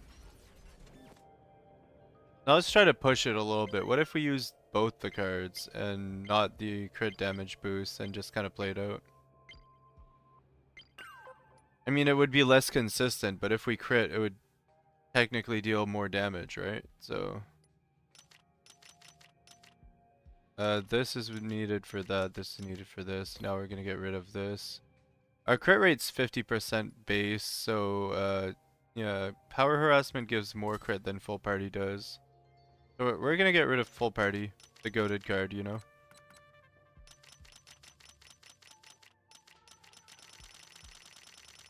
And we're gonna replace it with all out. This should technically deal like the maximum amount of damage as long as we crit.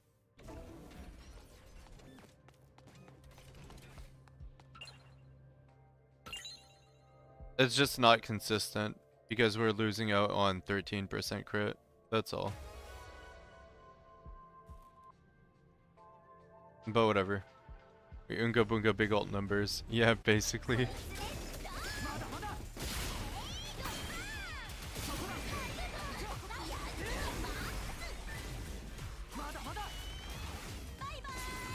Bye bye!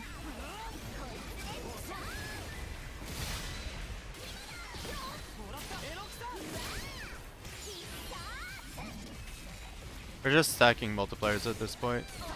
31.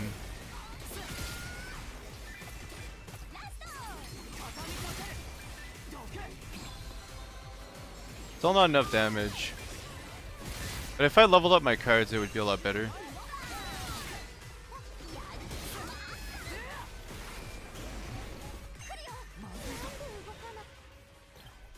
Oh, whatever. I'm a little bit disappointed that we can't kill it in one ult. That's about it.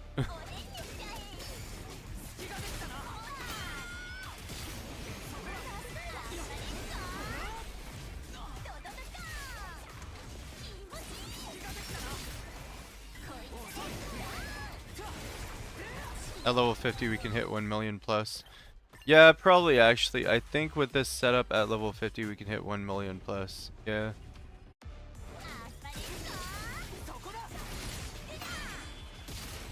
I just need to level up the cards.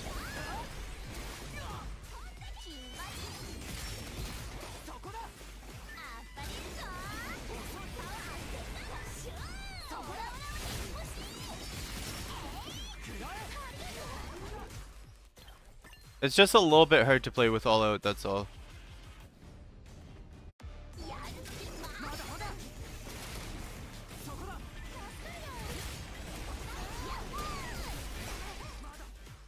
Yeah, let's try again.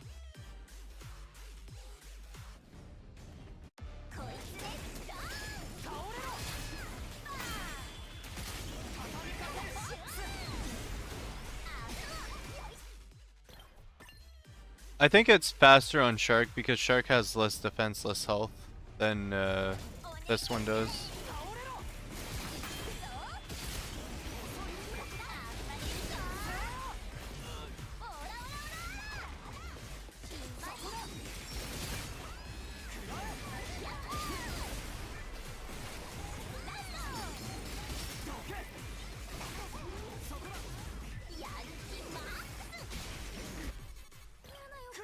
Yeah, so we can probably do this boss in like 30-40 seconds-ish. All out, or we go the safe route, easier gameplay. So we go more damage by running all out, or we go easier route. Yeah. Yeah, and the easier route also is safer for crits because we'll crit like 13% more often.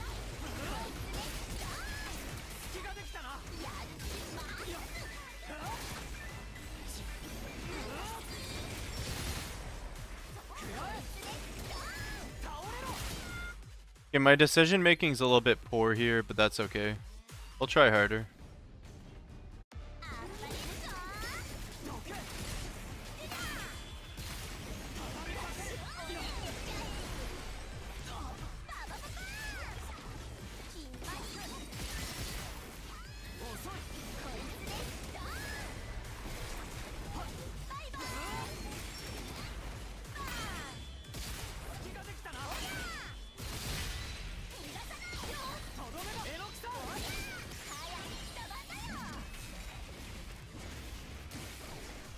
We didn't crit.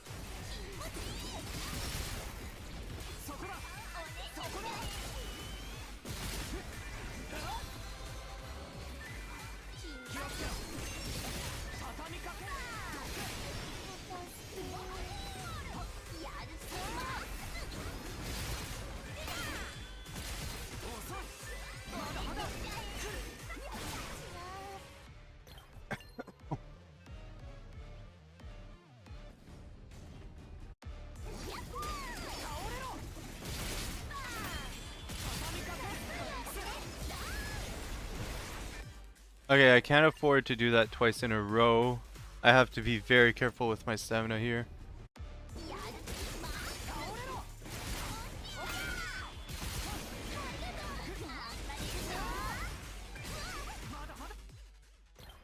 Running all out, all attacks are boosted, not just all. Yeah, that's true.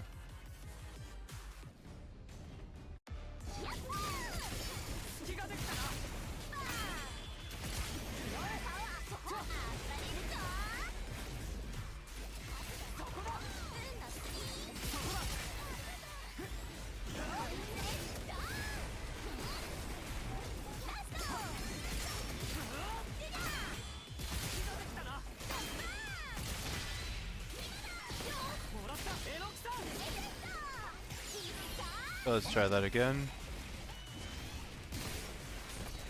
200 crit. So the variance is pretty big.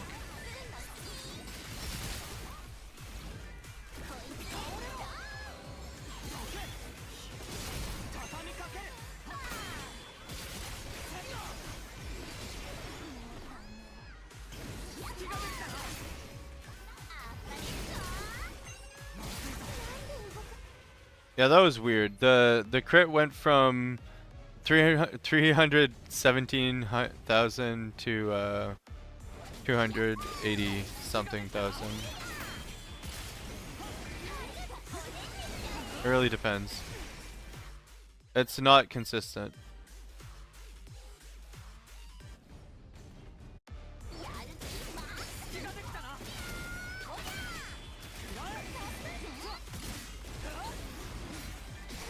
I forgot my auto attacks consume stamina.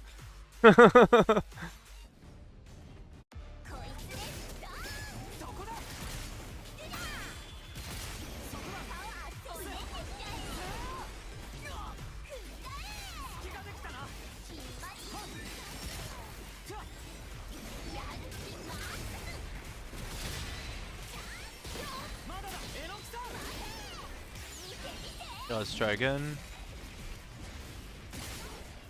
325,000.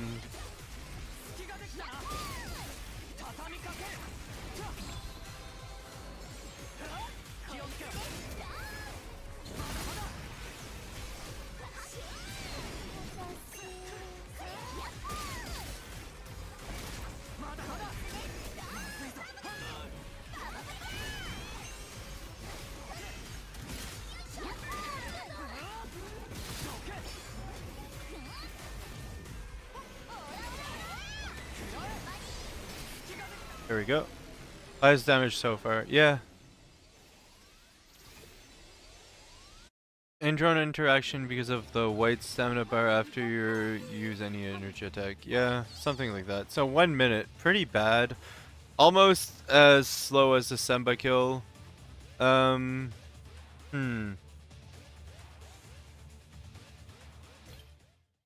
We could break faster, but we wouldn't do enough damage to kill it anyway. Maybe Mew with this build is better, honestly. Let's try it out. Let's switch the party up. Let's do it with Mew, see if Mew's ult does more damage. Which it probably actually does. No cap.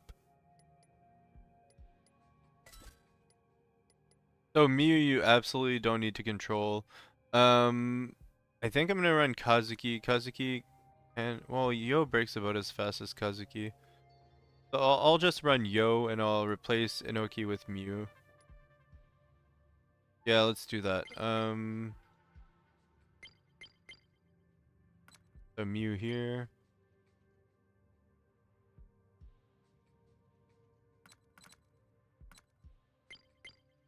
This is good. I will just change what's on Mew real quick. And we'll also change the Yo's equipment to something more aggressive so that we deal more damage altogether.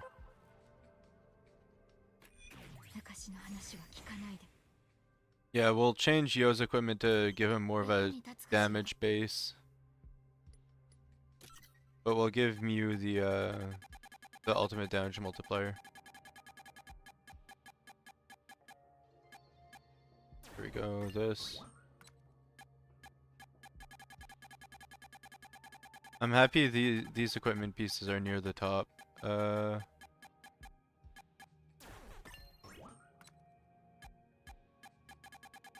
And the wings?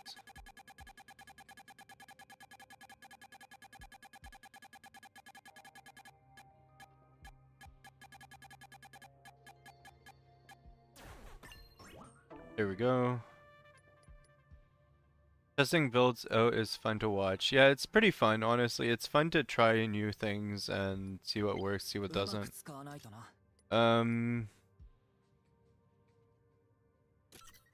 Let's see here. This. It can go. We're gonna go for damage on Yo, so we're just gonna take whatever cards give the most damage. Or whatever Compatamons. So this one.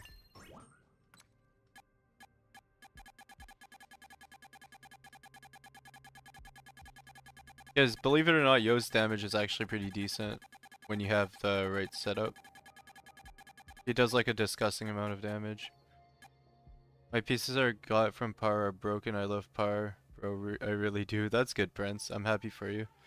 Imagine if you have Mew ulti set with +1 skill on all 3 Patimons and have crit 4 both. Yeah, that could be good, but I'm not sure if it's better than having crit damage. Would have to test that. Sorry. Okay, let's see if we have any good pieces here.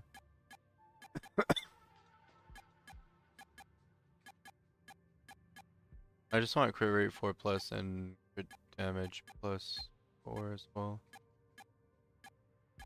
Crit rate 3+. This piece is okay. Actually pretty good. I'm gonna check see if we have something better. Crit damage is way better. Yeah, that's what I figured. If you use Yo's ult to sweep one wave, fight even elite. Yeah, it's pretty good. But Yo's ult is pretty good. High damage for how easy he is. Yeah, that's true.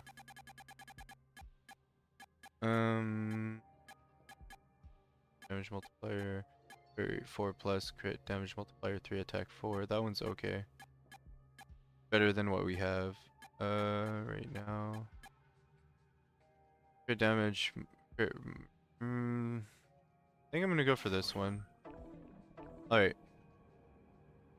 And do we still have the Trickster piece on you? Is it still Trickster set? Hold up. I'm dumb. Yeah, we still have the Trickster set on you, so he still probably has support points, but we want to get rid of coordination here. We're not using it. Well, we can use him as support, but we mostly want to do damage with him right now, so we're gonna go for this one instead. And let's see, because we're operating him, I might want to change the order in which we use things. Actually, no, this will work. This will work. Yeah, okay. So we're gonna go with Yo and go in. See if we can do a faster kill with Mew. Honestly, because we don't have to operate Mew, it's a little bit better to run it this way. Same cards, same everything. I think the ultimate of Mew will do more damage though, consistently. The only problem is she needs to charge it. Oh right, I'm using all out. I can't use basics. I was like, what happened to my stamina?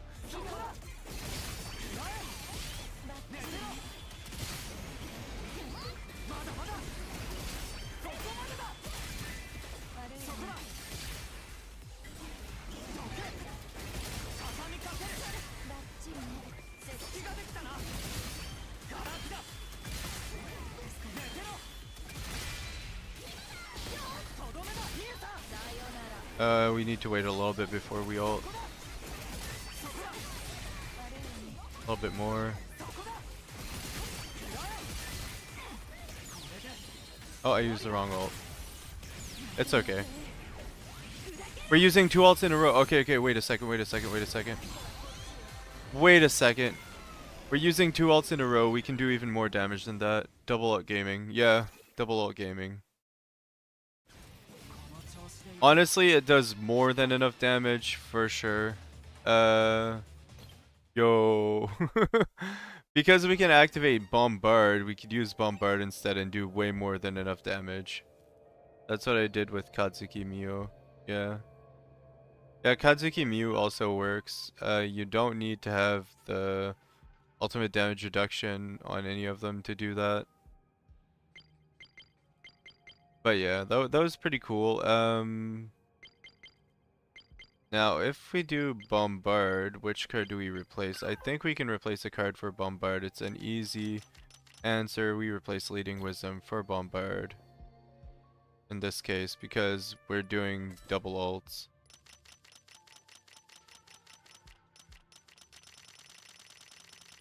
So Bombard.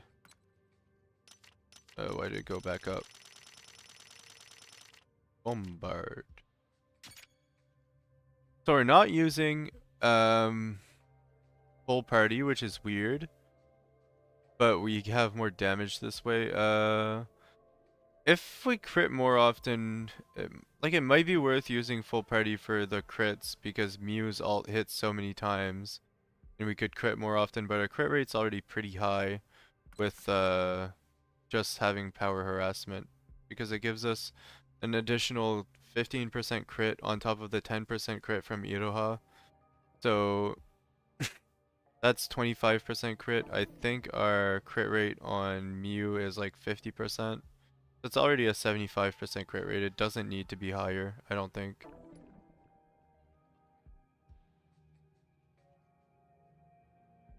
If we wanted the absolute best crit rate possible, we'd have to probably run more cards that have crit. Time to farm Bombard for my Mew, I guess. I don't know. Bombard's gonna make it like better, but it's so overkill. It's so overkill. It's Joverkill, you know? For the Shark in particular, I'd rather use Inoki because Inoki does enough damage to kill the Shark in one shot. But for the Brave Diver, I'd rather use Mew because Mew does it a little bit faster.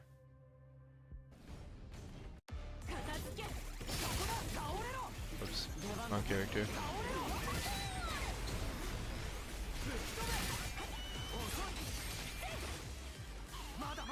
Yeah, this is gonna be a little bit of a slow kill because I messed up and missed my attack a few times.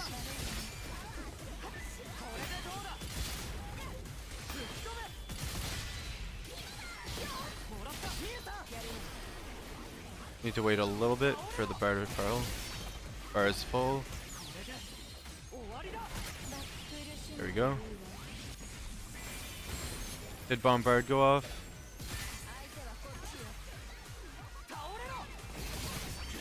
Yeah, we should have attacked a little bit there. There we go. I don't know if Bombard went off, honestly. That was weird.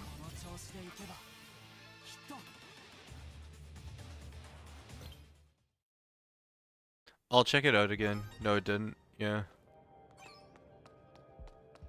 Maybe it should have and it didn't? It didn't? Okay. So maybe we have to break twice in order for Bombard to work. Because it says it needs 2 bars, and when we break once we don't get enough. Let's try breaking twice, see if Bombard can go off. But if that's the case, Bombard's not worth using. Maybe even Pulsating Life isn't worth using. Maybe wait a bit after the first ult. Okay, I'll try that. I'll try that. Maybe you should wait for Yo's ult animation. Okay. We'll wait for the animation and then try to see if Bombard goes off.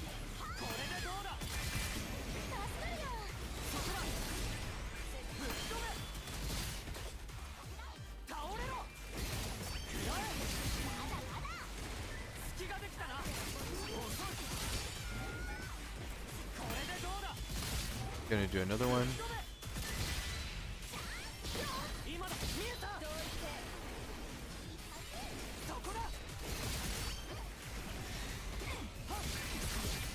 Okay, we're gonna wait for Yo's animation.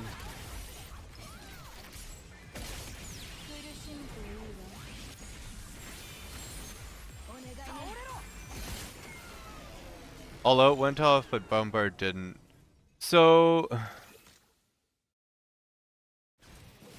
unfortunate.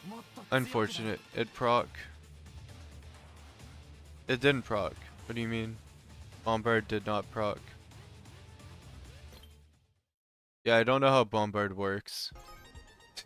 I don't know how to make Bombard work, guys. I'm sorry. So Bombard's not the play here. Cut the video. Cut the video. Even like I don't even know if the pulsating life proc, to be honest. I can't tell because of the alt animation.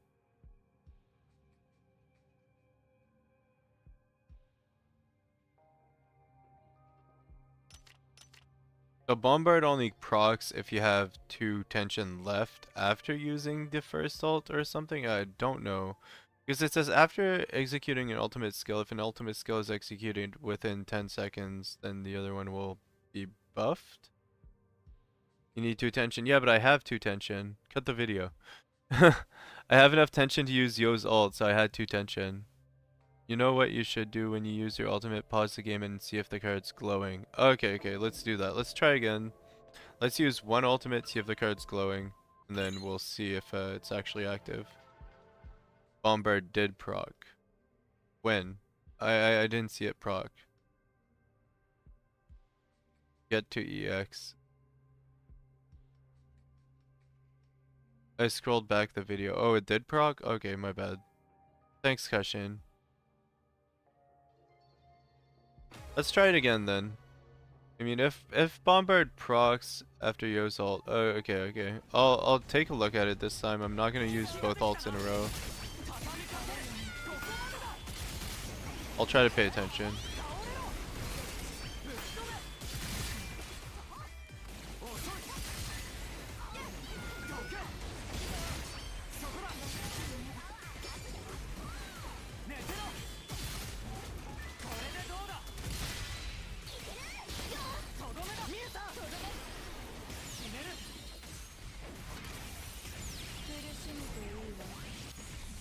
Yeah, Bombard did proc.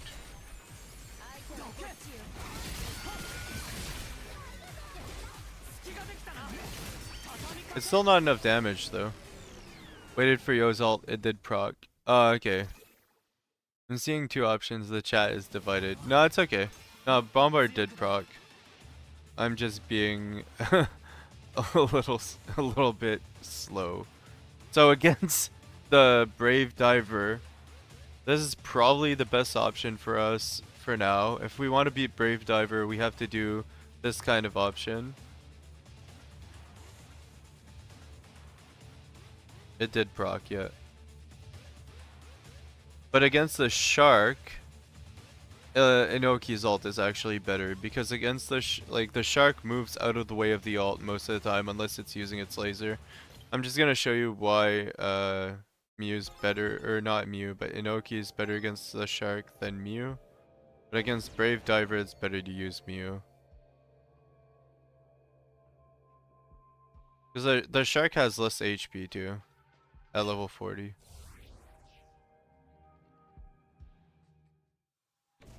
If we had the cards fully upgraded, I think Inoki would be better in both cases because Inoki would be just like one-shotting instead of doing multiple hits. 40 seconds is wild. 40 seconds is not great. Like I've seen it done faster, but I'm sure it's with Inoki and with better damage. So we're just gonna challenge the Shark. We should be able to do it within like 30 seconds if we do it properly.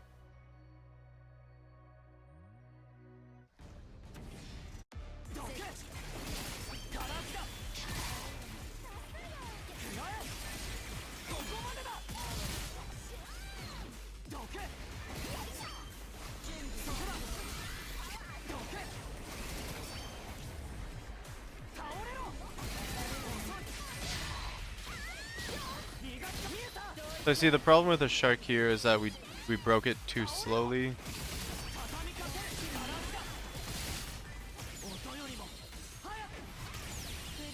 But that's okay, we can finish it off right now. There we go. So this is probably going to be like a 30-second run, I'd say. Yeah, 38 seconds. So it's a little bit slow. We can do it faster.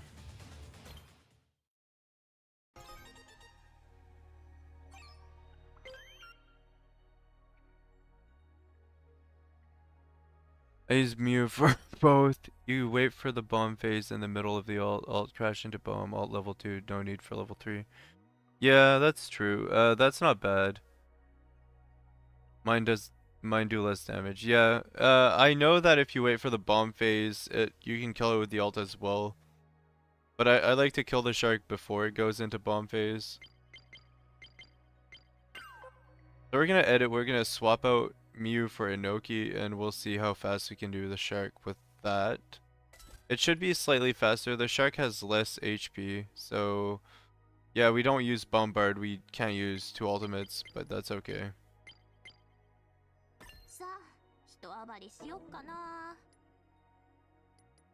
So instead of Bombard, we run the other ultimate boosting card, and we should be able to one-shot the shark a little bit more quickly.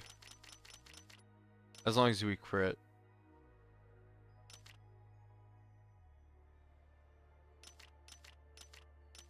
There we go. So since we have to crit, I think it's a lot easier to not run all out here and run Unity. Because we absolutely have to crit in order to make it, and this makes it a little bit more consistent. So for the shark, I'd rather run this team composition. No one fights Sui boss. Yeah. Huh?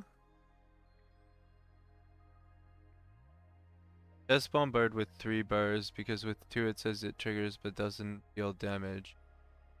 Bombard doesn't deal damage, it just boosts the damage of the ultimate, of the subsequent ultimate. 23k critical with 2 bar and 48 with 3. Ooh, okay. Interesting.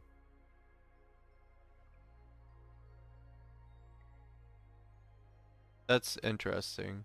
3 bar might be needed for kingship tension increase.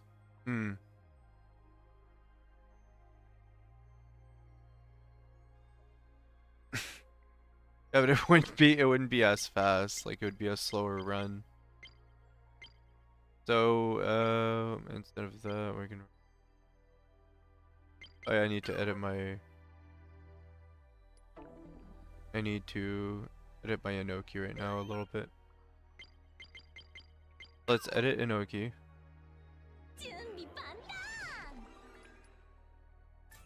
Let's give her the Patimons that are on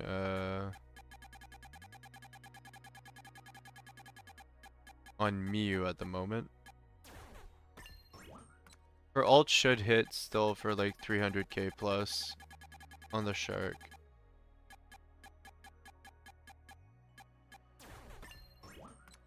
Now we're gonna give her the wings. I'm really annoyed by the lack of Patimon setup, but yeah, it is what it is.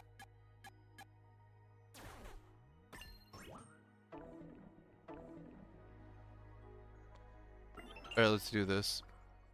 So we want to control Yo here so we can break a little bit faster. Loadout set gear when I already did a loadout set. Oh, you mean for the QOL adjustment? Okay, my bad. I thought you meant like when are you gonna show it? And I'm constantly showing up my loadouts. Alright, let's do this. I'm gonna do 3 attacks here and this. We break a little bit faster with Yo when we don't have to worry about our stamina consumption on our basic attacks. So all out's not that great for this purpose. For the shark anyway. For the Endrome it doesn't, for the Brave Diver doesn't matter as much, because Brave Diver we don't really auto attack as much in that fight. That doesn't slow us down too much. Need Kane. Yeah, me too.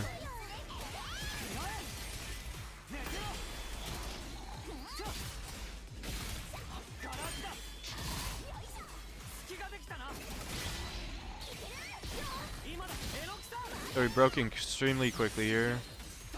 I used the wrong ult. I used the wrong ult. My bad, guys. Didn't happen. Didn't happen. Can we compare this current TC build with Koishi card and drone card, full party and strike zone maximization to see what's more consistent?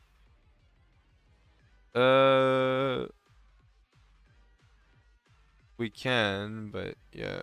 Let's try that again. Restart. Cut the video. Cut the video.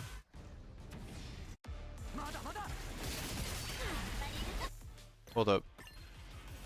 So we're gonna break the shark as soon as possible, and then we'll do what we can.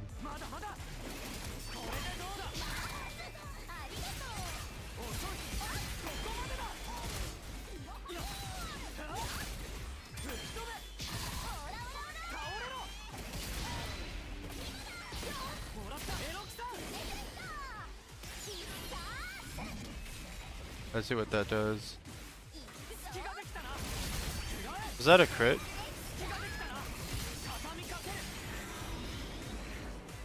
We broke too quickly.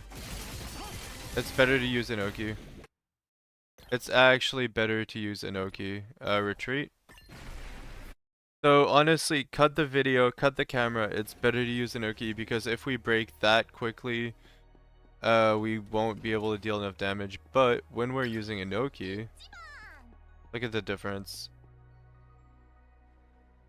Like I've done it before, it's just a lot faster with Inoki because with Inoki we can optimize her damage and make it actually worth.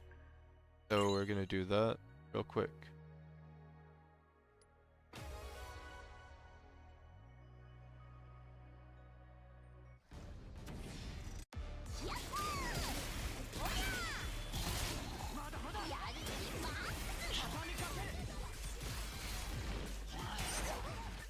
Okay, hold up. We need to try again. Cut the video. I said cut.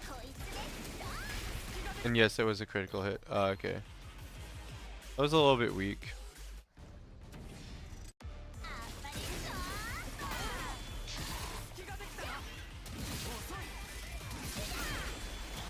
Hold up.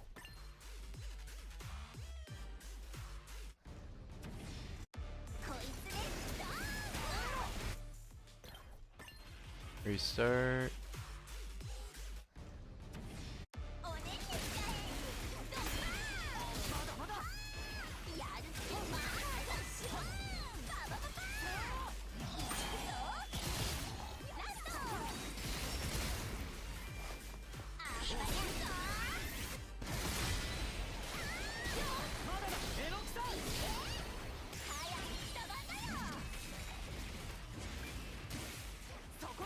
Weak.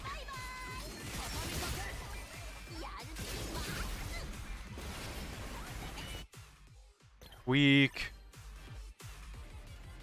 Ooh, no crit.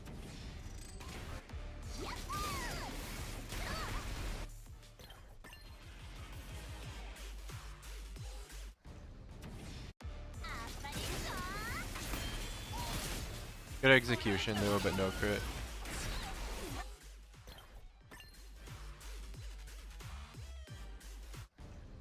I would buy the anime skin from the fashion exchange of Inoki because I do like her that much.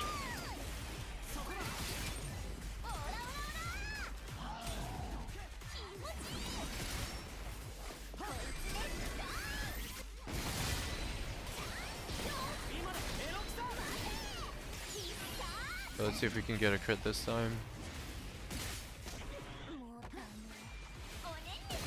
I don't think that was a crit. Yeah, this is inconsistent enough. We need full party. I'm gonna retreat. We actually need full party. That was a 220k crit. That's weak though. I'm gonna try something different. Instead of running the ultimate damage boosting set, we're gonna run crit damage and crit rate on her. I don't know if it'll be better or not, but we'll just switch the Pattymons over to Yo.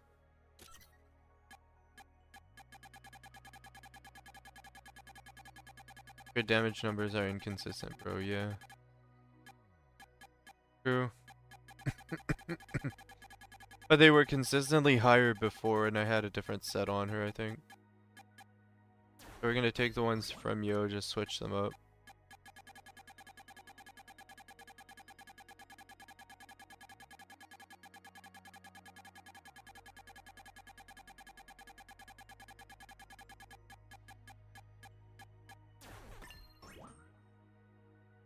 Okay, now we have as much crit and crit damage as possible, which should be 5200.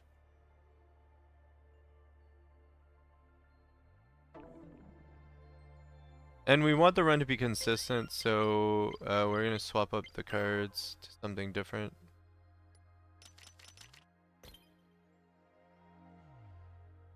If we want to optimize, we need full party, we need power harassment, we want pulsating life, fleeting wisdom.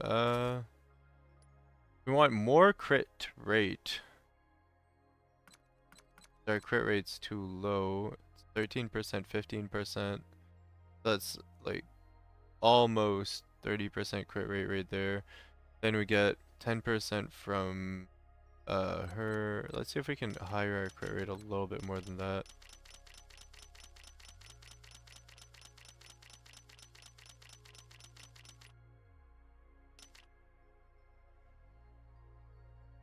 CDM or crit damage plus crit rate or attack crit plus crit rate. I think it's crit damage by, I'm not entirely sure though. Why not adding unity? Yeah, I'm gonna add unity for more consistency. Actually, that's a good idea. So we're gonna add unity in the build for more consistency. It's gonna reduce our damage a little bit, but oh my gosh, it went to the main menu by accident because I pressed the button more than once because the game's glitched on PC. Great. Fun. But it's okay. It's okay. It saves the loadout. Because after I upgraded my character yesterday, my damage stayed the same until I logged out and went back in. I see it changed now at 12k hits instead of 1 strat skill.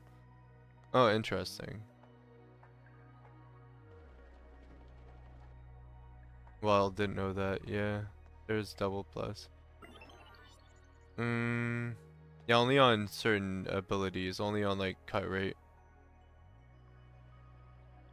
By the way, welcome in everyone. Thanks a lot for dropping by. Grab a drink, grab a seat. We're gonna have a good time. This is the longest stream yet. We're going on strong for like 4 hours. I'm just testing stuff out, trying to kill the shark as fast as possible. I was able to do it faster before with my old setup. I'm just trying to figure out what my setup was at this point, because there's no loadouts in the game, which is frustrating. But now we have as much crit rate as possible. We should be like critting pretty much all the time once we get to it. Whoops, that was my bad.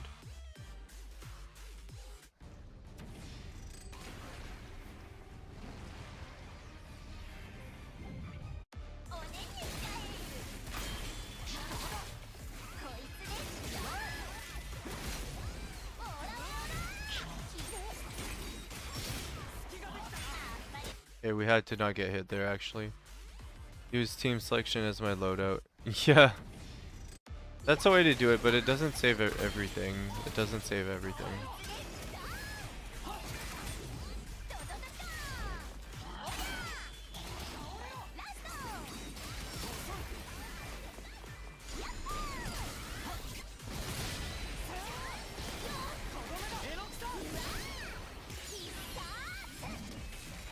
So this should do quite a lot more damage. Or none. Because we didn't crit. How did we not crit? What are the odds of not critting at that point in time? Seriously. Seriously, what are the odds of not critting right there? They're so low. They're so low, I swear. I swear the odds of critting are very, very low with this build. It's like less than 1%, but it happened. It just happened.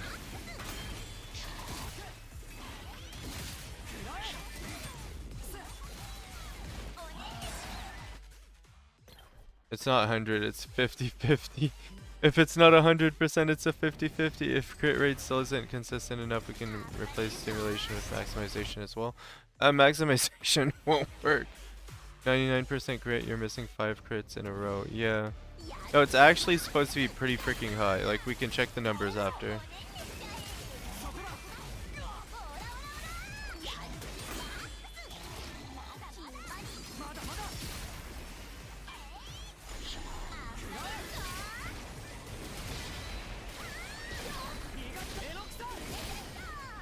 Let's pause the game. Check our crit rate. And add 15% to it. So it's 87 plus 15, which is over 100%. The shark has control debuff.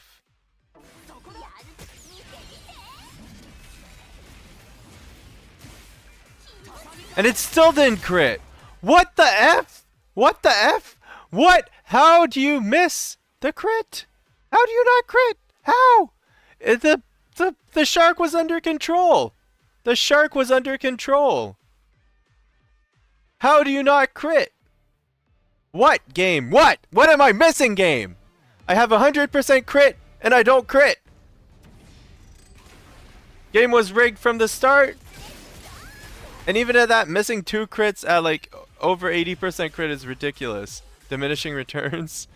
I don't know. I don't know why I'm not critting because I really should be critting. I have 100% crit.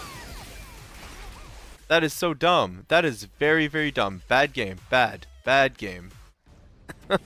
When you have 100% crit and you don't crit .jpeg/AVI. I don't know what to say. Honestly, that was freaking ridiculous.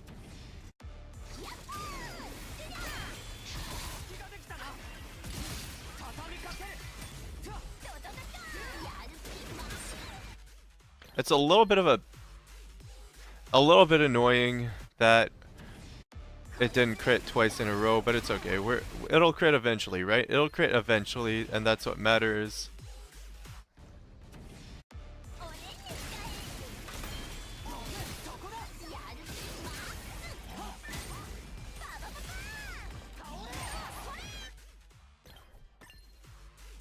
I guess it's multiplicative increase. No, but all the crit rates are additive. Like most of it's additive. It's really weird that it's multiplicative. Unless I'm completely wrong, which I might be. At this point, I'm doubting myself.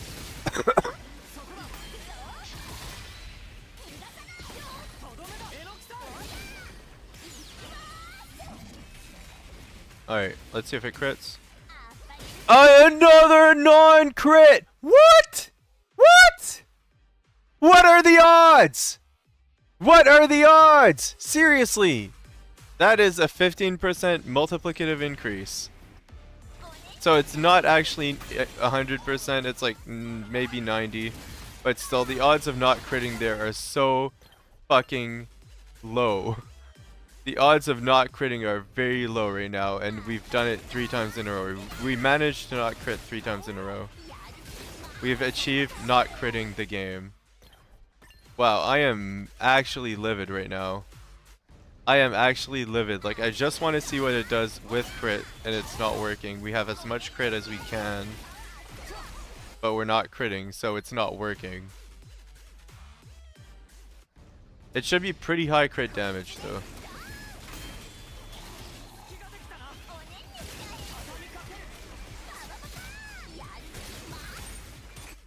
I don't think the 15% is worth running then, because it doesn't ensure that we're actually critting.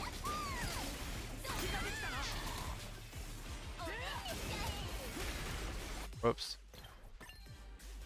Like, maximization would not be worth running because maximization wouldn't go off. Like, maximization wouldn't work.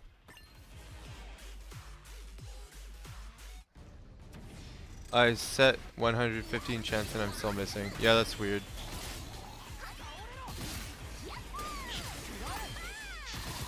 Whoops, I didn't mean to do that. We need to play optimal.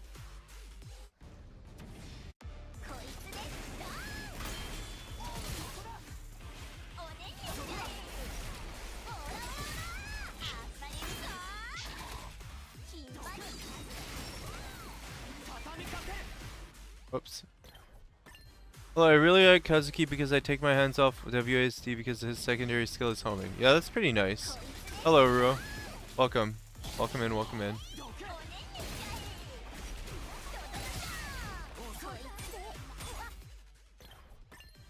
I think devs should fix the crits. Fix the crits! Fix the crits! You know what I mean? Yeah, maybe. Maybe they should fix the crit rate so that it actually shows you your crit rate and not some BS number that's actually not true. Good morning, how are you, G? Welcome back, welcome in, welcome in.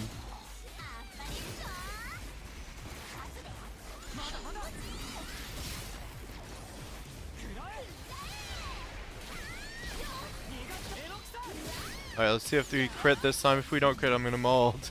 I'm literally gonna mold if we don't crit. What?! What are the odds?! What are the odds?! I'm sorry for screaming in my mic, guys, but what are the odds of not critting at that point in time? What are the odds of not critting? 3 misses. 3 non-crits in a row. What are the odds of not critting? Bro, is this a glitch? Is the game bugged? Gamba didn't pay off. It's not even a gamble at this point. It's ridiculous. I never missed 3 crits in a row like that. I usually actually crit. It is dumb. What the frick, game? Alright, let's try again. This is ridiculous. I know it's bonkers. It's bazinga. It is bazinga as frick. That's all I have to say. It's very skibbity. It's not very skibbity Rizzler of the game. Not very skibbity Rizzler.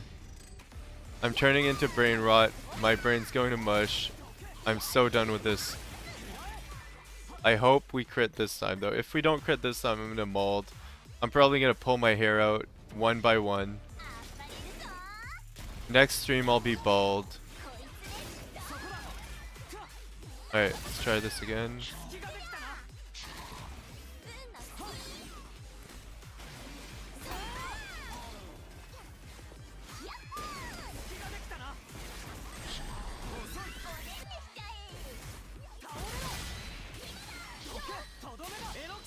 Alright, let's see if we can crit. Can I get a crit, please? What?! What?! Skill issue? No, that is not a skill issue. That is a game glitch. Confirmed. We just broke the game again. There are 2 glitches we found together. Check this out. Check this out. Check this out, guys. That is a glitch. That is not... Crit is a myth. Crit does not exist, guys. Crit does not exist in this fucking household. We have crit at home, and it's not at home right now. It has left the building. Crit left for milk and didn't come back. I'm sorry, guys. Crit is a myth. Doesn't exist. Essentially, we broke the game by going over 100% crit. It's over. We will never crit again. What am I doing? What is this? Okay, anyway. Bug found. Easy GG. GG devs. Bug found. Bug found. I am never critting again. I'm using this build over and over and not critting. Crit left for a bigger number. Honestly, this is so dumb. Like, we should do it until no crits at all. Reminds me of Child from Genshin. So, the bug was found. If you go over 100% crit, you do not crit. I'm going to show you why. We're going to run with a different card. Removing control will fix it, actually. It will fix it completely. But it's a bug. It's a funny bug. Haha, funny. Good job, devs. Good job. Everyone, round of applause to the devs. Round of applause. Round of applause. Round of applause to the devs. We cannot make this build consistent. Round of applause. Alright, anyway. Moving on. I'm not pissed. I'm just disappointed. I'm actually disappointed. And this is the other bug. LOL W. LOL W. Game devs. LOL W. We found 2 glitches today. 2 glitches. That is a world record. Speedrunning finding glitches. I don't know what else to say. We found 2 glitches. We actually found 2 glitches. Real L for the devs. Rare L. Yeah, I know. I know. It's not a big deal. It's not a big deal. We just found 2 glitches. By the way, do you think I should aim for max copies of Kazuki in the future? He increases break by 50%. Maybe if there's ever like content that's so hard, but I don't think content will ever be hard enough for that to be worth. And like Yo with 5 copies does the same thing.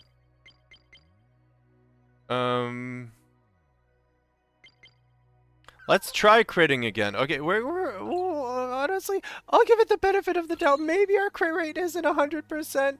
Maybe we can crit. Maybe we can crit this time, right? I mean, we left to the main menu and came back.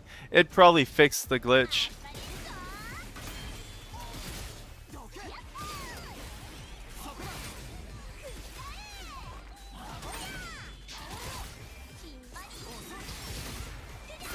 I'm just massive coping right now. Alright, Inoki, you can do it. You can crit. You can crit. What are the odds of not critting here? And it's not a crit. Okay, fuck this. That is a glitch. That is a glitch. I just swore because it's such a glitch. It made me swear. It got the F right out of my mouth. 5 non-crits in a row. There ain't no freaking way. That is impossible. That is impossibly impossible. I'm sorry, guys. That is so improbable. I'm willing to bet my life on it not critting the next time. I'm so sorry, guys. That is a glitch. We found a glitch in the Matrix. Easy. GG. Alright. Can't change my mind for Master Breaker. Yeah. True. Senju equal over Kazuki. Yeah, Senju is better than Kazuki at breaking. If you're controlling him. Yeah, that's true, just like the QT animations. Alright. We're switching up the cards, because one of our cards is breaking our build, and I know exactly which one it is. It's the Power Harassment card. But if we remove Strike Zone, it might also fix the build.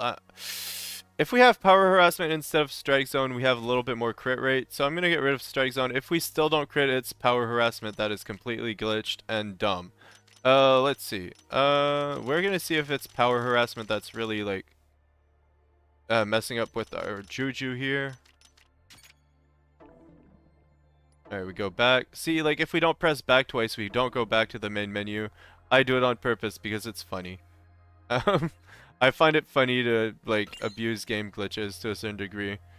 I'll use it to go to the main menu from now on, I guess. Haha. Alright, so. This time, our crit rate is not over 100%. Therefore, we should actually crit, right? And if we don't crit, Power Harassment is glitched.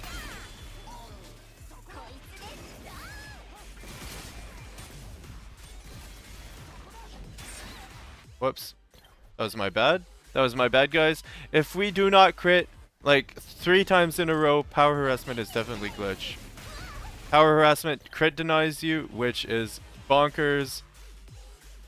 Less crit equal more crit. Brilliant. Yep, in theory, less crit equal we might actually crit.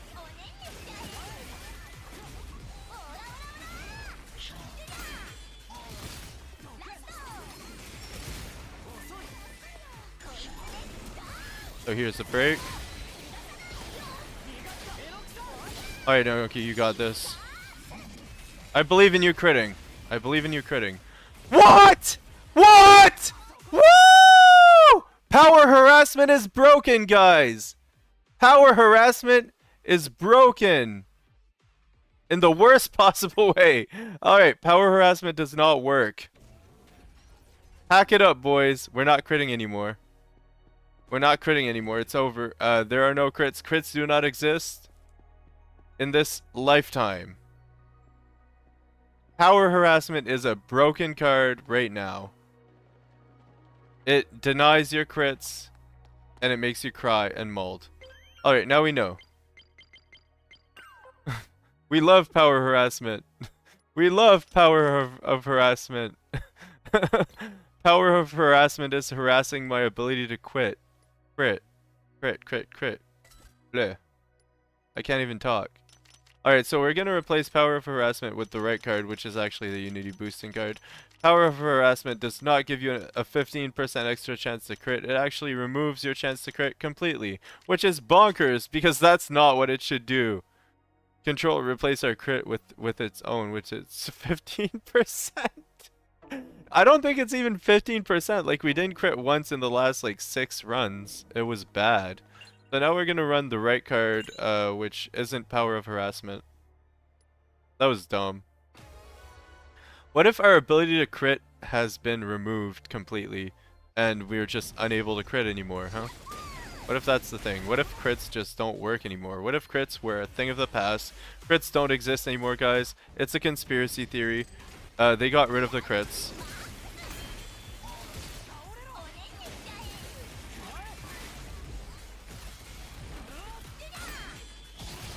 Alright, let's just do heavy here.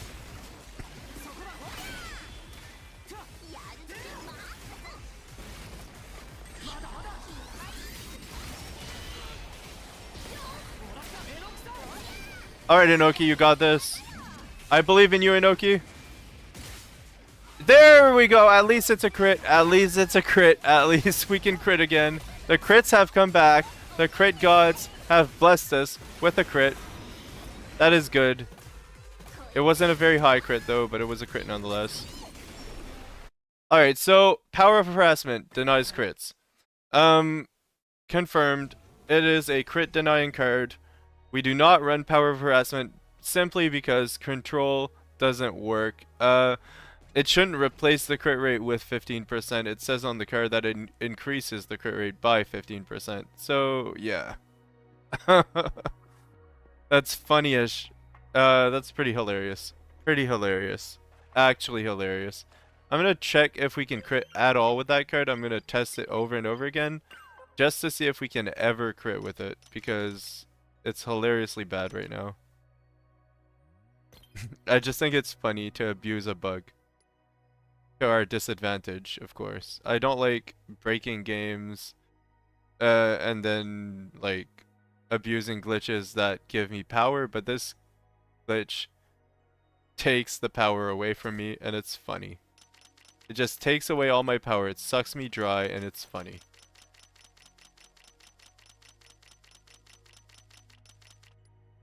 Alright, let's see. Power of Harassment. Power of Harassment. There it is.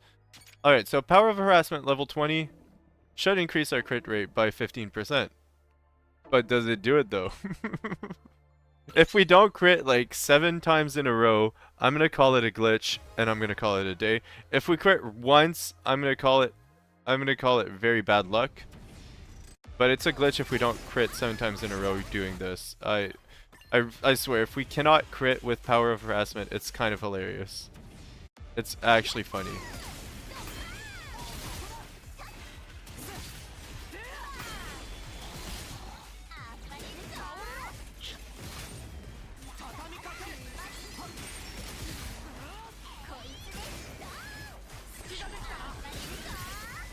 For all intents and purposes, I don't care if I get hit. I just want to know if I can crit.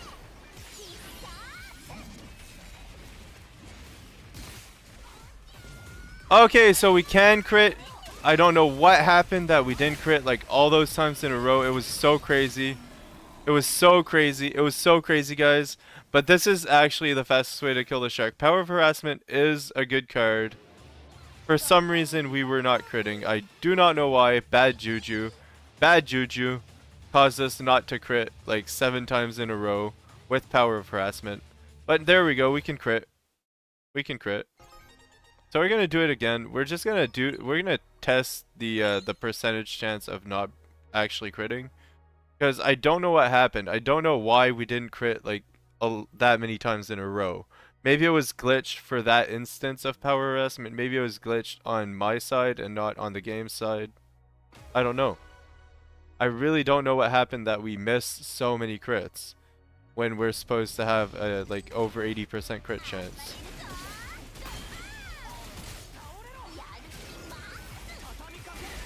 Oh, whoops. I save my pulls if they release a banner with Inoki to pull for her and her card. Honestly, that would be a fun time, Daniel. I might even go for T5 Inoki if that happens. I might actually splurge and go for T5 Inoki if I ever have money at that point in time. If they ever release Inoki banner and I have the money to do it, I will splurge. I'll get T5 Inoki easy. I max her. Yeah, I would max her too. By the way, welcome in everyone. I thank you all for dropping by. We're just limit testing Inoki right now for fun because it's fun. And earlier we were checking out glitches. I thought the game was completely broken because I have an over 80% crit rate and I didn't crit like 5 times in a row, which was really weird. But now it's all good because we're critting. Whoops. On PC, yeah, you can see the character crit rate on battle. Okay, that's fair. Good morning, Daniel, good morning. Imagine Geo, it's rate up. It's Geo rate up. Oh, Geo rate up would be great. I'd love to get Geo rate up. I need Geo.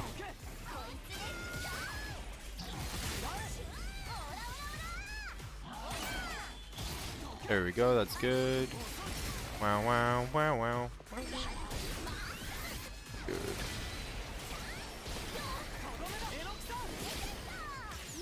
Okay, go ahead, Inoki. Ult for me. Was that not a crit? Was that not a crit? Okay, that wasn't a crit. Let's restart. Guys, it didn't happen. Cut the video. We didn't crit. We didn't crit. We have a really high crit chance. It's kind of bonkers. I can show you guys the crit chance. If we don't crit like 10 or 20 times in a row, I'll be very surprised. I think the control might actually replace our crit rate with 15%.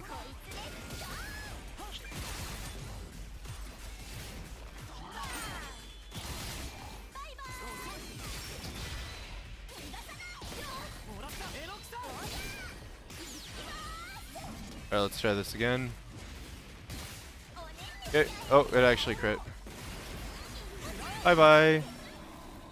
Alright, that was an incredibly fast shark run. I think it was like under 30 seconds. It felt like 29 seconds. Felt like 29 seconds, probably is. Oh, yeah, that was a good shark run. That was a delicious shark run. So as long as we crit, we're eating. But if we don't crit, we're not having supper. Crit rate overflow, yeah. I'd imagine it might be that. I don't know what happened earlier that we didn't crit for like 6 times in a row. I'm baffled. I was a little bit confused. I think my PC might have been not calculating the crit rate or something. I don't know. Maybe it was just my PC being dumb. It's on video though, it's recorded. Like, I don't know. Maybe the devs could fix the crit rate and the way it works. If I lose, okay, if there's a Geo banner, I'm sure I will lose to 75-25 because I always searching for Inoki. He always gets in the way. Fair. Maybe he's gatekeeping you from Inoki. Who knows? 25. Let's go. Yeah, 25 seconds was honestly, it was a good time. It was a good time. No alcohol required. Remember, drink responsibly or not at all. I don't care. Alright. Let's do this. Woo! Alright, let's try again. I kind of messed up there. That's okay. I just want to see if we don't crit most of the time, or if we crit most of the time, or what's going on with the crit right now.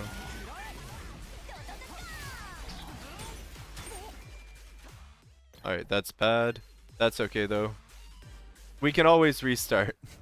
There's always that sweet, sweet restart button.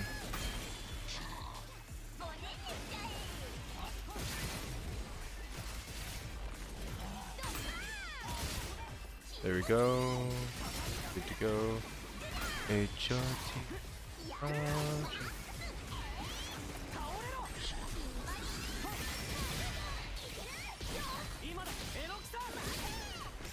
Alright, let's get a sweet, sweet crit here.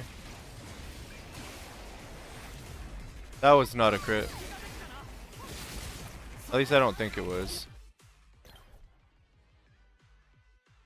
Wait, are you not using the Unity card that gives you the 2x crit? So, okay, honestly it doesn't make a difference.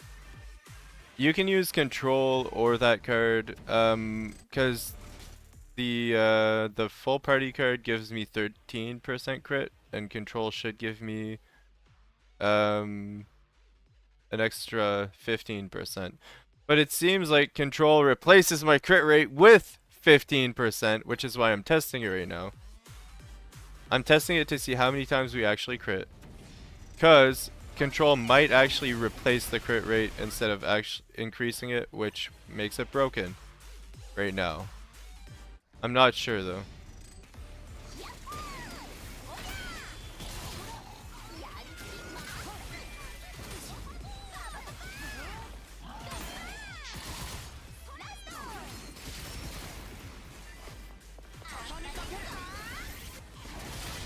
Unless we're just getting unlucky with our crits.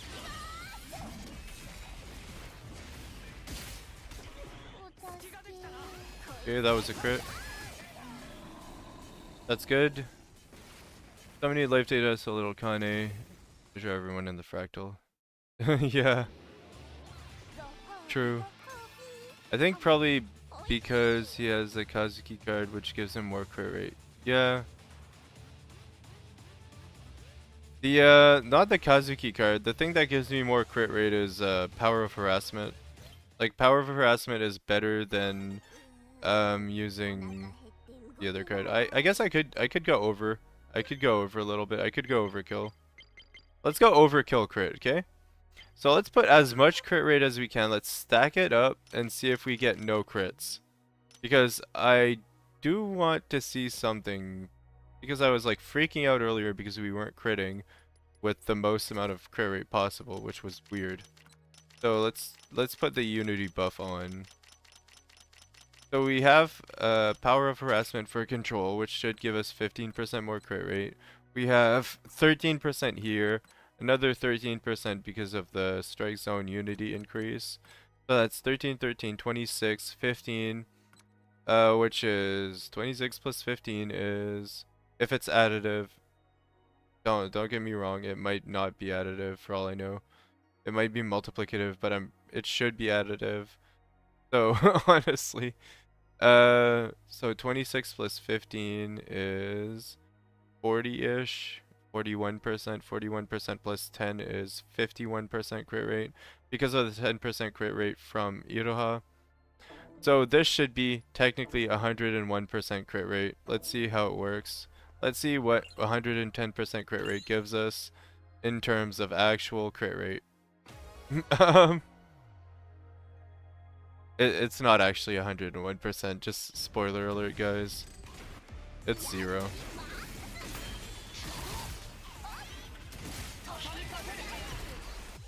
It's literally 0% crit rate at this point. That's what I call it. I think this is the set that we had when we weren't critting ever. Becomes 10% crit rate. Math cannot.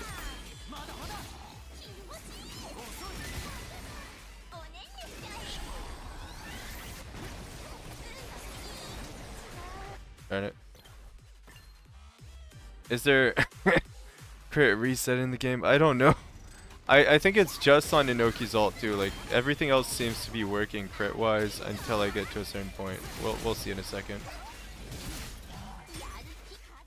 We'll see in a second. As far as we know, no. Crit resist? Not to my knowledge, no. By the way, welcome to the stream, Sai. I hope you're having a good day, and Kitty as well. I hope you both are having a great day. I hope you enjoy a drink, grab a seat, relax, enjoy the stream. Right now we're just testing stuff out. We're trying to break the game. Because it's funny.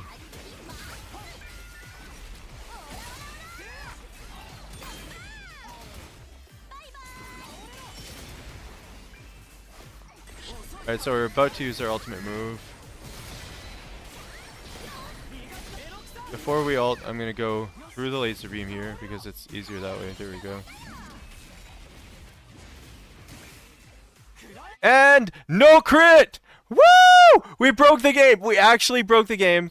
It will never crit. Okay, if it crits, I will eat a whole jar of peanut butter, okay? If it crits, I will eat a whole jar of peanut butter. Like status details. I will after this. But remember, we have the control as well, so it should have additional crit rate. Check crit rate in fight. I know. I know. What 10 cards are the best to use right now? It depends on what you're trying to do, Ren. It like there are a lot of good combinations at the moment. Full party and strike zone are pretty good in general.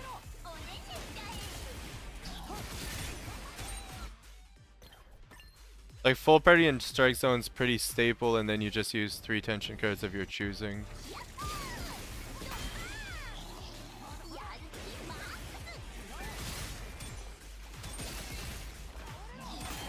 Here we go.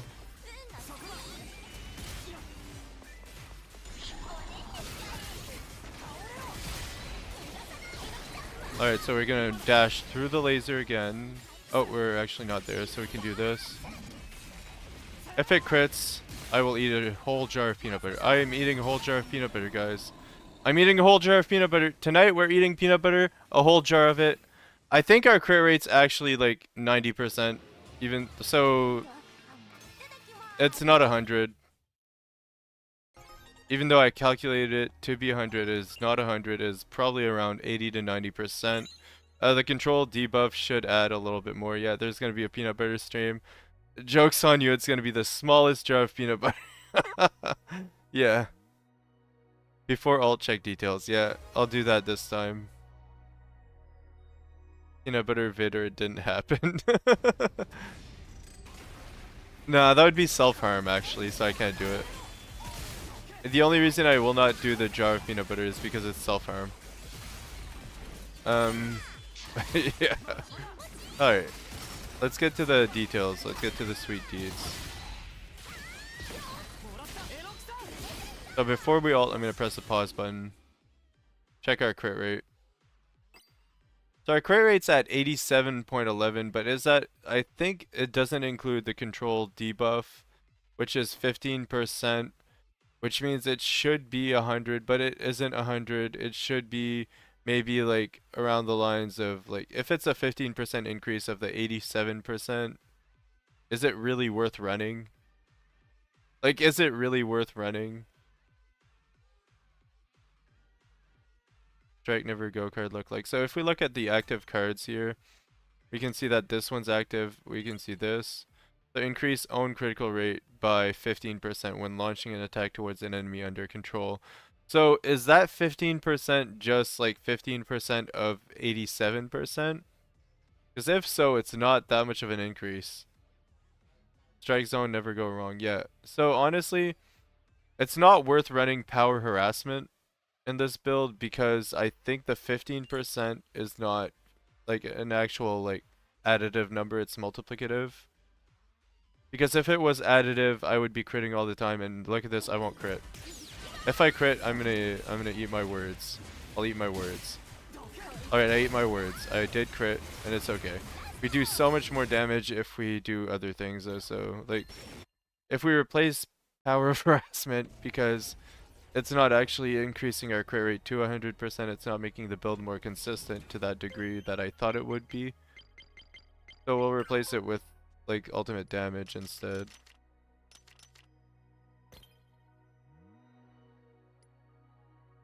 Strike zone, you don't go wrong. Power of harassment is a trap. Like control is okay, but it's not as good as I thought it was, honestly.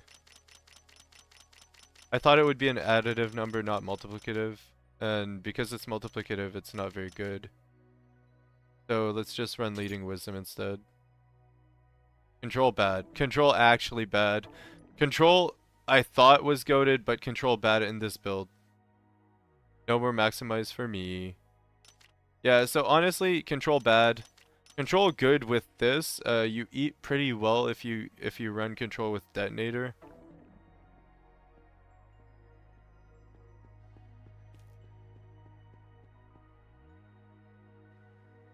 I can't find the never go wrong. Oh, I see. I don't think I have that card. Yeah, maybe you don't, Rents, unfortunately.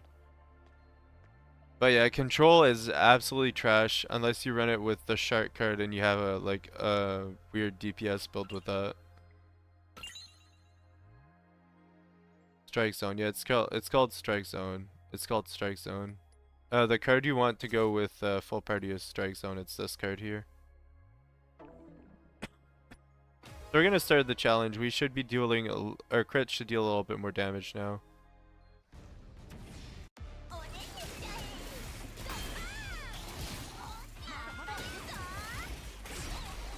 Whoops. Thanks, bro. Yeah, no worries.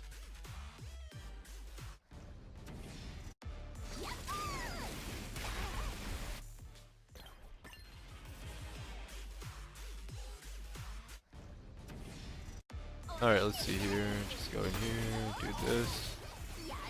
One more.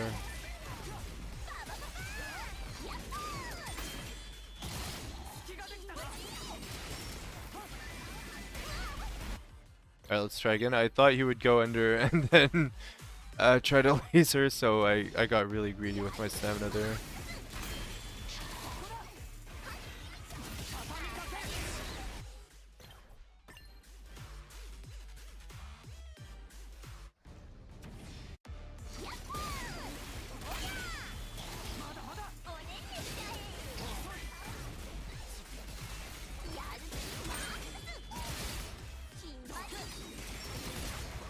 And now he's doing the laser. If he hadn't done that, we would have been a little bit dead.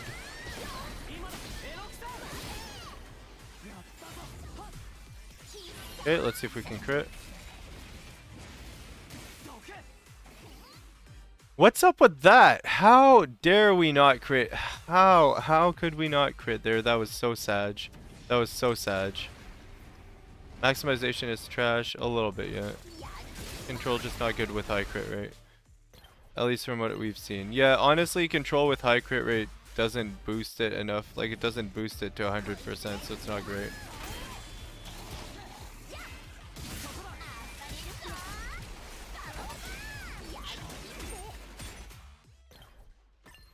I think control is a 15% multiplicative boost of your crit rate right now. Because crits don't exist. Crits do not exist, guys. At 80% crit rate, you do not have any crit rate. I'm sorry, guys.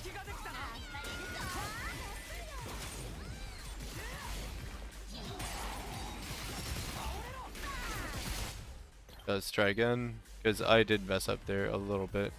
We have to do it perfectly, or it's just not worth the run. It's scrapped if we don't do it perfectly.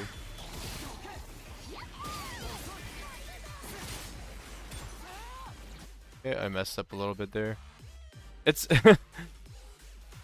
I have to try a little bit calling BS on that crit rate number, because ain't no way. Yeah, our crit is so high and we don't crit that often, to be honest, compared to our crit rate.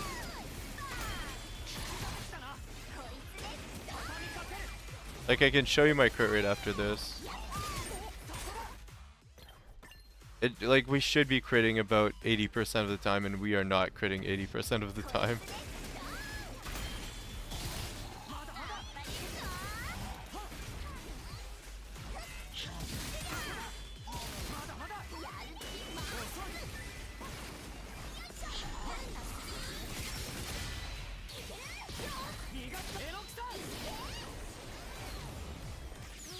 Let's try again. Goku with crit is faster. Okay, what's our crit rate? What's our crit rate? What's our crit rate? 60%? Wait a second. Wait a minute. The control is worth it. So control is worth it? But why is it only buffed by 10% when I should have the unity buff? Do I lose the unity buff when I get hit or something? What happened to my crit rate? Where's the unity buff? Where's the full party? Where's the full party and unity buff? What? What happened? The 60% is from, there's a 10% from... No, that made no sense whatsoever. Hold up.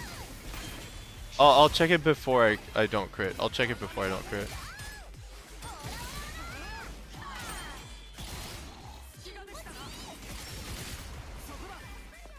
Because that was after we hit the ultimate button. So yeah, it was a little bit late. So we're gonna pause the game. Check our crit rate. 87%. Okay, 87% crit. Let's see if we crit. Alright, good. Alright, so our crit rate's actually 87%. The 60% was like the 50% plus a 10% from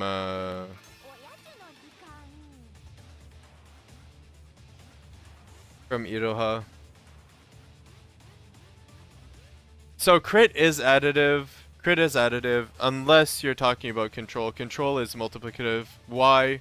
I don't know. Ask the devs. Everyone here just send a support ticket saying, why does control not give me 15% crit rate? Because I don't know why. I don't know why control doesn't give you that 15% crit that it should give you. That's kind of weird. Kind of weird. Kind of weird. And why is 80% crit rate not critting 50% of the time? Kind of weird. But that's okay.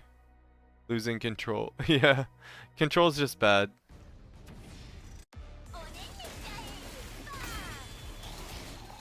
What do you say is more consistent on running boss fights? Oh, what do you mean?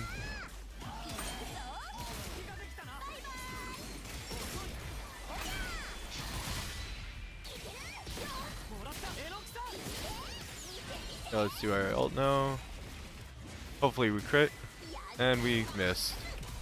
How is that 80% though? What the frick? How is our crit 80%? Control isn't additive though? Yeah, it is weird.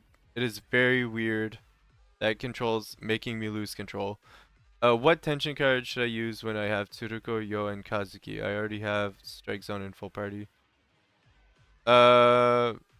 Honestly, with that team composition, it's not 100%, so you could not crit. I know, double Breaker set Senpai pretty chill. You turn into damage. So with Tsuruko, Yo, and Kazuki, if you're going for that route, it's honestly like you don't use your ult. Like never ult.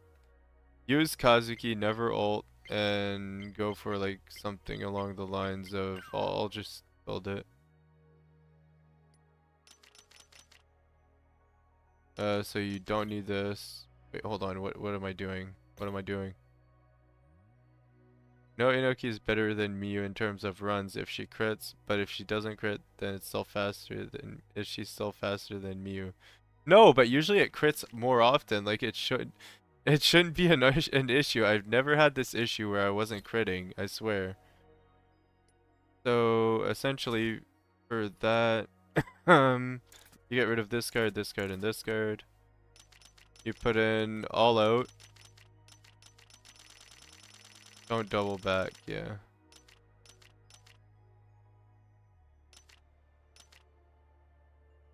I'm just looking for all out. So you want this card.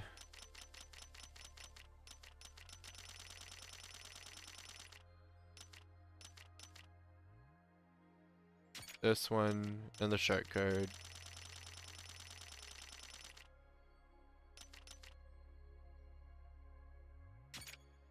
So with this you'll eat pretty well with that build. I can kind of showcase it. Just give me one moment, I need to swap characters. It's not a strong build, but that comp is not strong in the first place. Like for like one-shotting bosses or stuff like that, it's strong enough though, it's strong enough.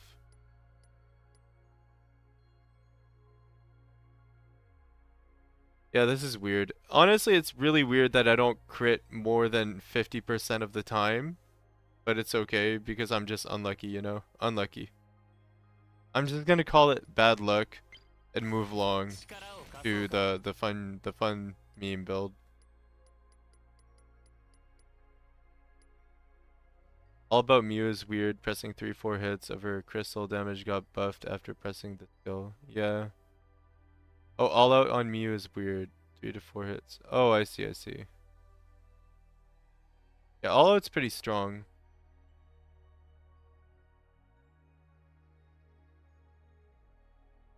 Don't have Inoka or Mew. Yeah, it's okay. You don't need them.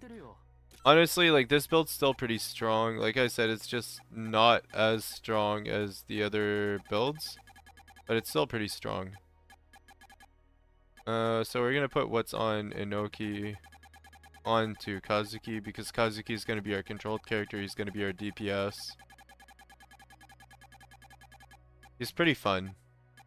It's just we cannot one-shot bosses, so we have to like go through a lot of their phases, which kind of doesn't kill them that quickly. Like with Miu or Inoki, you can one-shot bosses. With Geo, I think you can do one-shots as well. But not with Kazuki. Kazuki is just not a damage dealer. So it's okay.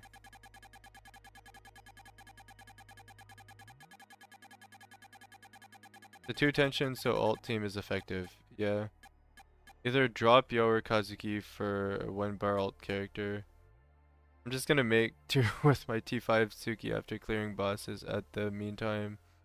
Until I get the boss killers. Yeah. Go with Senju and Manuel to play him. Yeah, honestly, dropping Kazuki might not be a bad idea in this team composition. Because with Senju, you'd break faster, so you'd end up doing a little bit more that way, but I'm not sure, like, exactly if it's better. Oh, we need to go get the wings.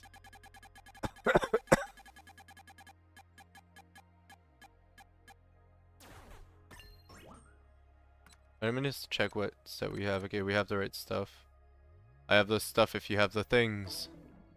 Alright, so we're gonna swap Kazuki in.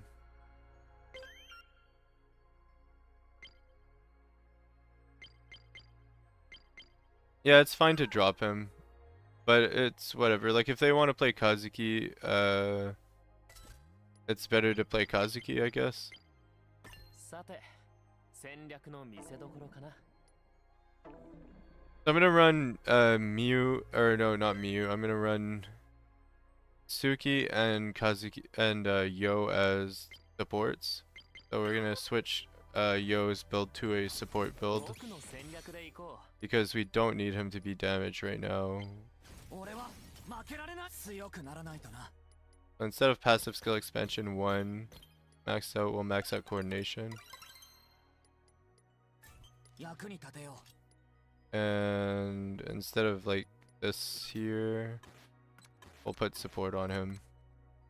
I'm just gonna check what kind of cards I have on Tsuki. It's a little bit annoying to switch from one loadout to another, honestly, right now, but it is what it is. I guess it's just how they decided to make the game. If I switch someone with a T5 Senju, who should I switch? You'd switch Kazuki for Senju. It's that easy. Like, honestly, I'm not sure which one's better with this build, but we can test it out, and then we'll know. Shark's not going to die quickly, though. I think this build is better on Diver than it is on Shark, because you can always damage Diver. Shark goes away a lot of the time. Let's see. We want support. Support 2 on it. It's really that great. Kazuki build on Shark. Yeah, I'm gonna try it. I haven't really tried it that much, so I'll try it again. What am I doing? We're looking for port 4. There we go. I hate this. I hate looking for items right now. It's absolute torture.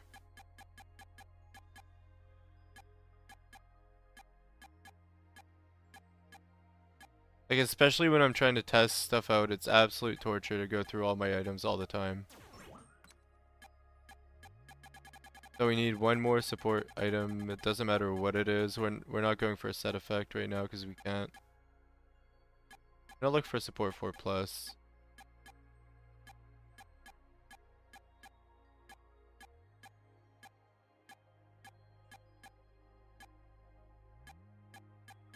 Is your Suki already EX? I would like to see a showcase on her. Honestly, I can't showcase Suki. I don't have any builds that make her do like that much damage, to be honest. I just don't have the cards for it, or the patience to do that right now. Passive to Tsuki. Yeah, it's still bad. It doesn't work with what I have. I would need more cards that are actually maxed out for her to do damage. Right now she doesn't do damage no matter what. Oh, this is good enough. Alright. Can we filter locked Patamon? Can we? If we could filter locked Patamon, it might make it a little bit less of a pain. By main stat, by time acquired. By main stat maybe? But even by main stat is kind of awkward. By rarity. 62k, yeah, my Tsuki doesn't hit high at all. So we're just gonna basically not use ultimates and use our special. We'll use ultimates when we need to recharge it. It's a pretty fun build. It's not very strong, it's like mid, kind of mid. But it's a fun build. We're not going coordination, we're going fighting instincts for more damage on Kazuki.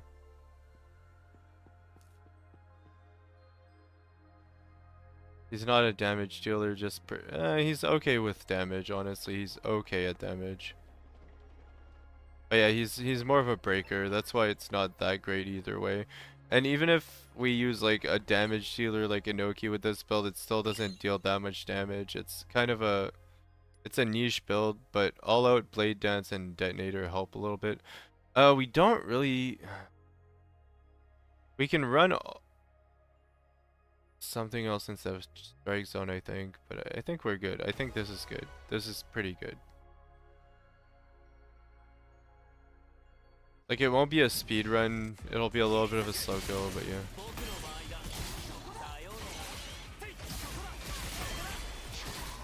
So we wait for our energy recharge here.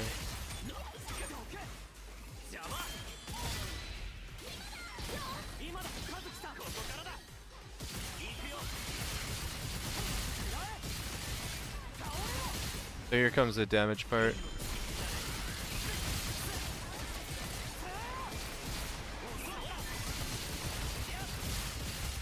Okay, now we have to ult.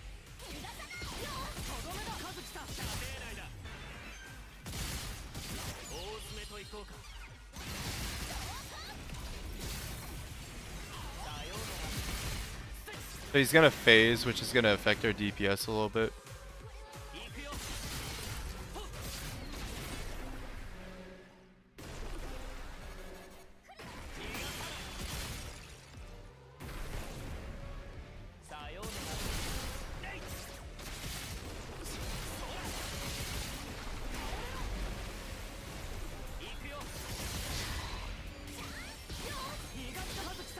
Here's the most damage we can deal, and it's already too late. He's dead.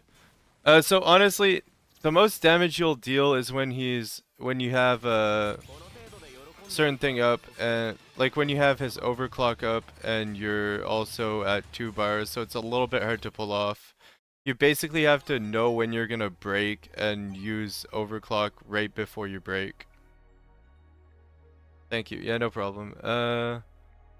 Never tried Q, but he's manual. Only like Senju. Yeah, that's true. If I have Q, would it be better than T5 Senju? I think T5 Senju is better than Q, but for damage purposes, Q is better.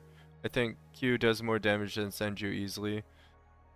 Never tried Q, but I know he's manual only like Senju. Senju is still the best breaker I know though. Yeah.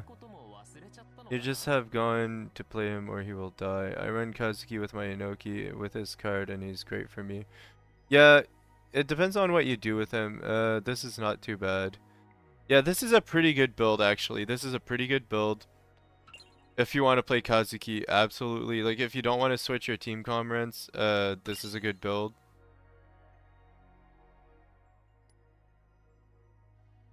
With like full party strike zone, all out blade stance and detonator, but it's a little bit like weird.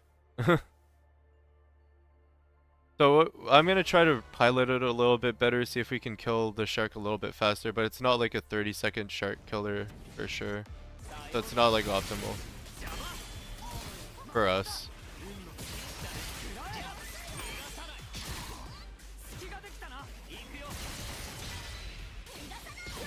We're gonna break once. Then we're gonna attack a few times.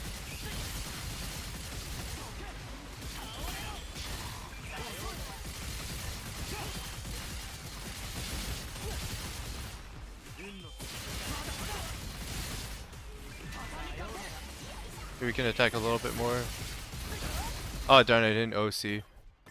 I needed to overclock. Like, honestly, you have to look at your bar and very carefully calculate a certain thing when you're doing this build, so yeah, it's a little bit hard.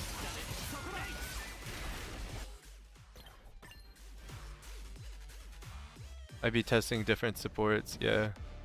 If you don't have Inoki and Miyu, you might as well do kind of a fast one, yeah.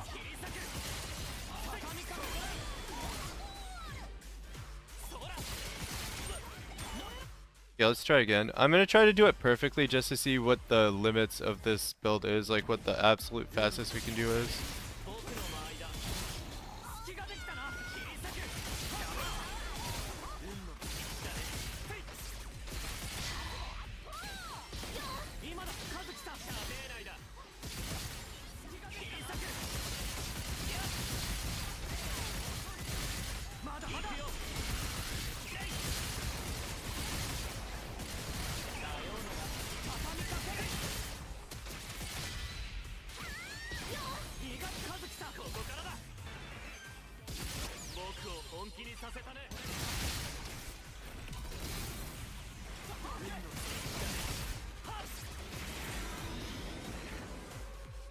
So we're consistently getting to this phase, which isn't that great, but whatever.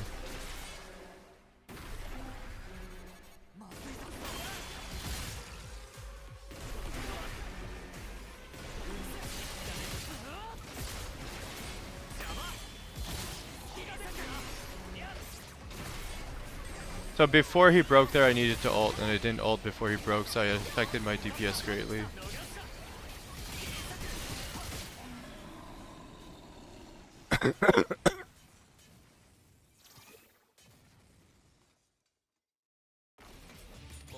Yeah, the bosses can give you XP materials. For Kazuki Damager, you need 2 elite plus 1 boss card for this. A bit of a hassle to farm, but you can V them for free, so it has potential. For Kazuki Damager, yeah. Says it's also using Ascended, V Shark, and Brave Diver. Yeah. The bosses can give you XP materials. Yep. It will be a pain.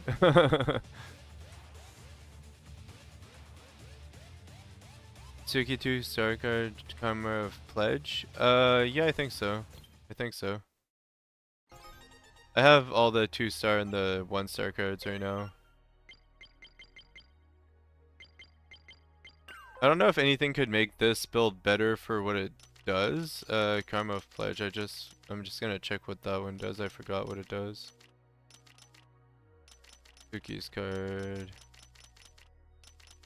This one? I don't really like it because it's like when you're taking damage, you're increasing your strategy damage multiplier. I don't like it that much.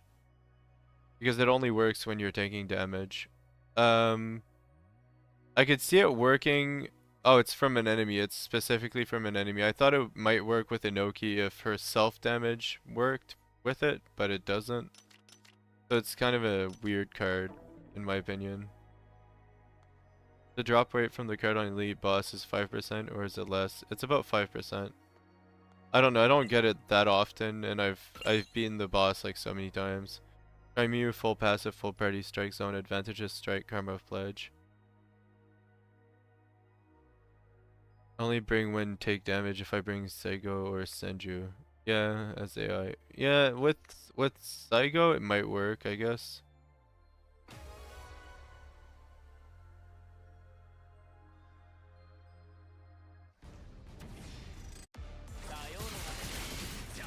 I just want to play this build a little bit more because it's fun. So we wait for our stuff to go back.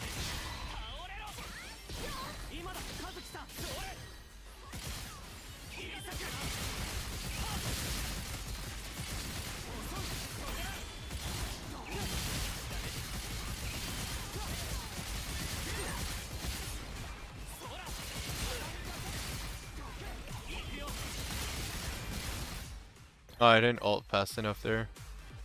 Take 0 damage from anything. Pure menace. A living a tank as AI. Yeah, honestly, Saigo is just too good at tanking, I think, a little bit. Because you can completely away from keyboard fights with Saigo. I don't have the build for it, but once you have the build down, it's pretty good. I don't really want to build that.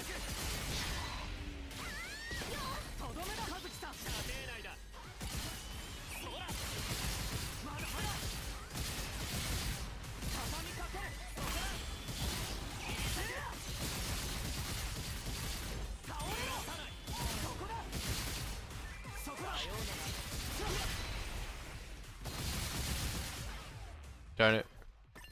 I messed up. I broke too early. Like, if I break too quickly, it's a little bit hard for me to calculate when to ult. Which is like the hardest thing with this build, is just ulting at the right time.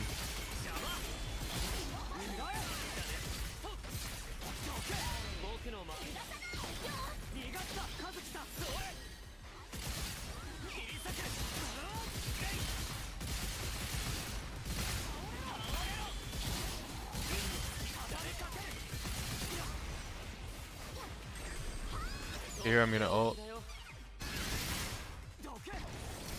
I'm gonna break. Gonna break it again.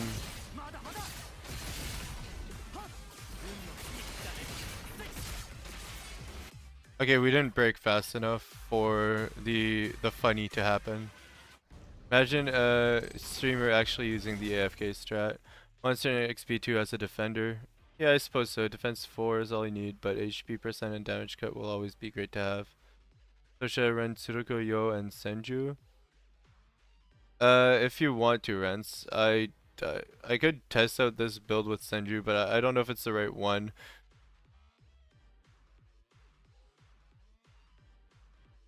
It would break faster, though.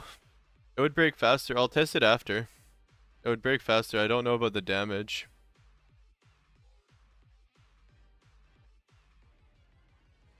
Yeah, Senju's a little bit heavy to play. Senju also, like, you have to position yourself well. He's a little bit annoying. With this character, you don't have to position yourself as much.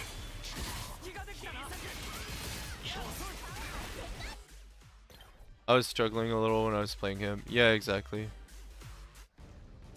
Alright, let's try again. Oh my lord. Like, I struggle to play Senju as well when, like, I have a hard time actually hitting my stuff with him, so yeah. Skill issue for me, but it's okay.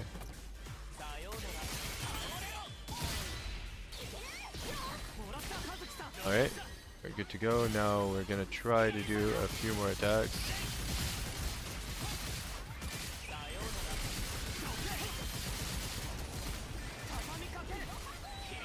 One more. Into this.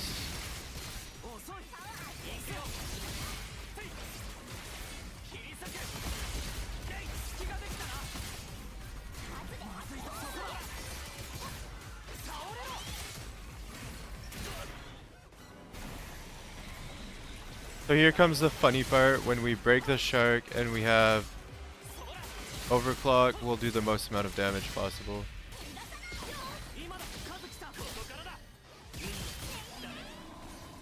So unfortunately we lost overclock. It's more consistent on Brave Diver that we get like to overclock whilst being in the most damage possible mode. But this build's fun. Like, it's a fun build. It's like the Tsuruko DPS build. It's pretty fun. 11 for XP2, yeah. Minus T0. Fair. At first I leveled Senju for XP, but then I main him. Playing Senju like I'm playing the Great Sword in Monster Hunter game. Yeah, basically. He's very good at breaking. Very, very good at breaking.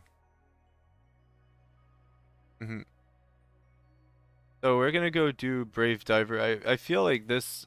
like, I can't really showcase the build's full potential unless I go to Brave Diver, because Shark likes to phase out a lot. Although Brave Diver does the same thing, he likes to phase out into EX and then his break meter resets, which messes up the flow of the fight. But that's okay. I don't got the Brave Diver one. So you'll eventually get it by fighting Brave Diver a lot. You can replace it with something else, like a Star Actor or something, like Forerunner. You probably have Forerunner.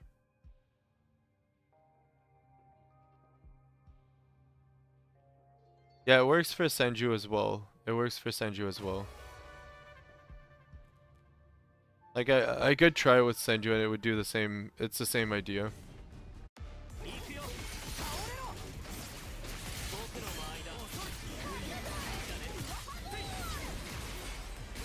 Yeah, I shouldn't have used the second there. I should have just used one. I'll keep that in mind. Thank you, thank you. Yeah, no worries.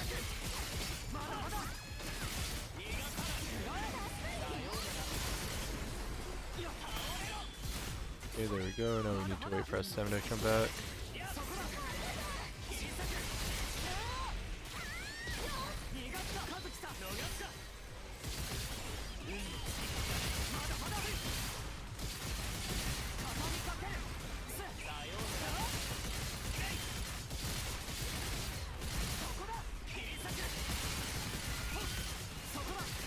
Alright, we ult now.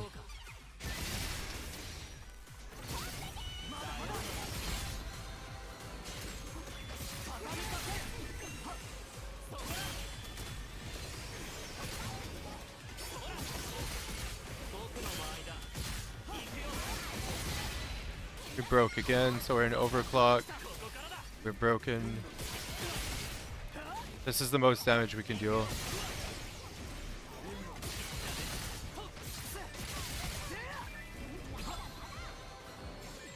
We're out of OC, we don't have a way to ult.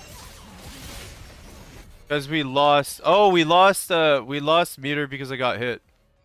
So I need to not get hit in order to showcase this build fully to the fullest extent. It's okay though. Might swap the shark though. Yeah, the shark might not be it, but it's fun. It's fun to use. Because it makes you like think about meter a little bit.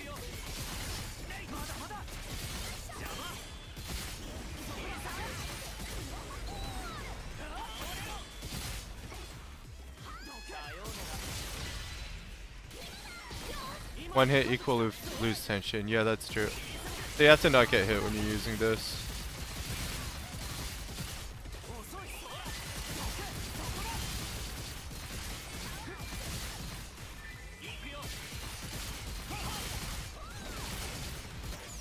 I use my ult here.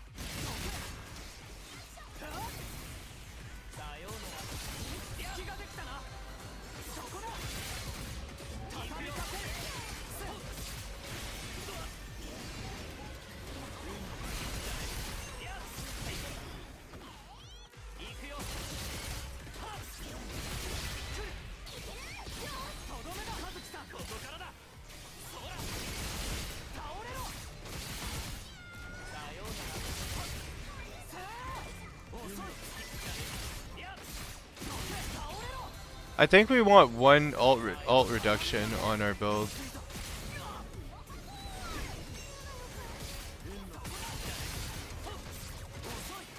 There we go. So if we had ultimate cost reduction in our build, maybe it would help out a little bit with staying in overdrive and being able to deal like opti DPS. I'm gonna go with ultimate cost reduction 4 and on one of our pieces. Gem of Flames. Yeah, that's a pretty good card. Let's see if we have some ultimate cost reduction. So we have counterattack, stamina. Okay, what do we get rid of here? I guess I'll check what we have available and see what we can do. If we can do like something with crit rate plus and ultimate cost reduction, I'll do it. Hands down. Critical multiplier plus. Counterattack stamina. No, that's not what we. Okay, so we need ultimate skill efficiency and crit rate plus. That's what I want.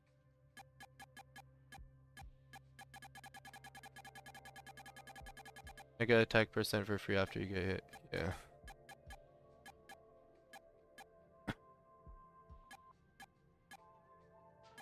Maximum HP supports.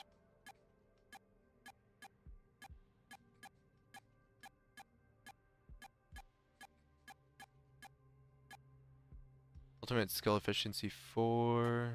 Not exactly. What?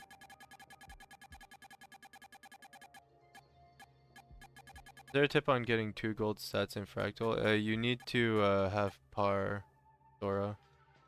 By the way, welcome in, welcome in. Hope each and every one of you are having a good time. Feel free to take a drink, take a seat, relax. We're just trying to limit test Kazuki DPS. I'm trying to figure out like how to get Kazuki's DPS a little bit higher by reducing the cost of his ultimate. Because why not? I just need to find a piece that has the right stats on it. Hit Star Actor because I ult with prefer my Miyu. Yeah, Star Actor is always good.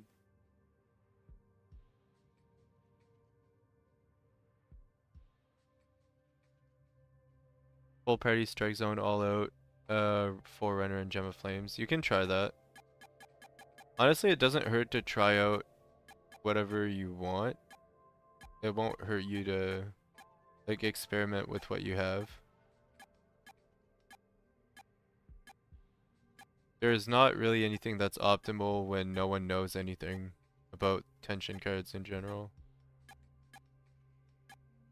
That's just my opinion though.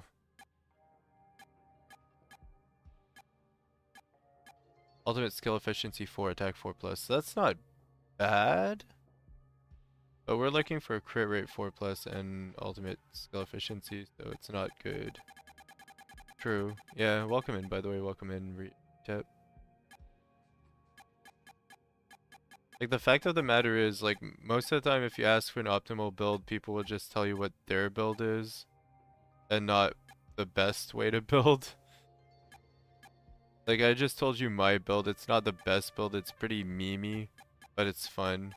Game is filler and new people are still experimenting a lot. Yeah. Like, my build is fun for what it does, but it's not optimal. Because I don't know what is optimal, to be honest. Damage cut rate.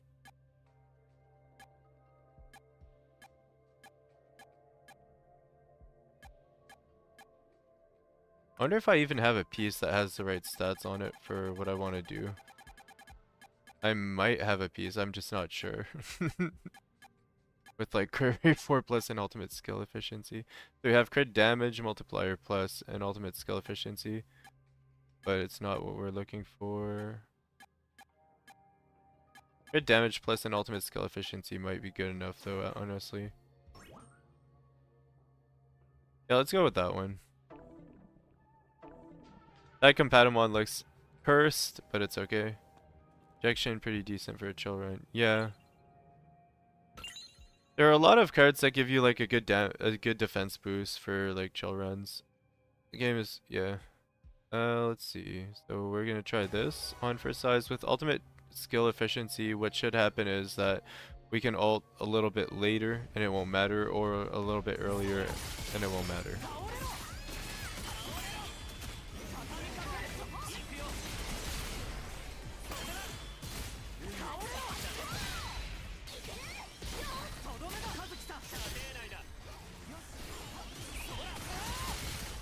We're gonna hold on to our ult until the last minute. Or until he's about to break. When his bar is red, we're gonna ult.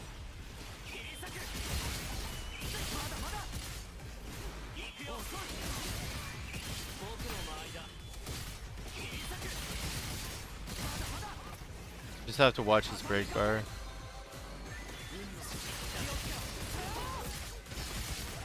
I held on for too long. I actually didn't ult early enough. I thought he would break before I ulted. Sometimes he breaks before I ult, sometimes he doesn't. It's weird. Ferocity is a great safety net. Also one revive fight. Yeah, Ferocity. Honestly, for beginners, okay, for beginners, you want Ferocity, You want maybe a Forerunner if you want Ferocity Forerunner. Uh, I guess full party, all out, maybe. No, all out is not really beginner friendly. So for full party, strike zone, ferocity, forerunner, and a card of your choosing. It doesn't really matter at that point. Maybe miserable if, or yeah, maybe misery if you want stuff like that. Like a very simple build, very effective. When you craft food, does it automatically take effect for you, or do you have an option to eat it? You have an option to eat it. Yeah. You'll begin to hate defensive builds sooner or later, though, when you realize how much valuable the faster clear is in this game. Yeah, that's true. You need to eat it. Yeah. You just need to add the break bar already. Yeah, it would be nice, because then I wouldn't be looking for the red glow that much, and I wouldn't be so hard focused on that red glow, you know? Full party plus strike zone plus ferocity plus 2 fillers, very beginner friendly. Yeah, exactly. I think one of the fillers could be like Forerunner or any of the ones that give Star Actor.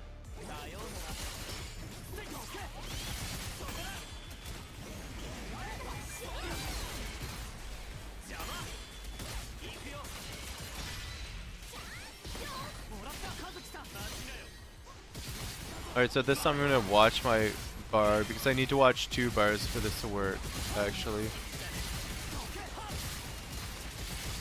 Okay, there we go. We need to ult now.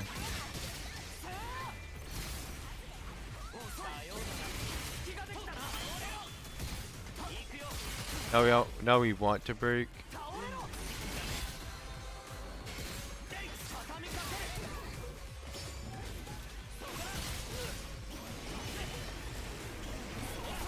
Okay, to take a hit here. Okay, I'm gonna try not to take hits though, because if we don't take hits, we do more break damage.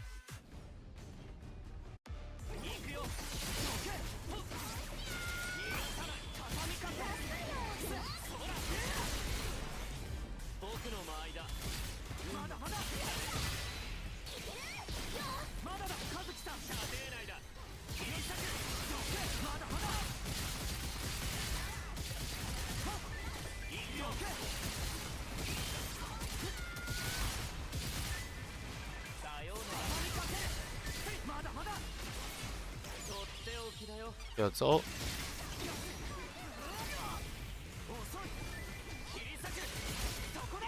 Now we're in an overclock.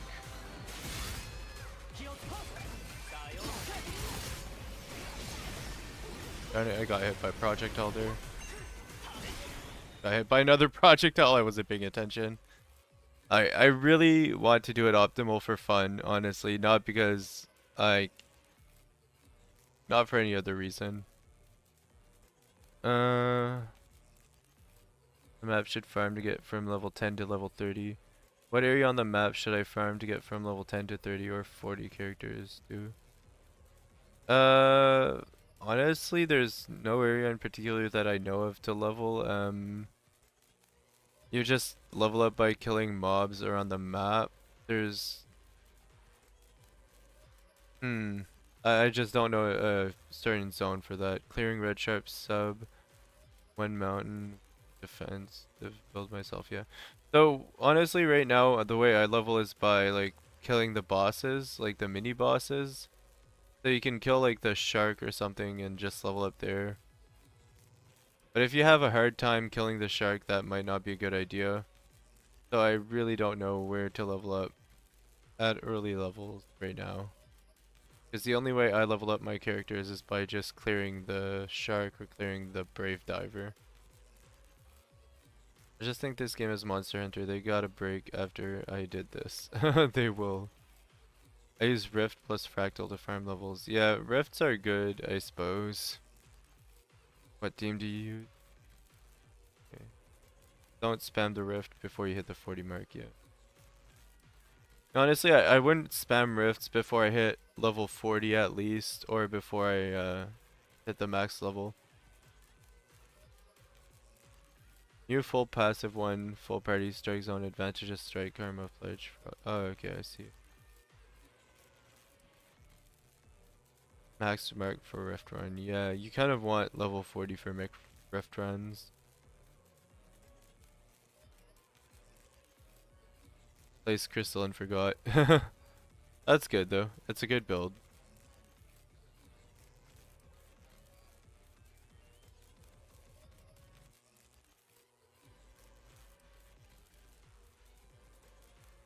Yeah, it's good to run a defensive build for fractal vice bosses if you're having a hard time with them, yeah.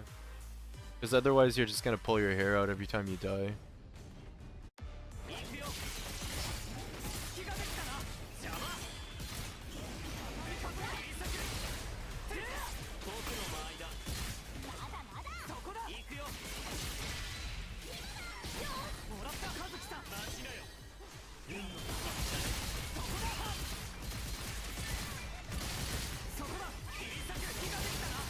Alright, let's try again.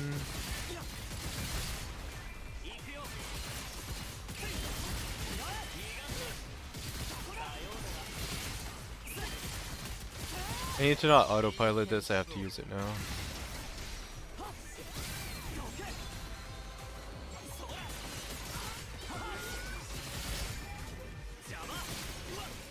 Oh my gosh, I parried too early.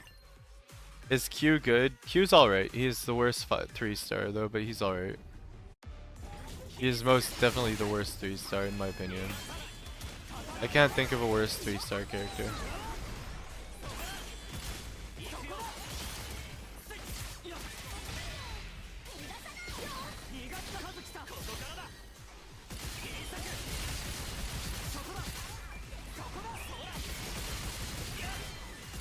He's Yo but has attention with worse AI. Yeah.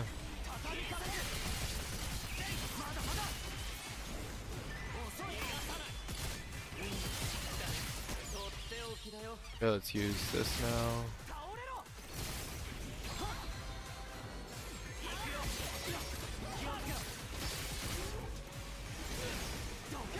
I know, let's focus on parrying that so I don't get the... Oh, that's unparable. Oh my gosh, I'm so bad. Q bad AI, not feel good on manual too. He... Honestly... It's not about not liking Q, it's just about not liking Q's special attack. Really, like, for me, what breaks him is the special attack. Breaking down the breaker Q. The special attack is just useless, and I don't like it. Like, maybe there are a few niche uses for that special attack, but it's not that great, in my opinion. And I'm not saying you shouldn't main Q, I'm just saying he's, like, objectively bad. As an AI. As a controlled character, he's okay.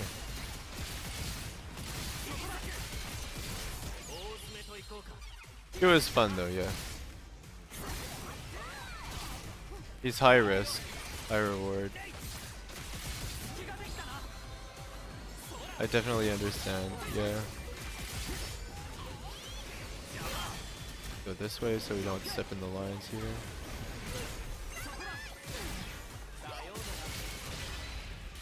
Broke again. Now we are doing the ultimate damage. This is gonna do a lot of damage.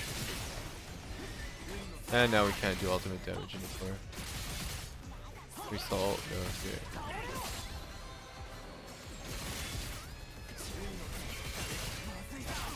We got hit too often, I think. I think we got hit too much. High risk, high reward. Yo, no risk, no risk, high reward. Yeah, that's true. My T3 Q account for any muse at this point. Oh god. Doing 10k damage 2 times on strategy skill. Yeah. Like, that's the thing, like, Q's damage on strategy skill is really good, his strategy skill is really good, but his special is so bad. Big on mastering your favorite character and have fun. Yeah, honestly, have fun playing whatever character.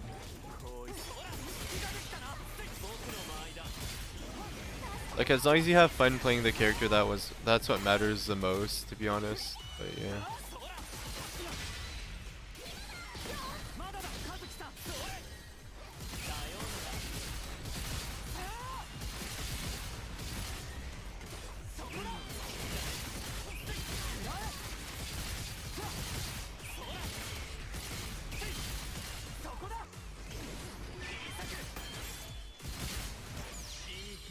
Yeah, let's use our ultimate now.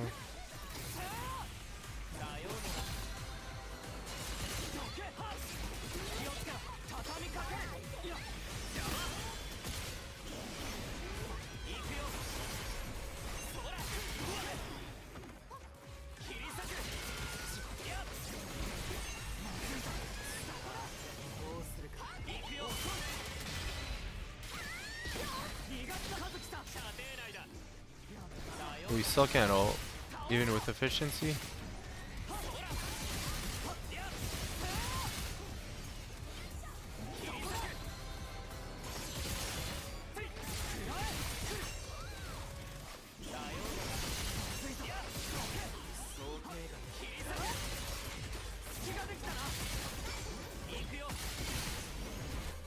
Okay, that wasn't an optimal run. Good morning. What is bad? Oh, Simba the worst? Not really. I don't know. Let's try to limit test Q a little bit, because I don't really like him, but it doesn't mean that he's not good. Let's do a Q build. Q's secondary skill on his iframe helps a lot. Okay, fair. I'll try him out. Like, I think he does more damage than Kazuki at least.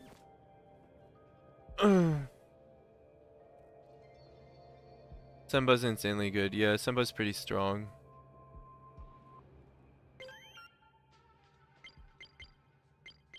So what do we need to change for cards for Q? Let's see. Advantageous strike. Okay. One sec. We're gonna get rid of one card for sure. We're getting rid of Blade Dance because that's secondary related.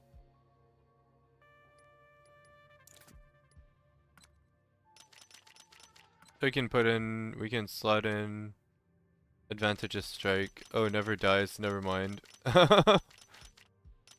Maybe if I was playing him AI, but no, if it's just a not die card, I don't really care for it. When the operating character hits an enemy with strategy skill, increase the operating character's strategy skill damage multiplier. If the operated character is disorder. So this is a disorder card. Do we want to go with a disorder build? Maybe, maybe not. Gotta check see if there's another strategy. Creates a field. My character is under unbending. The increase. So we can go for unbending.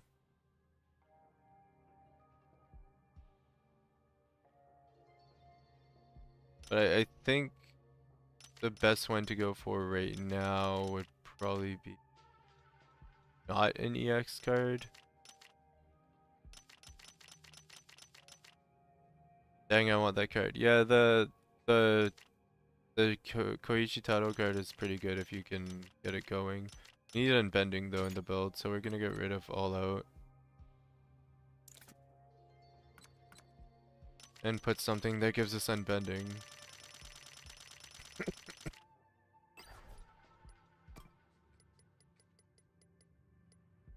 Yeah, Koichi Taro. Advantageous strike plus Tsuki's replace spirit. Tsuki's 2 stars, good set for strategy based DPS. Oh, I see. Fair.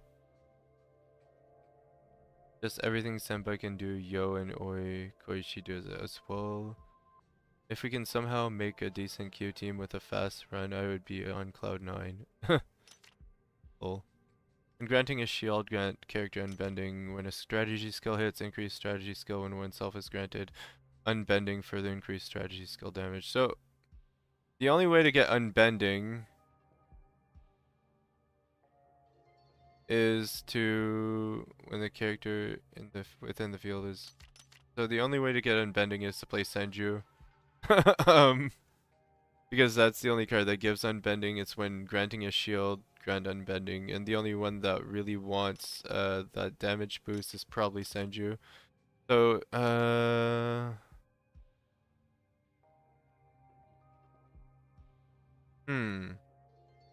do we want to make a Senju build instead then with unbending for fun? Or do we want to actually make a Q team? think I'm gonna make a Q team first.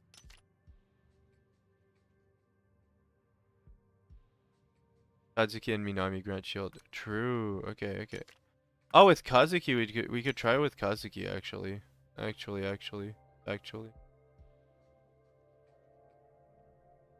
Kazuki Q.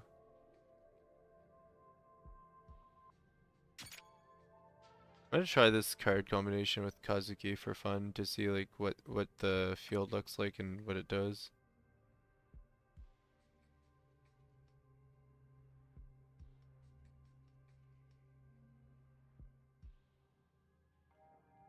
Alright, let's try this.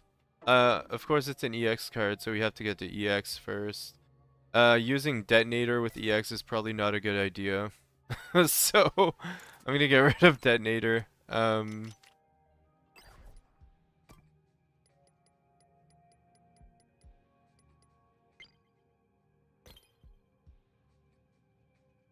Just spam E and didn't do buff at all. Yeah, that's true. Him with Kaz breaks so fast. Yeah. Tension battery from kinship? Huh? Detonator good now. Detonator is okay. It's just it uses your stamina, so I mean, or it uses your tension gauge, so it's a little bit iffy. If it didn't use tension gauge, it would be completely busted. It would be like the goated. It would be very goated if it didn't use tension at all. But right now, like Blade's Dance is probably better for what we want to do now with this card. So when we grant a shield, we get unbending. We get a 36% damage boost, or well, attack point boost in the field that we create, whilst using a strategy skill. As long as it's when we use a strategy skill. Oh no! Oh, this is bad. This is bad. So we have to use the strategy skill.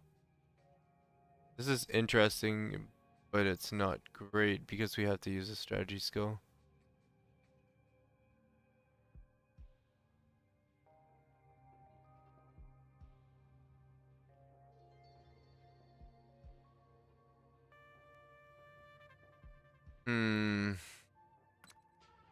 I'm thinking of a way to do it. Hold up. Because when we grant a shield, we get unbending. So when we use the strategy skill, we grant shield, we get unbending. But it uses like 4 memory.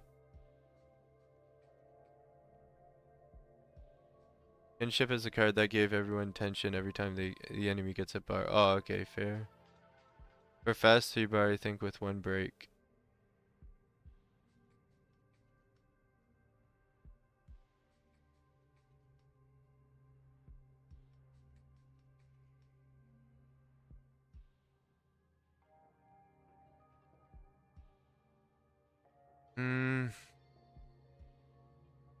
Yeah, I'll try it. I'll try this build. It's just gonna be really weird. Works with Kazuki and Oi, yeah. Because we want to get to 3 tension, we want to stay at 3 tension for this to work. I think this build would be so much better with Senju.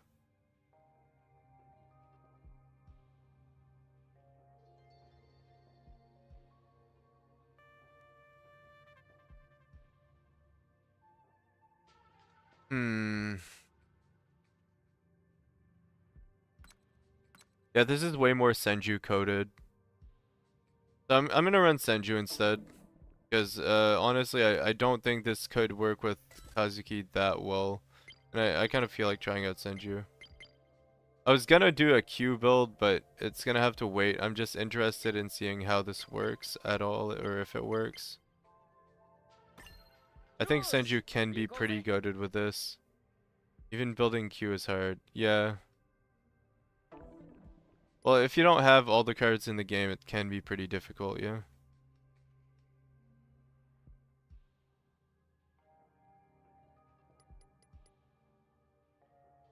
So when we grant a shield, we get unbending for like a very short amount of time.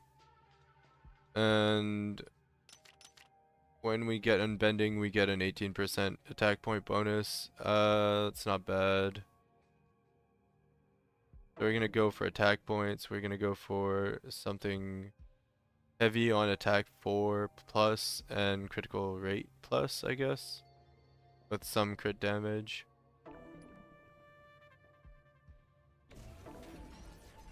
Spam till break Q twice. Basic done. Yeah.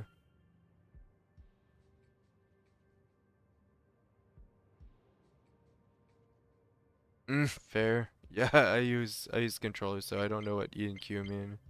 But the more you know. Sorry.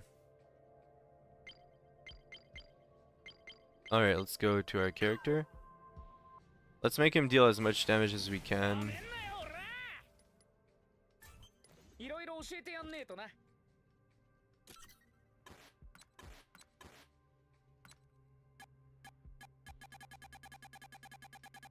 Alright, so we want probably the attack point set. Control rate plus attack 2.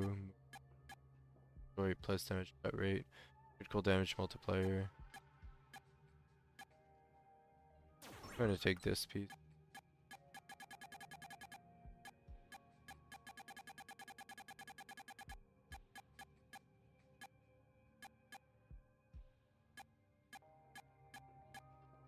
Attack 4 plus critical rate plus. Yep. Good. So this is as much attack as we want. We want critical attack and crit damage on the last piece, probably.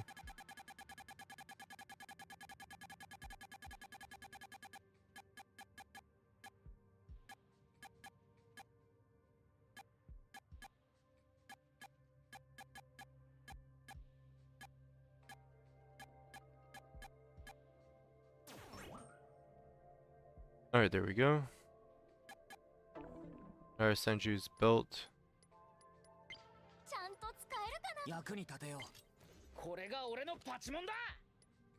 Your strategy might be safer bet, higher gain for fighting spirit. Okay.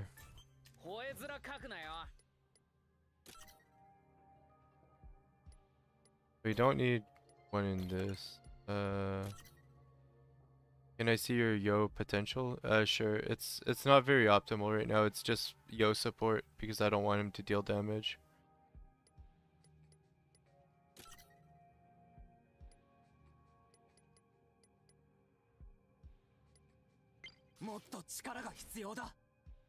So our potential on yo right now is just fighting spirit with coordination. Senju doesn't need passive at all. Yeah.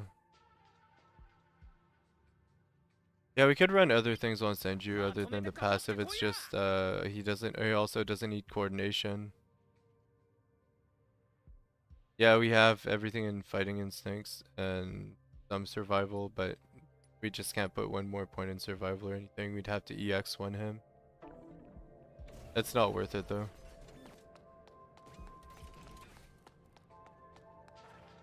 Passive 2 healer for yo. I think I should have something in passive 2 healer. Hold up. I just don't spec into it.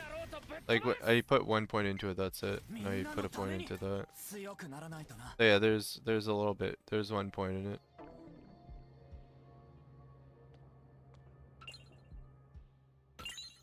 Alright, let's get this shark. Wow. This brave diver a shot. Essentially what we want to do is use our secondary to activate fighting with flames. We also need to shield whilst using it, so we'll have to kind of time it properly. It's gonna be a little bit tough. I just want to see the range of fighting with flames.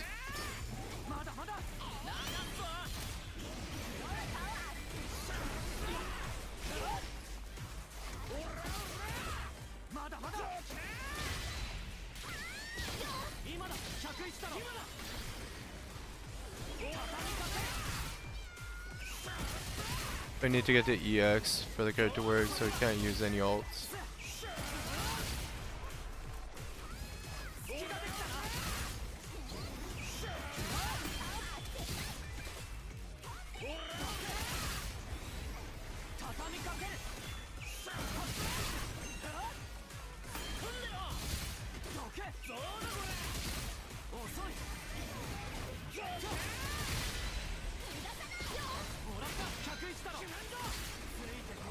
Okay, there we go. Now we need to do this. Now we should have unbending for 4 seconds. Fighting with flames has a pretty large radius.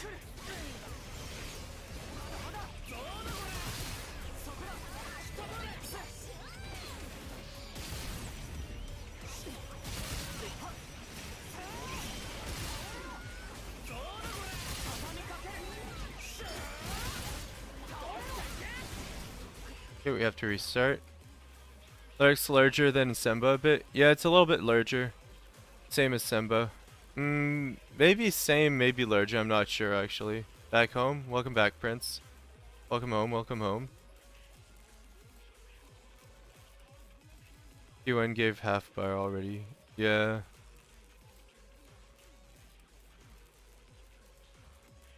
But yeah, I'm gonna try it again. I think this is a good build. I don't think it's the best it can be. I don't think fighting with flames is that great, honestly.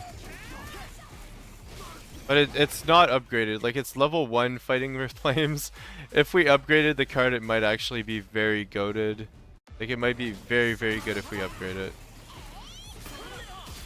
It might make Senju, like, actually playable as a DPS.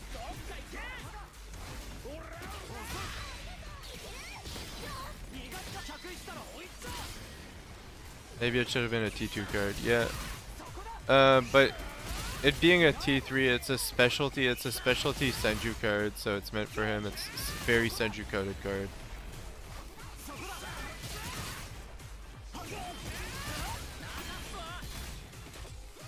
I think if I use all out, it would help a little bit too. Let's try to get the EX so we can use fighting with flames again.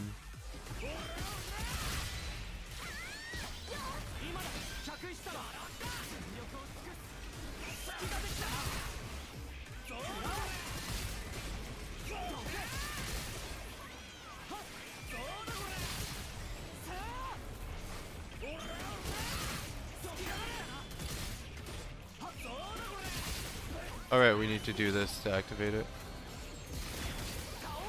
Now we have unbending, so we do the most amount of damage possible within the field.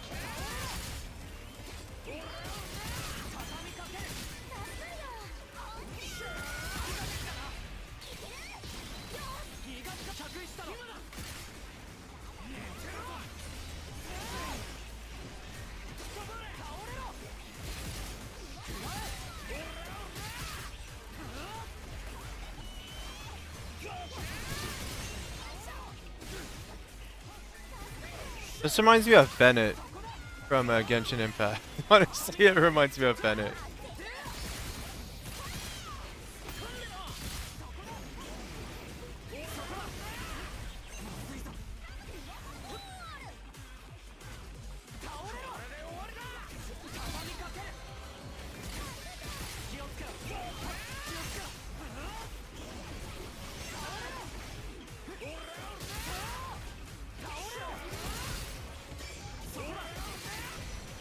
Alright, let's try a different version of this.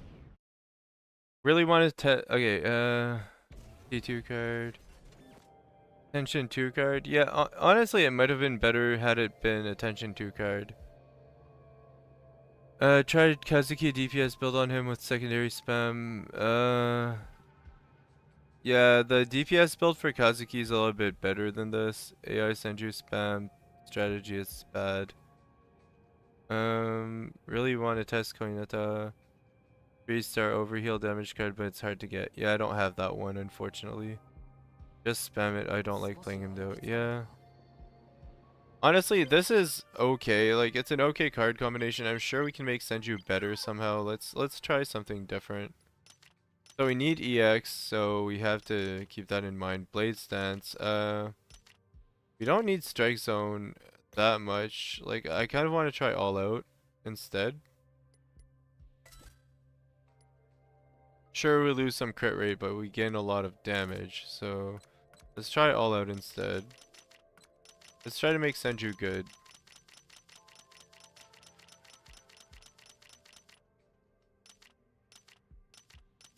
He's a secondary spammer, so maybe not all out. Let's see if there's anything that's secondary attack multiplier. When a secondary attack hits, increase secondary attack damage multiplier based on stack of reconstruct. Further increase secondary attack multiplier. This could be pretty goated.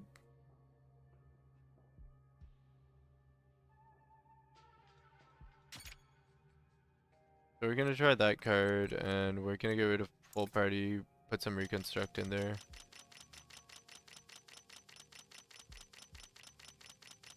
Just weird to play around the ring. Yeah, it's a little bit weird. For level 1, it's decent. It's actually really good for level 1. Reconstruct. I'm gonna check what we have that gives reconstruct, because I don't remember how to get it. Less likely to lose balance when taking damage from an enemy based on stack of reconstruct, increase defense. We don't have anything that gives reconstruct though, do we?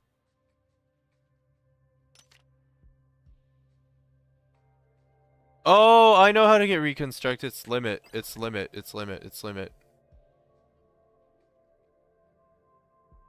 Geo 1-star card. Reconstruct from limit point. Yeah. So it's reconstruct from limit point. We need limit point. I forgot about that. That was my bad. I forgot that limit point is reconstruct. I was like, wait, how do we limit point though? So there we go. One self limit point. Limit point is reconstruct. So we're good to go. When secondary hits, we get reconstruct. And oh, hold on, one of our cards went away. Which one's missing?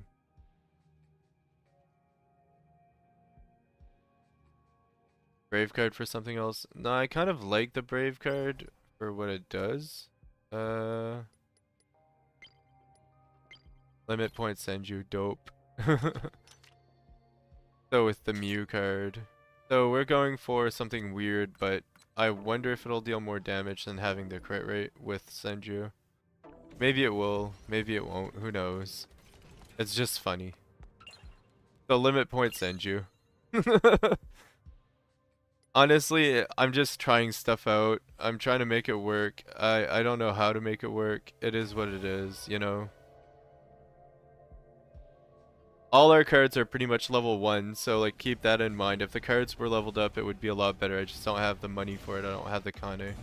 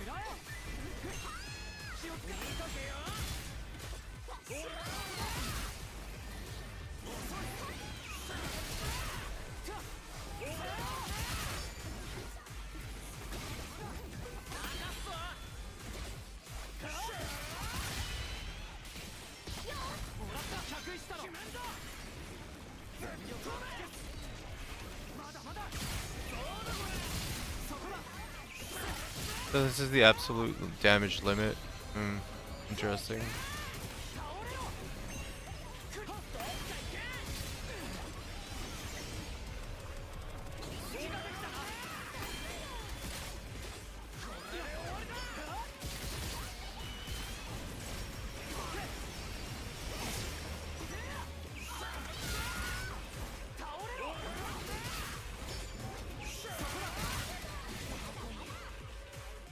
Darn it.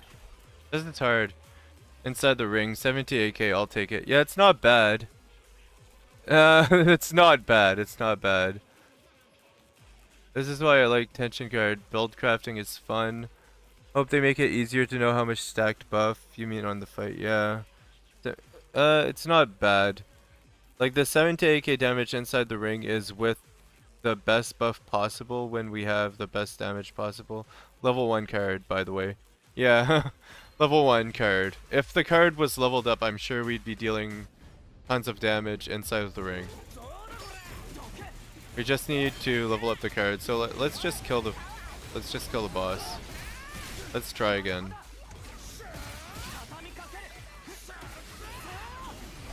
I kind of feel like killing the boss with level 1 cards and then leveling up the cards and seeing the difference. That's funny. Leveling the cards with the Kani we get from killing the boss and then just kind of laughing our asses off about it.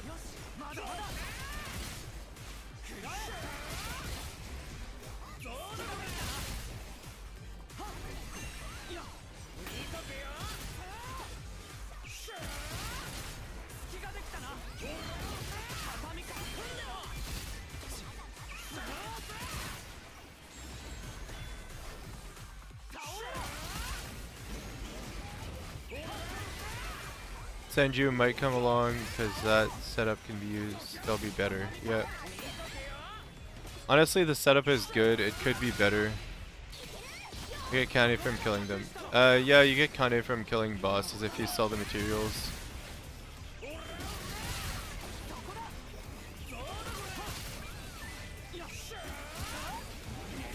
I forgot to use my my strategy. Darn it.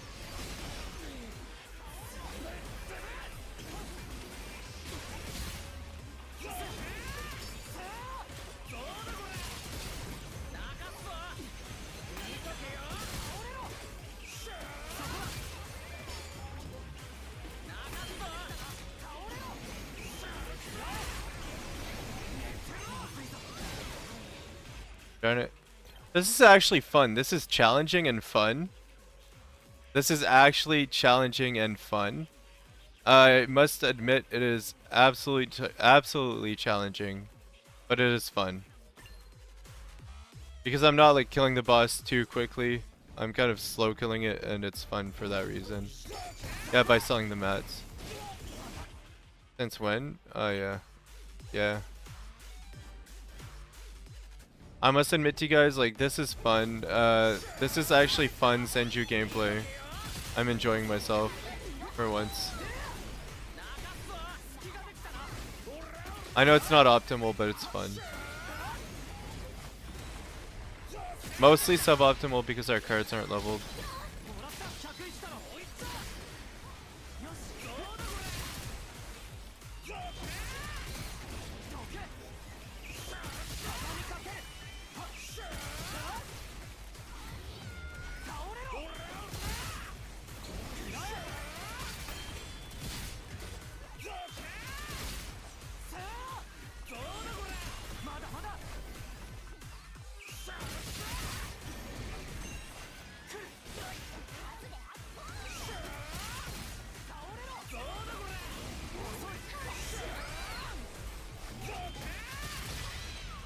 There we go.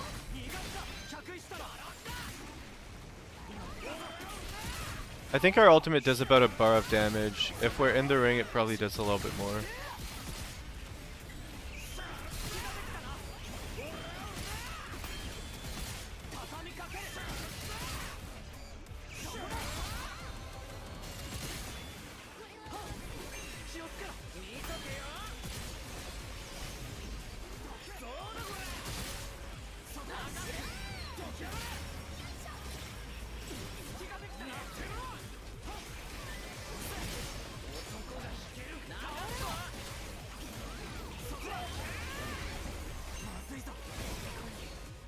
Yeah, that's alright. Way slow kills with my weak team. Wait, would AG buff damage the damage even more? We can try. We can try with AG. Perhaps ult Senju after dropping the field. Let's try that. Let's try ulting with Senju after dropping the field. See how much damage the ult does, and then we'll know how much damage we can actually do, like, when we want to. I don't think the Senju ult will do enough damage, though, to be honest.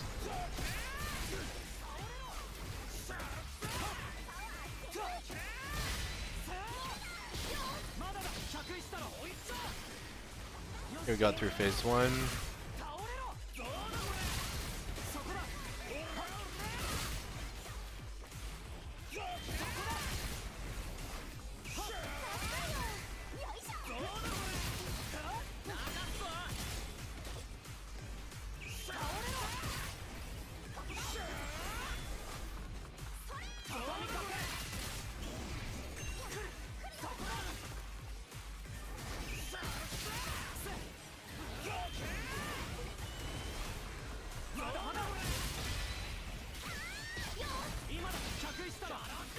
They're gonna drop field now, and then ult as soon as this is done.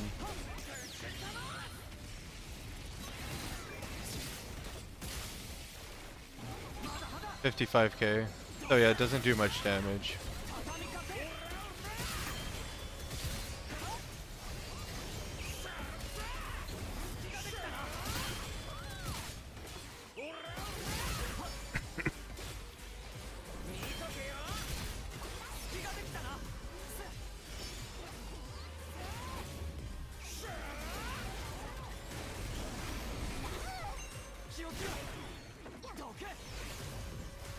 Decent for Senju. Yeah, decent for Senju. Honestly, I would like to ult later in the fight maybe, but not early on. Good enough for one tension ult. Yeah.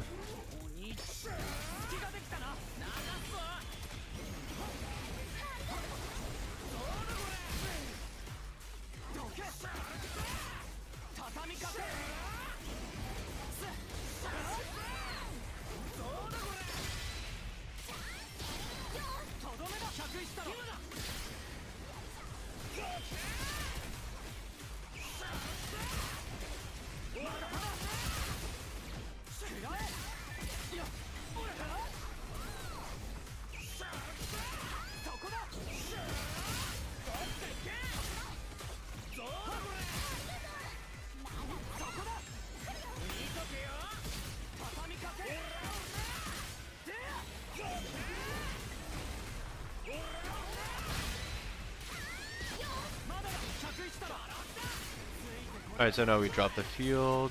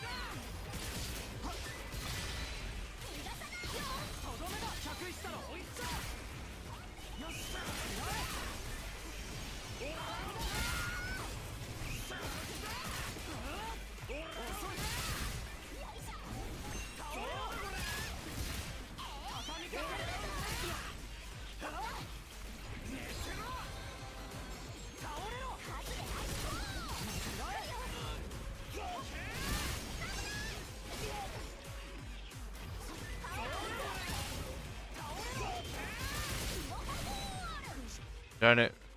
I need to get better at this game. Honestly, playing as Senju is really difficult. But not really. It's just a little bit difficult because I'm so used to beating this boss so quickly. I'm not used to fighting him for a lengthy period of time. Hey, that we can't parry the sword waves. Yeah, that's what makes the boss hard actually. By the way, welcome in, Jong. Welcome in everyone. Grab a drink, enjoy the show. We're just sweating right now. We're sweating like crazy.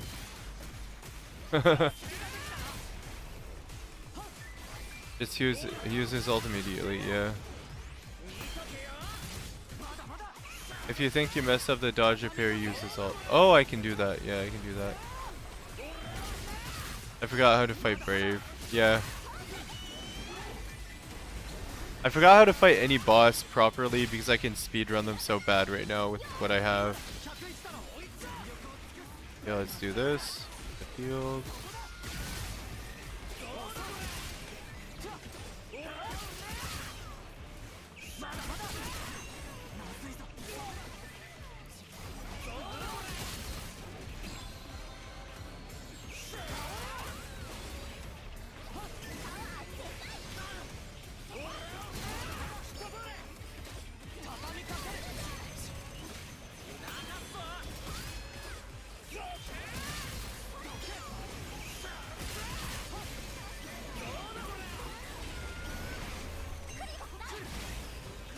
Man, I hate this. The goal is to defeat Brave Dever once with this build. Yes, it is. She factually Defeating Grave Diver with this build will make me happy. It'll make my day. And honestly, it means that I can actually do it. Believe so, yeah. I think I can do it, though. I think I can do it. Was loads easier than Solitaire? Yeah. Red Shark is a lot easier than Solitaire.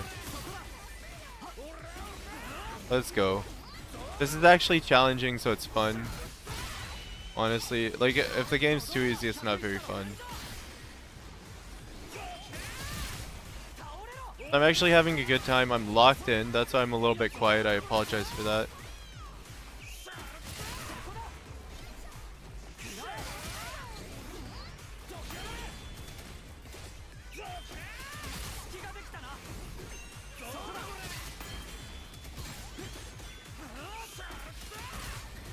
He should break soon. Now.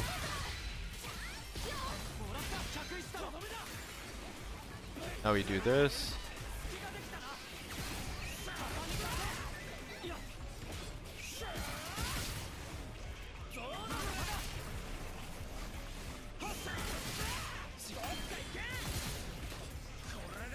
The fun thing is you can move the field around by just using his strategy skill.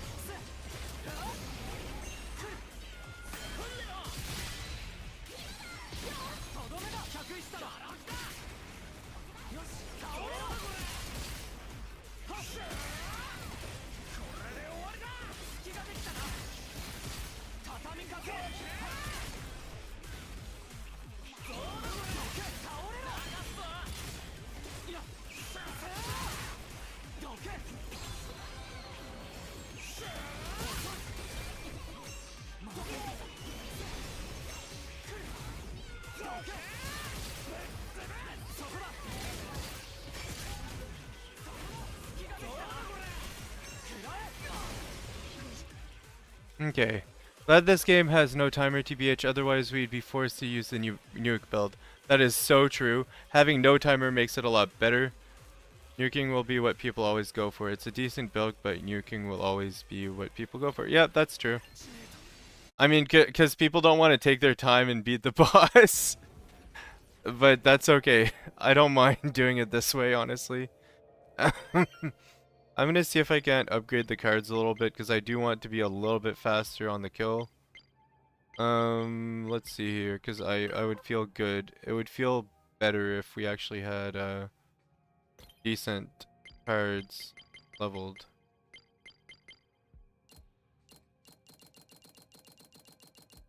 So we're just gonna sell. Grinding takes time. Yeah, exactly. Big numbers go hee hee. D2 DPS Semba 30 support or 20% crit damage. If you're going for DPS, it's probably better to go for crit damage over actual gameplay. I don't know. I like the gameplay. I'm not trying to grind right now. I'm just trying to play the game. I don't really care if I'm not like being efficient. It's whatever. Like if I was trying to like be efficient, I'd be just one-tapping the boss over and over again with the Noki or with Q.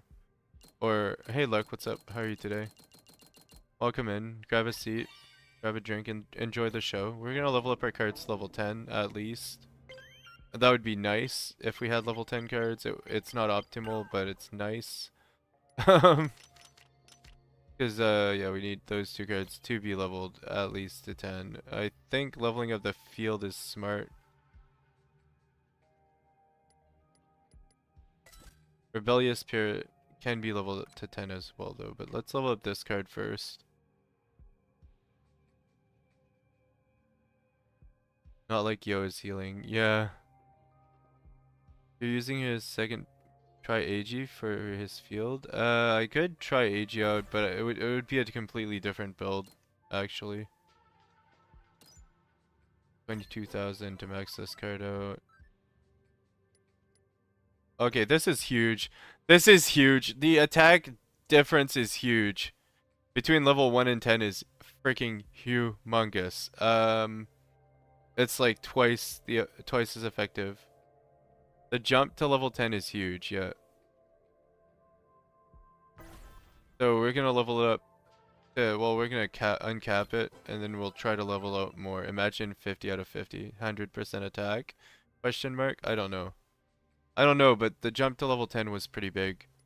I'm gonna just check something. So let's put it to level 11.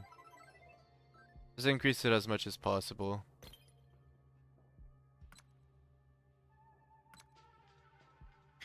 Yeah. So it says 30%, but for 4 seconds, because our rebellious spirit isn't leveled, we get a whopping 60% boost. 15% per 10 levels. Yeah, that's about it. 10% boost from 10 to 20. Yeah, it's pretty good actually. It's pretty good. It might be a 10% boost from 10 to 20. I'm sure it has diminishing returns. There's no way that it goes up that much every single time. We'll see in a moment though.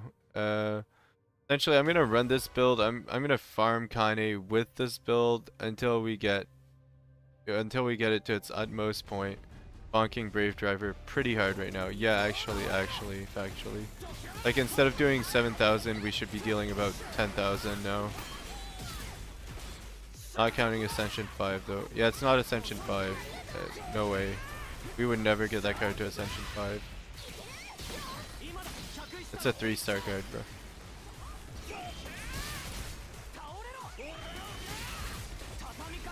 Ora ora!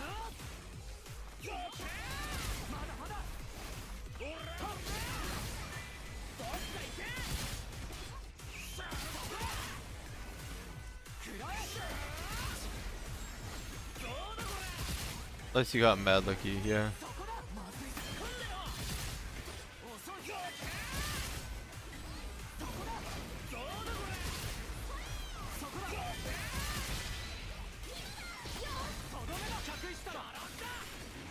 We're gonna do this here. Oh, that was a mistake. It's okay, it's just one bar, it's okay. We didn't even get to do this beforehand.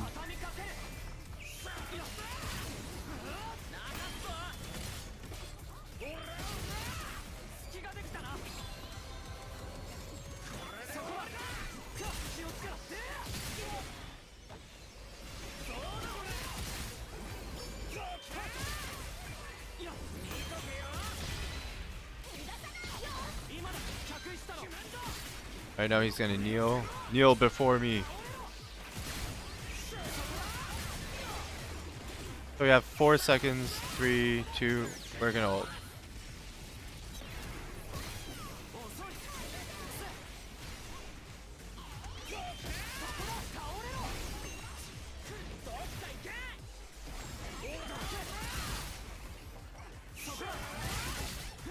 And a 12k hit. Yeah, it's not bad. It's not bad at all for a level 10 card.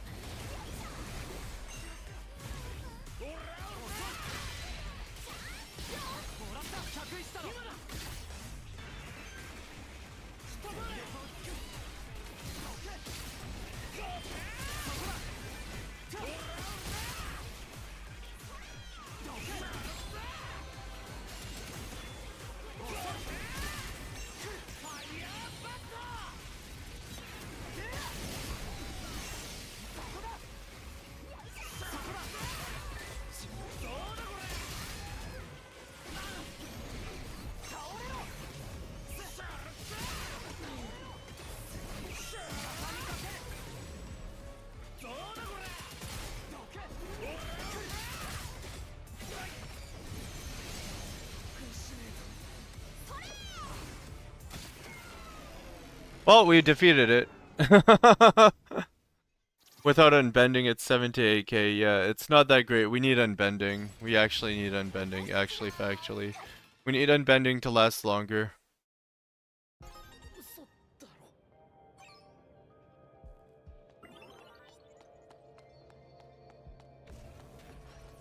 Gaming.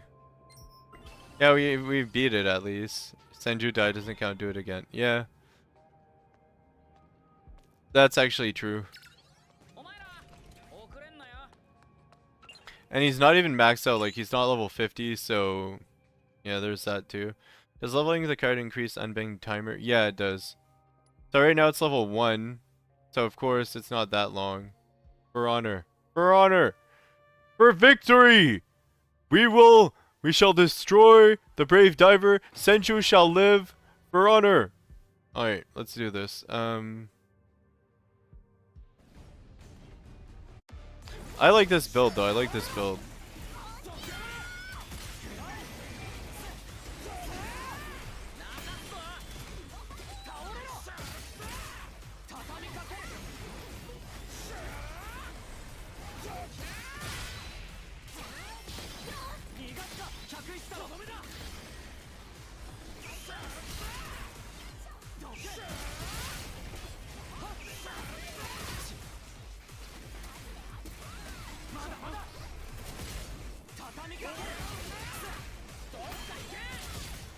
Unique viable build. Yeah, it's a viable build, I think, for sure. It's not a speed killing build though, for sure. It's a weird build.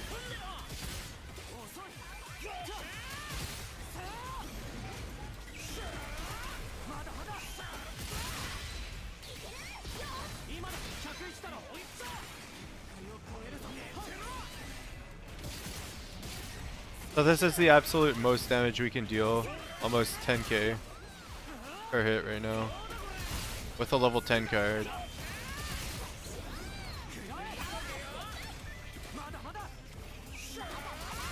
It should go down in like very quickly because it takes like 4 seconds.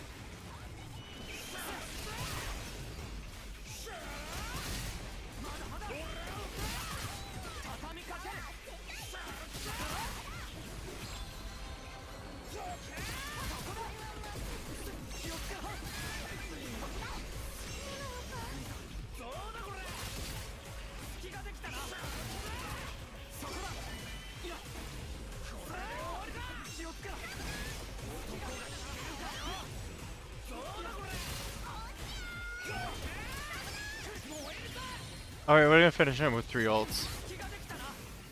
Ult number 1. Ult number 2.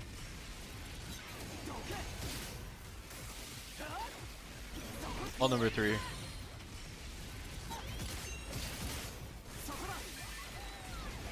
And a little tap. There we go. Ryan Creamy says hi. CC. Alright, fair, fair. Hey Whittler. What's up, what's up? Welcome in, welcome in. GG. Yup. None that last ult crit. Oh, none of the last ult crit? That's funny. One hit unbending proc, no HP. Yeah. If we had the unbending proc, honestly, it would be better. But we really have to like manage our stats a little bit. By the way, yeah, it is what it is. I'm a little bit sad that we can't... okay, if we want to be efficient, we have to swap. Because this build is fun, but it's so inefficient. Like, if we want this build to be stronger, we have to play another build for a while. And then come back to it later. It is what it is. It is what it is. Let's swap our cards out. Play a build that we know works. Play a nice, true, tested build. We're gonna edit the cards. I think the build that I have the most fun with right now that actually works is our with Miu and Kazuki, I guess. Or Miu and Yo. Miu and Kazuki also works. We could showcase Kazuki a little bit. But it is full party, bombard, and all that good jazz. Actually, if we want to use clinical, we have to use Yo. So full party, bombard. Strike zone.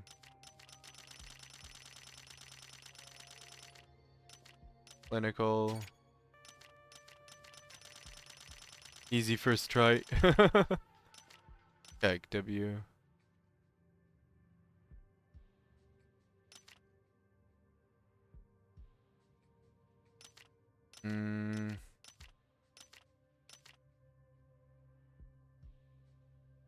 What are we missing? I think this is the card we're missing in this build, I'm pretty sure. Anyway. I don't think any other card would fit the bill.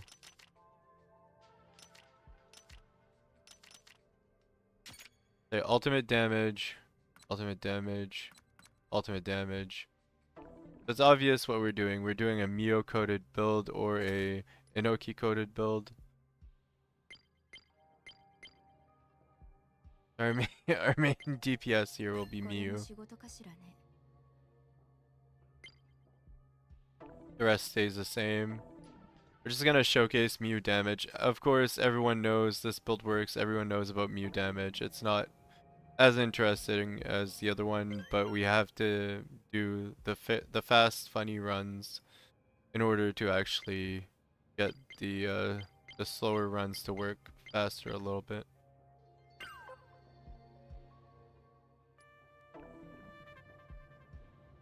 Oops, that was my bad. I went to the wrong menu.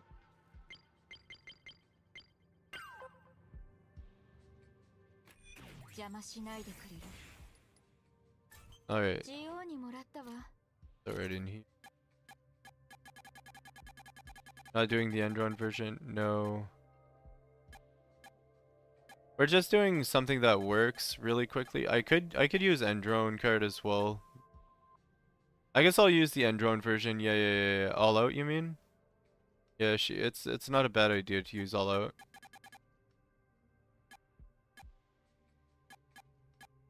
So we're gonna use the cards that we had on Senju.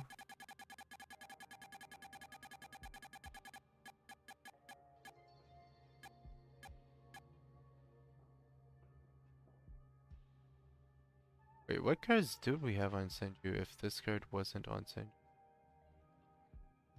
Oh, whatever.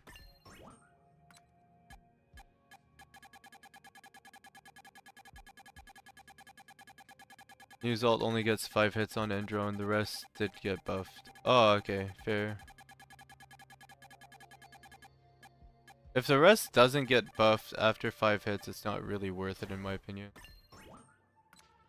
We're just gonna run crit damage multiplier and crit hit, right? On her.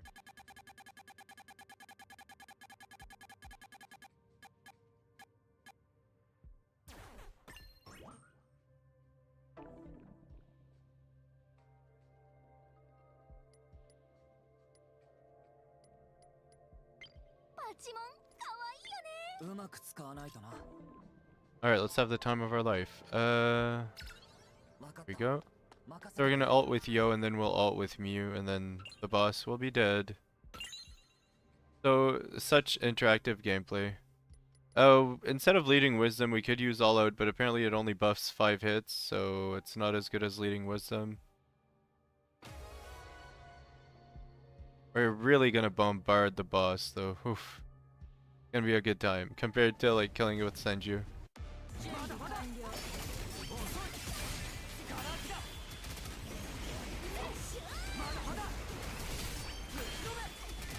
Easy peasy, yeah. He's gonna be dead soon.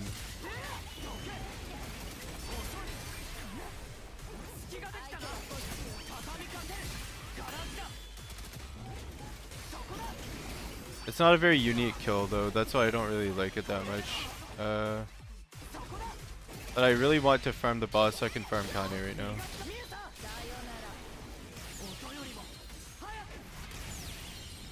There we go, and dead.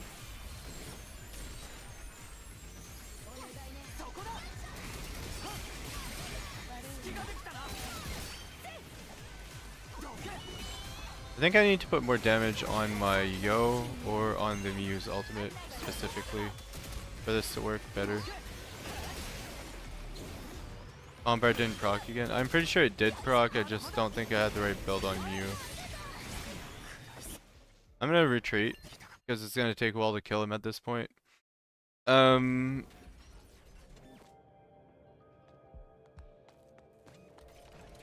gonna check something real quick.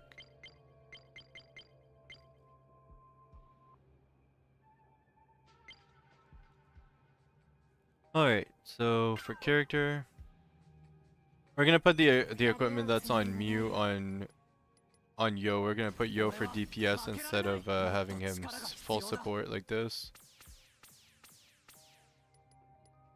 So DPS is this. Then we put actual Padawans on him. Because right now he's built for support, which isn't the best.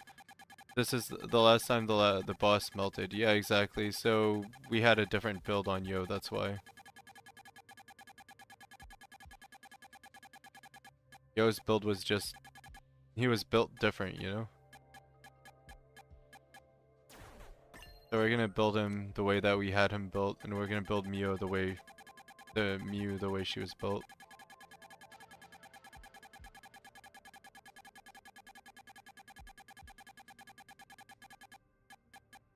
Just a little bit of a hassle going through my Compadamons when I have no way to have a setup or a way to search for them, but it is what it is. We just roll with the punches and deal with it.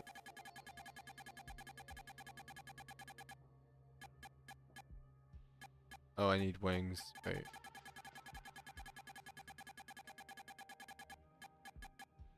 There we go. We're gonna do the Mew setup. Can filter by stat. Yeah, I know, but it doesn't really help.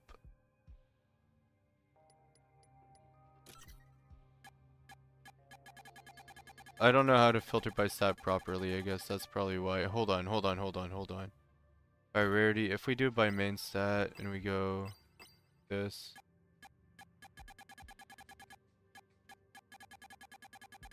It doesn't seem to do anything. I'm gonna try Mew. Yeah, for a little bit. I'm just doing Mew so I can farm the boss, really. I'm trying to farm the boss at this point. Rarity just down. Oh. Wait.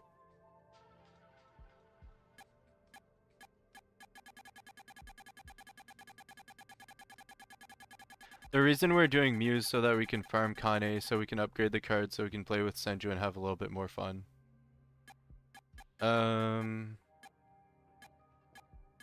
34 plus attack. Good, I think it's the best.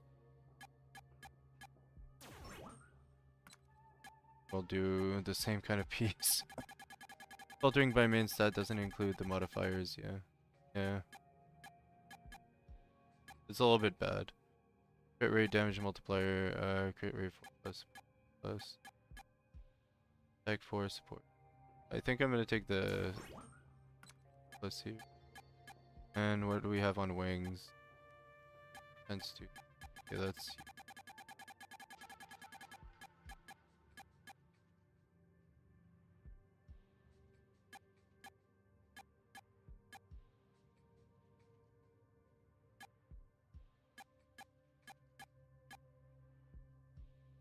4 plus, damage multiplier 2 plus. I guess I'll take that. Alright, let's try this. Now we should be dealing more damage. It should be a little bit more efficient. Because the Yo actually deals damage now.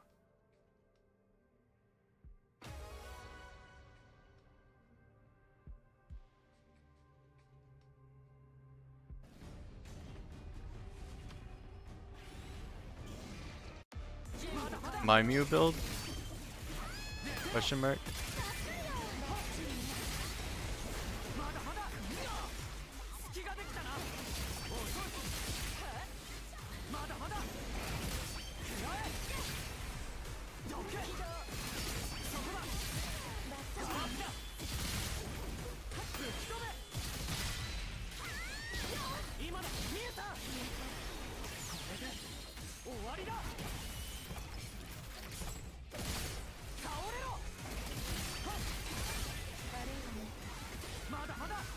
I wasn't able to ult with Mew that time for some reason. I don't know why. I didn't do anything differently.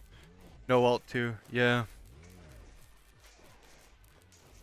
Mew full passive, 1 full party, strike zone advantageous strike. Time of pledge, get hit, no counter. No ult. Oh, okay. I could try it. Retreat.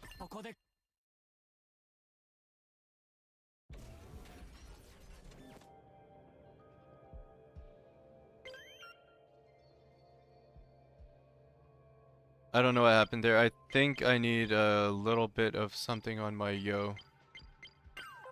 I need to reduce the cost of his ultimate real quick, so I'll do that. I'll look for a good piece that I can use for that, because yeah. Let's see, we don't really want to lose that, I don't care. Passive 1 for strategy damage. Yeah.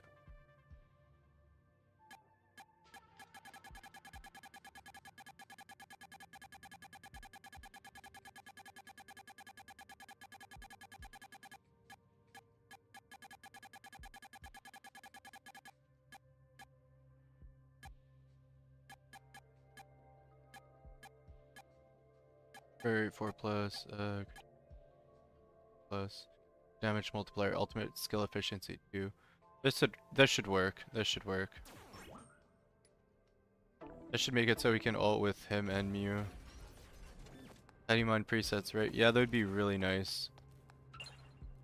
I just don't wanna switch my Patimons over and over again, it's annoying.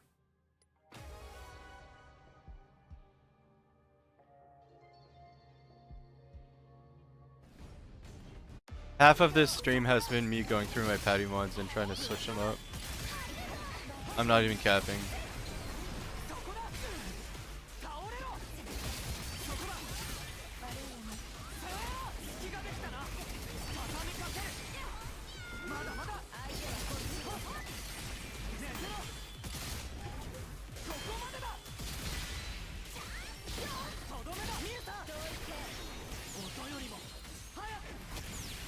There we go.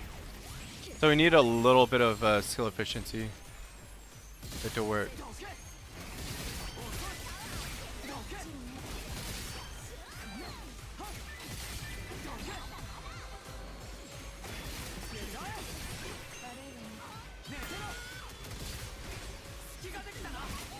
They don't deal quite enough damage.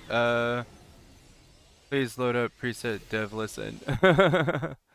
So we're gonna switch up one card real quick because I think the card that we need to do is Unity for something that gives us a little bit more damage to really push our damage a little bit more. The crit rate is not worth it if we're not dealing enough damage. So instead of strike zone, we'll run all out. I think that's the way to go. I think that'll push our damage to where it needs to be.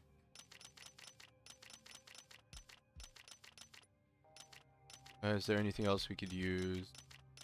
I don't think anything else would work as well as all out. Because our damage is just a little bit too low to kill it quickly. Oh my god! The bug. Sorry guys, if you press the back button too quickly twice in a row, it does that from that menu. It's normal. It pisses me off a little bit because it's stupid. Same build from earlier, no. Yeah, I think this is the build. It should be like a very quick kill. I'd say around like 40 seconds at most, but yeah. We'll see. Oh, I need to swap to you.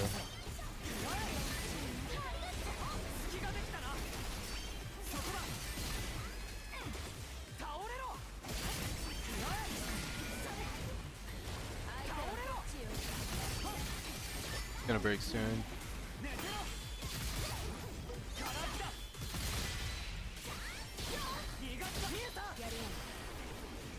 I can't ult quite yet. I have to wait a little bit because Mew's ult is not charged.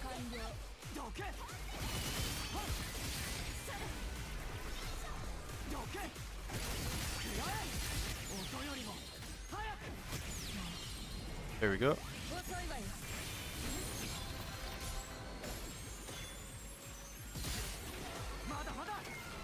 And there we go. Okay, that was a lot better. Because it actually one-shots the boss. Somewhat, not really. So that was probably 51 seconds. A little bit slow. Whatever.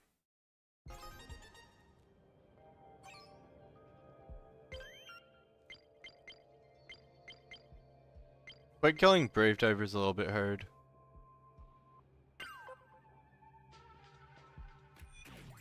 If we want to save time, we should fight like the level 30 version, but with Inoki as our DPS maybe.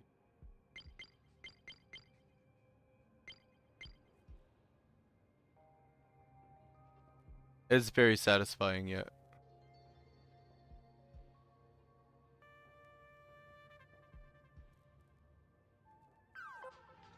Let's try again. I just want to see if her ults charge up, like if we can actually kill him in one shot or if we have to do something about it.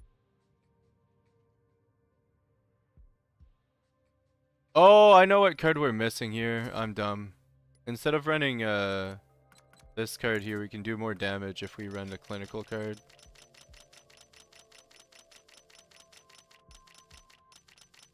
Yeah, we do more damage if we run stimulation.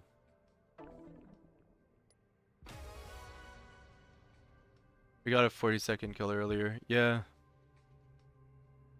We can probably do it again. It's just gonna take a little bit of effort and for me not to control you at the beginning.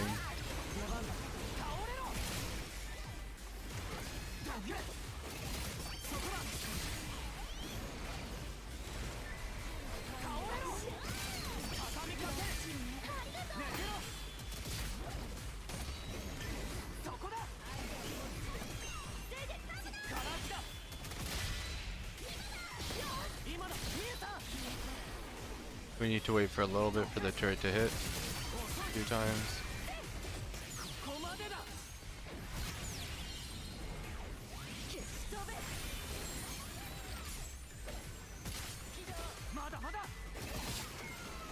There we go. This is the Endrone version final form. Yeah. That's pretty funny. Pretty funny. That was a 45-second kill, so it was pretty fast, but it could be faster if I had been on the right character from the get-go. I don't know why I was controlling Mew at the beginning of that fight. I'm controlling Yo right now, unless I was controlling Mew in the first place.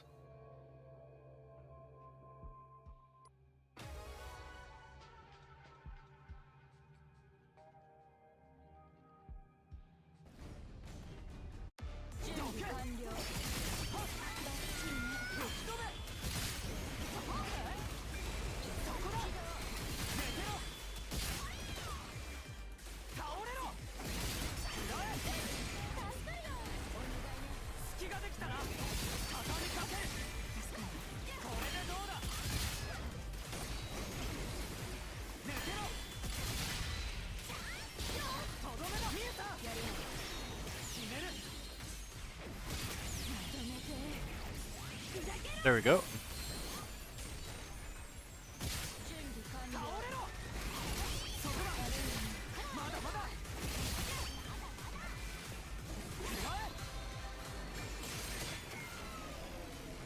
Easy GG. So we don't deal quite enough damage with that set of cards to kill the Endrone really quickly, but it's still 46 seconds, 46 seconds. It's still pretty fast.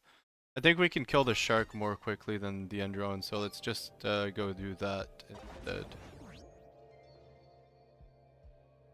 We just want either of their materials in order to level up our precious Senju's cards, so we can test the Senju limit.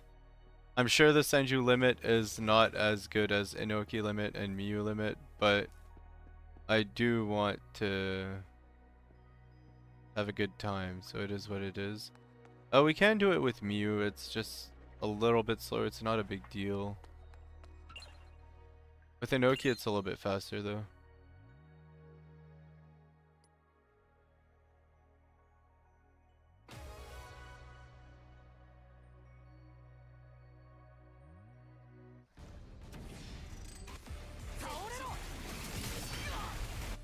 gonna try again.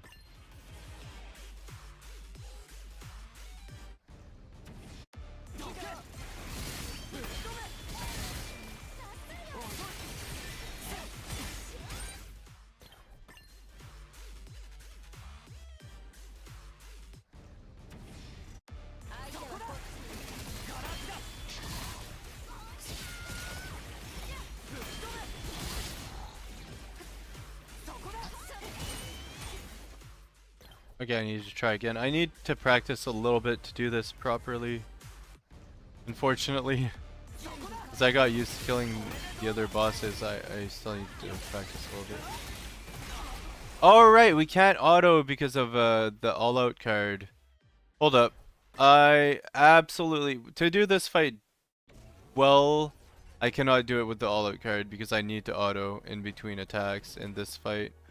It's a little bit different from the Brave Diver. So because we need to weave in auto attacks, I will swap out the Enderone card here. Because we don't need the damage as much. The other one's a big damage sponge. We need the damage. It's nice to have that card. This one we don't need it as much. So I will swap it for something else.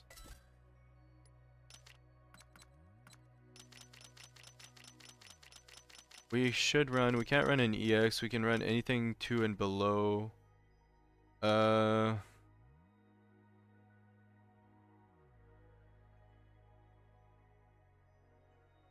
Different scenarios, different build, yeah.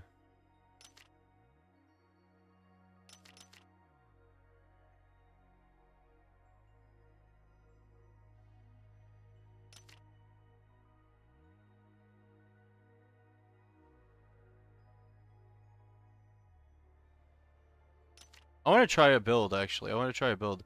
So what if we did this? I want to try an additional attack build real quick before we continue with Yo.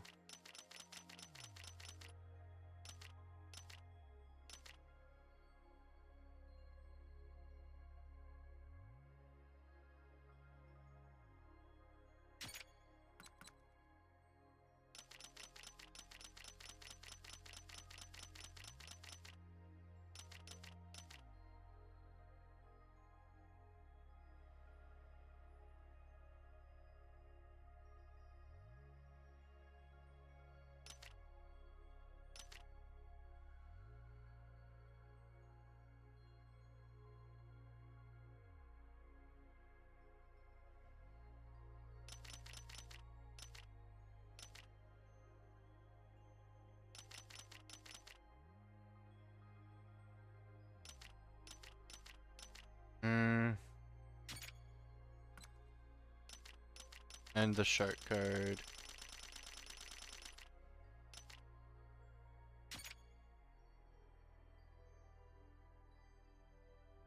What are we missing here? Yeah, the Enderone card.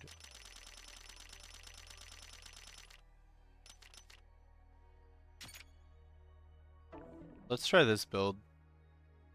Actually, the shark card will kind of go against New Hope, so I'm not going to use New Hope. Because the shark card will consume tension. We'll never be at EX for a very long time, or at all.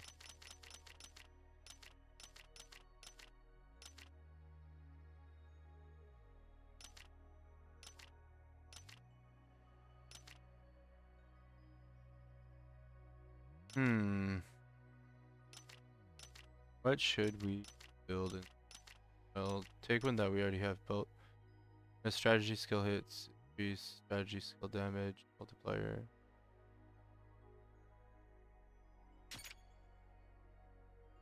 Doesn't matter, even without Unity, it's still okay.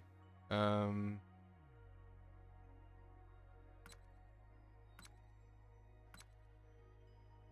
these are additional attacks. This buffs additional attacks. Oh, we should probably do curse here. Yeah, we should do curse. So let's take the book. Instead, the book will buff our additional attacks even higher. This is a strat skill build. This is essentially Just a build that I think would work. It's kind of gonna be funny. It's not strategy skill build though. It's different. It's a additional attack skill build. So essentially we just run a bunch of additional attacks on our attacks and we win. Start challenge. It's gonna be a fun build though. It's not gonna be a speed build at all. It's gonna be pretty slow. I need to swap to Yo.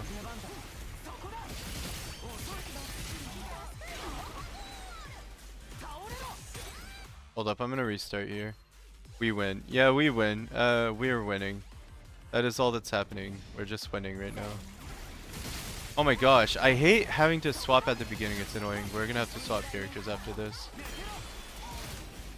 So here we wait for our stuff to come back up. Wait, go.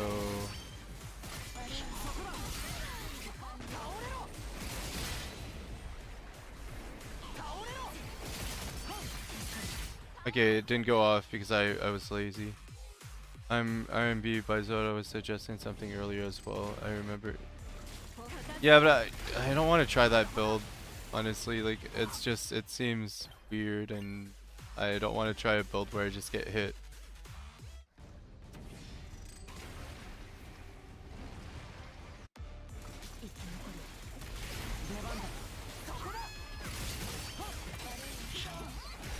Plus I'd need to level up cards for that build to be good, which I can't level right now. I don't have any Kane.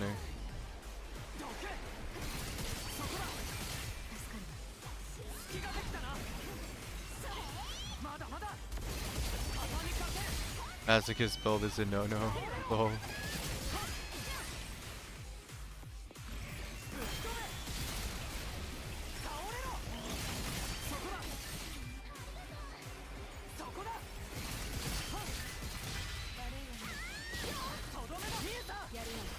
Okay, here's when the build gets fun.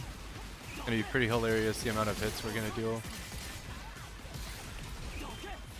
All our cards should be active right now.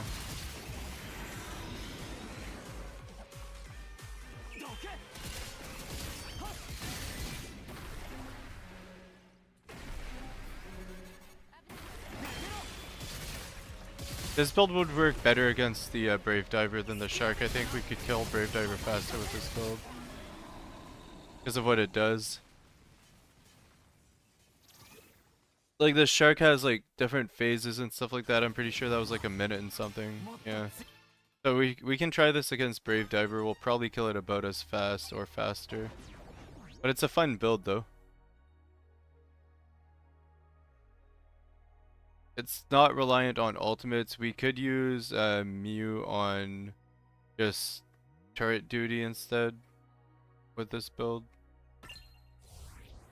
Which means we'd give her like her ultimate no boost and we wouldn't use her ult.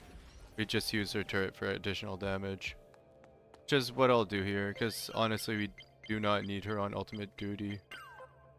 I'm just gonna change her passives. I'm not gonna bother changing her Compatimons because I don't want to really.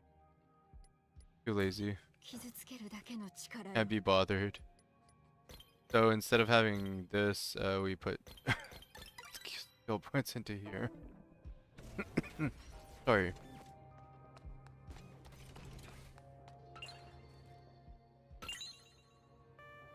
Because we don't need to ult when our Yo does so much damage. It's actually pretty fun. It's a fun build.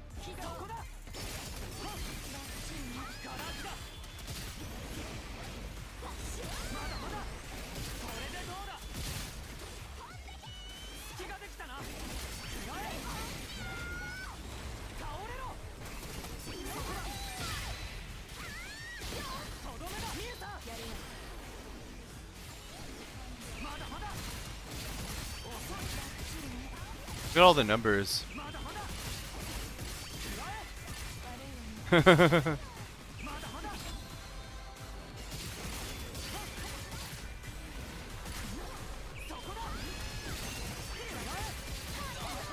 It's making my game lag.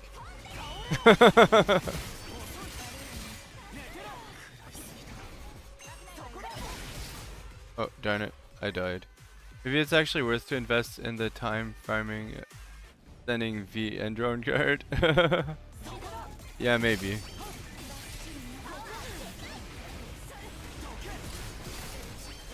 Oh no. Yeah. Cut the video. Cut the video. Didn't happen. Didn't die. I think we can beat this one a little bit faster than we were able to beat the shark though.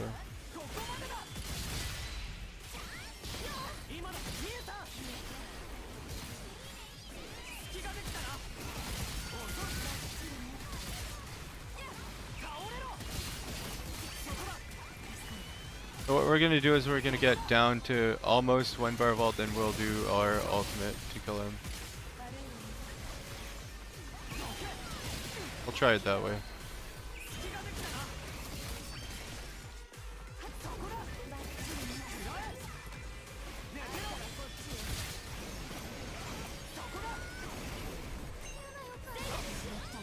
Darn it. Okay, let's try it out. Let's try it out. Let's get it. Let's get this build takes a little bit more skill to pilot. It's so fun though. But yeah, it takes a little bit more skill than like the usual stuff that we do. Mine is also a Mazo build. Yeah.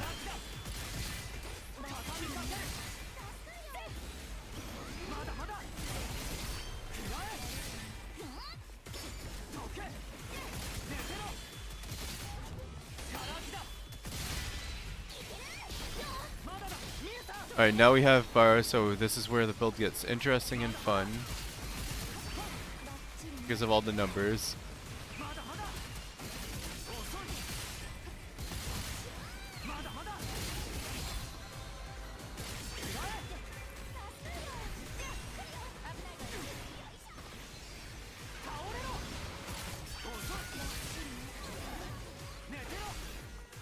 Alright, we kind of lost it there because we got hit. Just saw your newest video and wanted to ask if it also worked if I used Kazuki instead of Iroha. It would not work for you, Sim, if you use Kazuki instead of Iroha, because the problem is that Iroha gives you more it gives you more bars of ult when you do it. But by the way, welcome in. Thanks for dropping by. I really appreciate that you watched my video, and I hope you have a good time watching this stream as well. We're currently just practicing certain builds and messing around with others. It's just, I don't know, I'm having a fun time just messing around with my tension cards.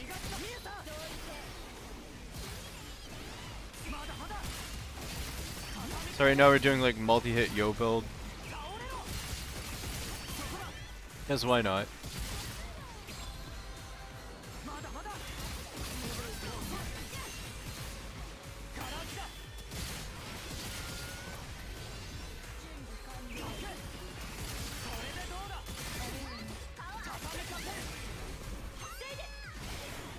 I think we can finish him off with the ult if we time it properly. So yeah, Iroha gives you additional tension when she uses her chain skill with one of her passives. That's why you have to use Iroha for the Inoki build. Sorry, I didn't explain it properly earlier.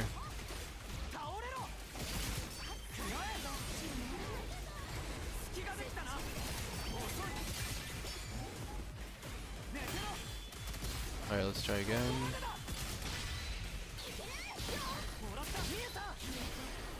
That's fun time, big damage.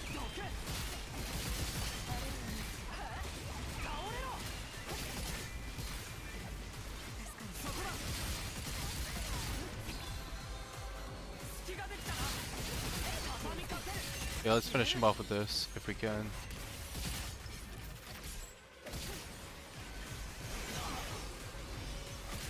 That was a flop, but we should have done that anyway just for the extra damage.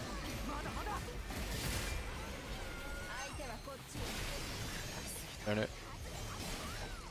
Darn it.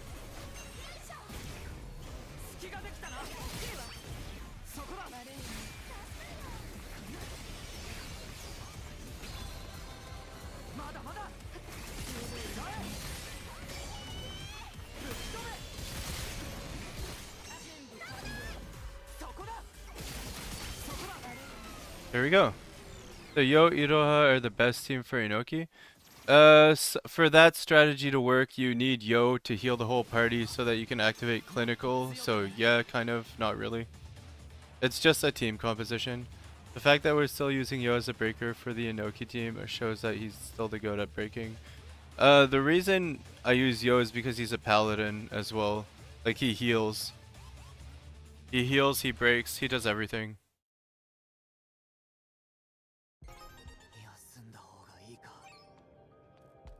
So we can try that fight again. It was pretty fun. I like the build we have because it's actually fun to fight with that build. Yo's a 3-star in disguise. Actually, factually, mega. Smega. Yeah. If we had diligent perusal at a higher level, this build would be a little bit better.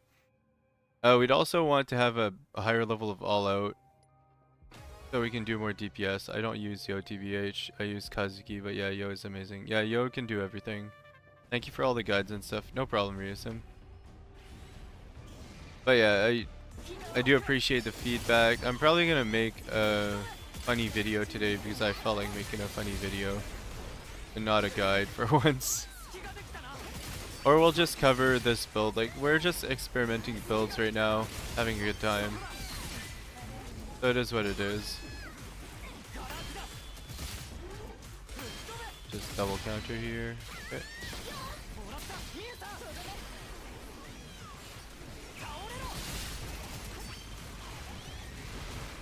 So here we want to ult as soon as our bar is almost depleted.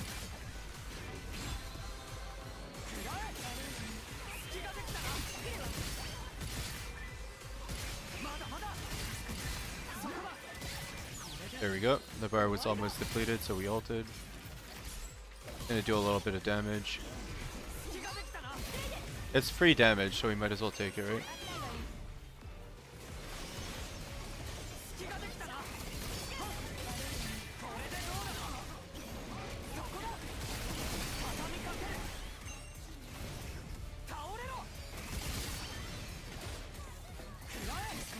There we go.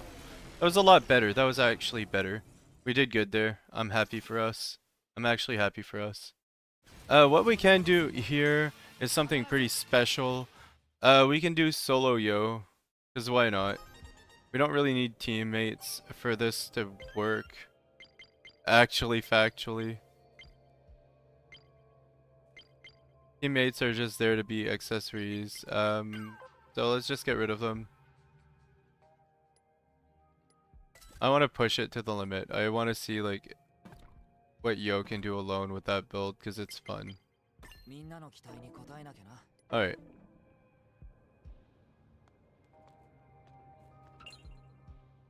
This is like the best free-to-play challenge. But not really. Some of these cards are a little bit hard to get. Like Detonator and Blaze Dance are kind of hard to get. Diligent Perusal, you'd probably need to exchange for it. And Battle Tactics is easy to get.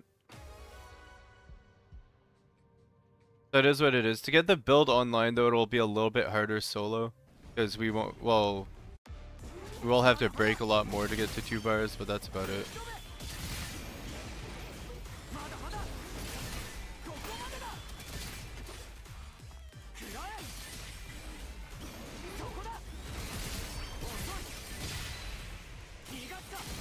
Because we get half a bar per break, so we'll only be able to do it at near the end, probably.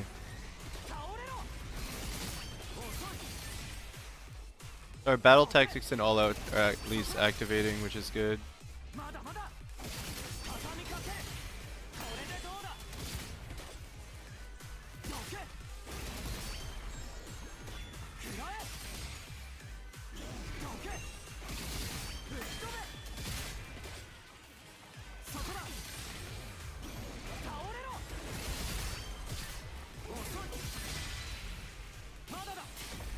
Alright.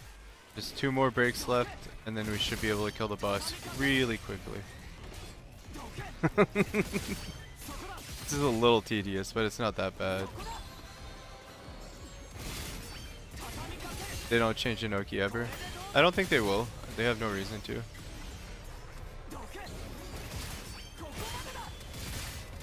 Keep her the way she is. Yeah.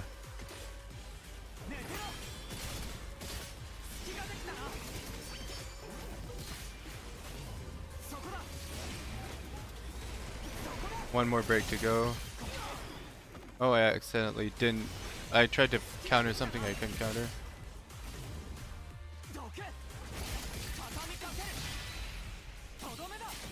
And because of that, we're not gonna get to attention too.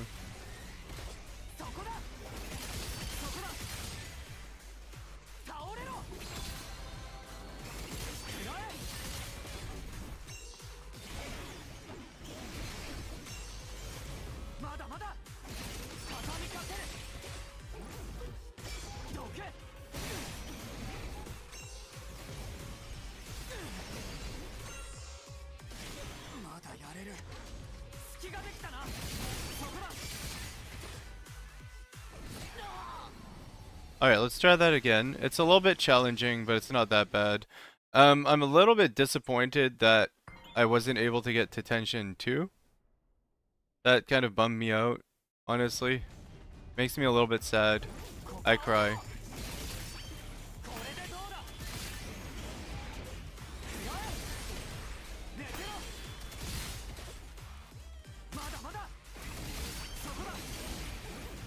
I cry every time I don't get to tension 2.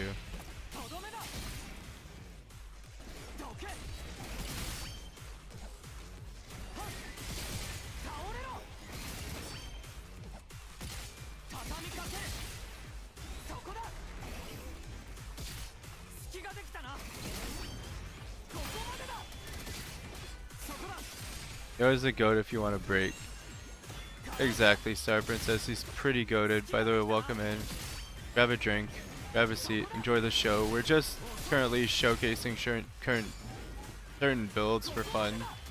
Not optimal builds, but they're fun nonetheless. Just fun builds.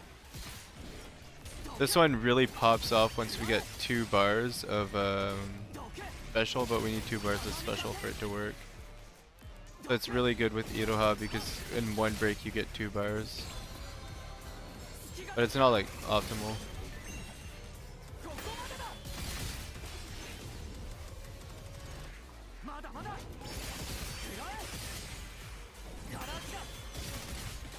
There we go. We need 2 more breaks and then we should be good.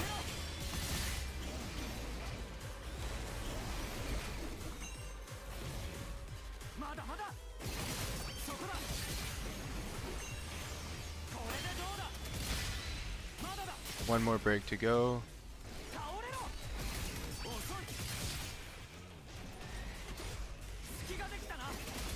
Two-star just to get T5 faster. He's actually a 3-star in disguise. Yo. 3-star in disguise. Yo Kuronaka, 3-star disguise. Actually, factually.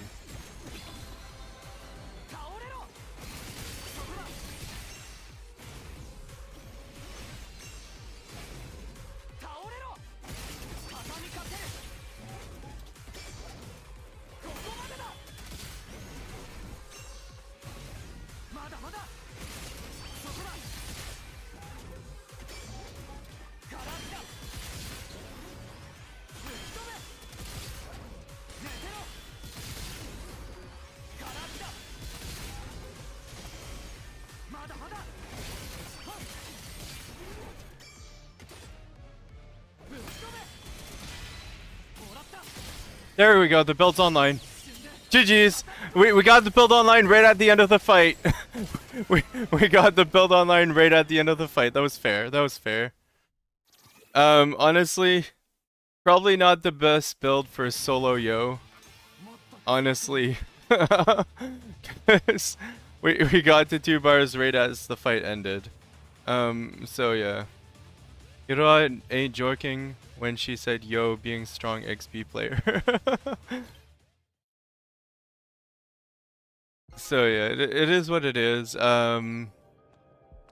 Maybe if we go in with no Patamons, we can get the build going and have some fun at the same time. But I don't know if I want to go like full-on masochist mode today. Like with no Patamons, it's a little bit harder to fight, but it's fun.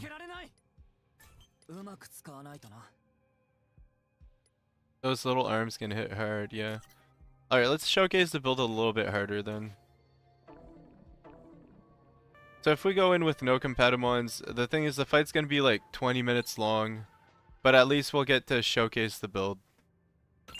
Because unfortunately, since it requires basically to get to Tension 2 to go online, it's not that great.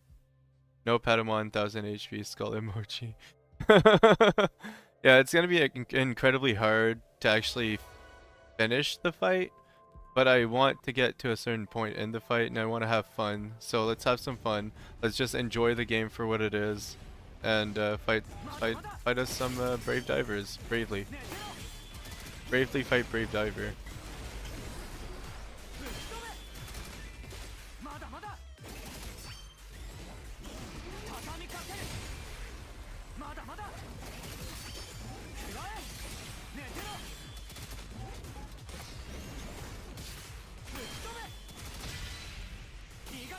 So here's one.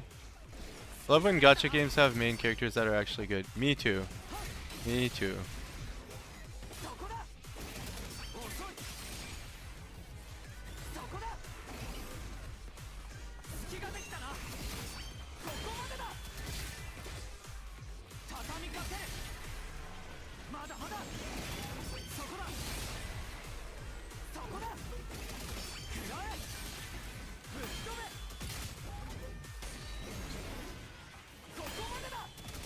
I love how you have a little bit of iframes after the parry, so you don't get hit by the second attack when he does that.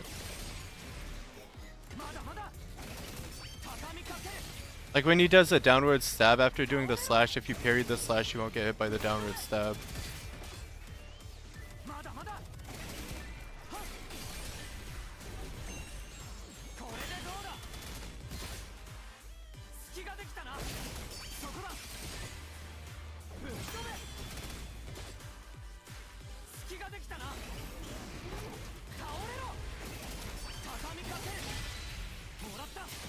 There we go.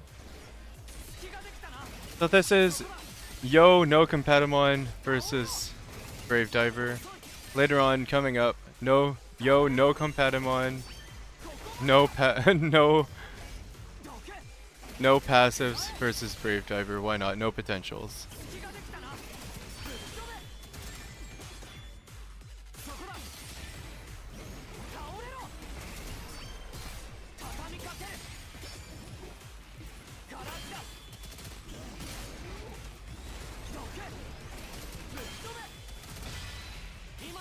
Alright, there we go. The build's online. The build's online, guys. Build's online. Let's go.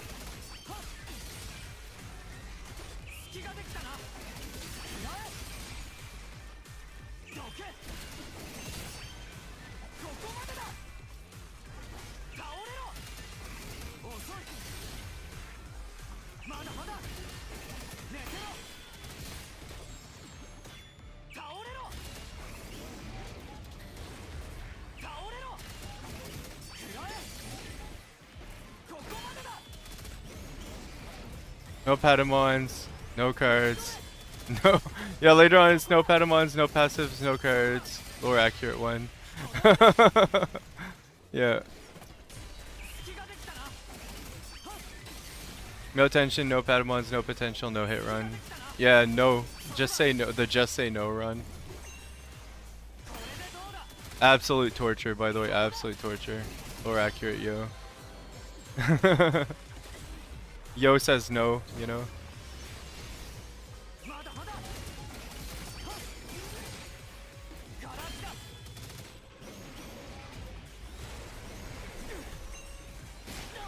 Oof!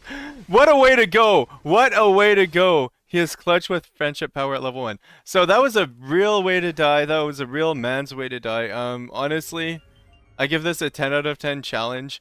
I will try it again. I will not do it with no Patamons, no passives, and no cards unless I can do it without Patamons in the first place. If I can't do it without Patamons, there ain't no way I'm doing it with no tension, no Patamon, no potential, no hit. But we did get hit, and we did die. We got cut in half. Lore accurate, yo, right there. Actually lore accurate. I didn't know it would actually kill us in one shot though. That was freaking cool. He got one shot. Yeah. So we cannot get hit. I just learned that, and that's okay. It's pretty fun that way actually.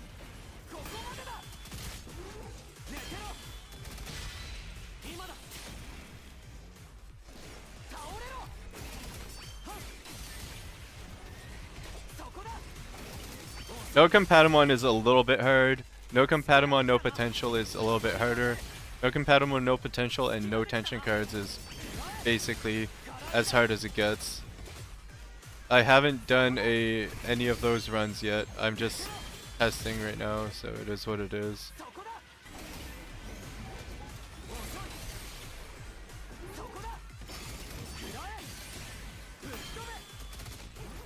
That's not gonna hit us. This might though. No Patamon, basically no hit run with less stat. Yeah, no Compatamon is basically a no hit run with less stats. Yeah, that's true.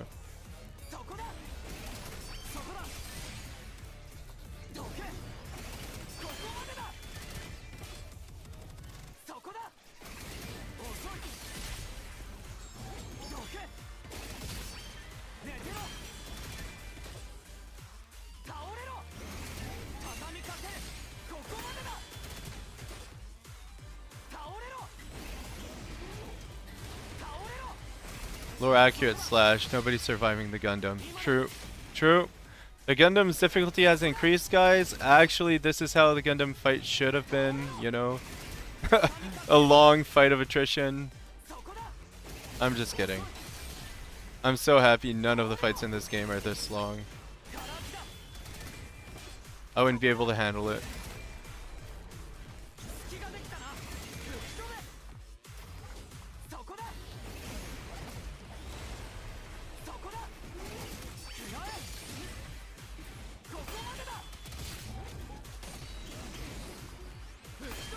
Let's just counter this one.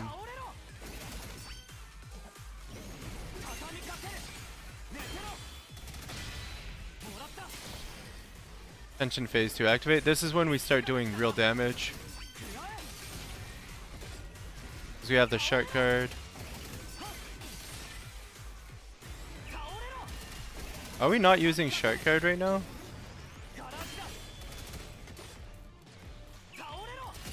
Alright, shark card only activates on crits and when we have control. I think we should have control of this build. Control will make the build.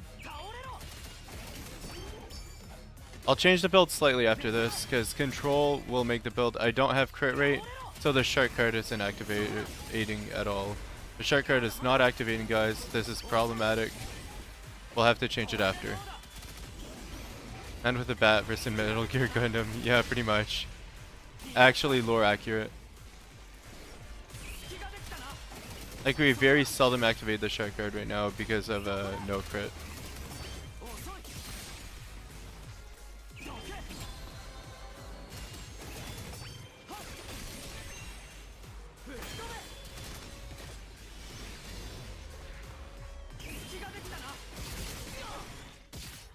Alright, I'm gonna retreat because we died.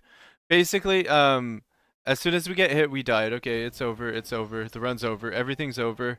Reset the video. Cut the camera, cut the stream. It's over. We're restarting. So, okay, in order for the shark card to activate frequently, we need to get rid of one of our cards. I think All Out is unnecessary in that build. It's a little bit of extra damage, but it's so minimal when you have no damage in the first place that it's more worth it to get something that gives us control constantly. That thing might as well be Maximize at this point. Like, Maximize would be probably our best bet here. So we're gonna put Maximize instead of All Out. There we go. We're just gonna mess around with it, because if we have Maximize, we'll have control on the person, so our detonator will actually work. Like, detonator was not working because we didn't have control. Control actually good? Question mark. Control is goated in this build, yes. Right now it is goated in what we're trying to do, yes. Because the shark card will activate and it'll drain our attention, but it'll be goated. It'll be hilarious. We'll do so much more damage than we should be doing at that point in time. I remember God of War style fights, the duration of these non-Patamon fights. Yeah, that's so true.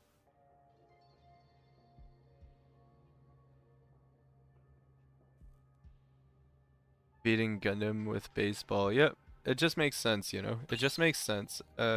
Every baseball game has a Gundam to beat, you know what I mean?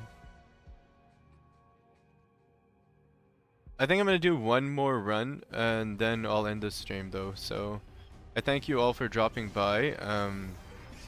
We're just gonna try this one more time because I need to make a video today. Hold on, that didn't count. Cut the video. Cut the video. That didn't count. That didn't count. That didn't count. Only I decide whether or not it counts.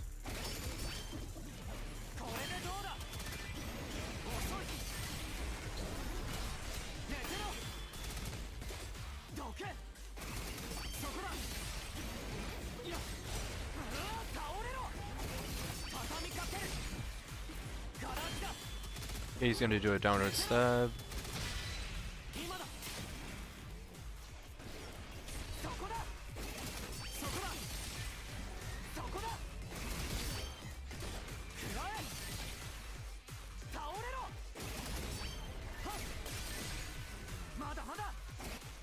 Hold up, my eyes are watering.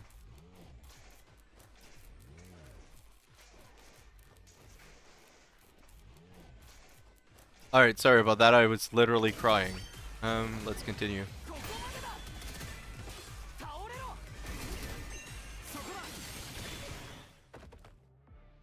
Okay, that didn't count because my eyes are literally watering so much right now. Oh my god.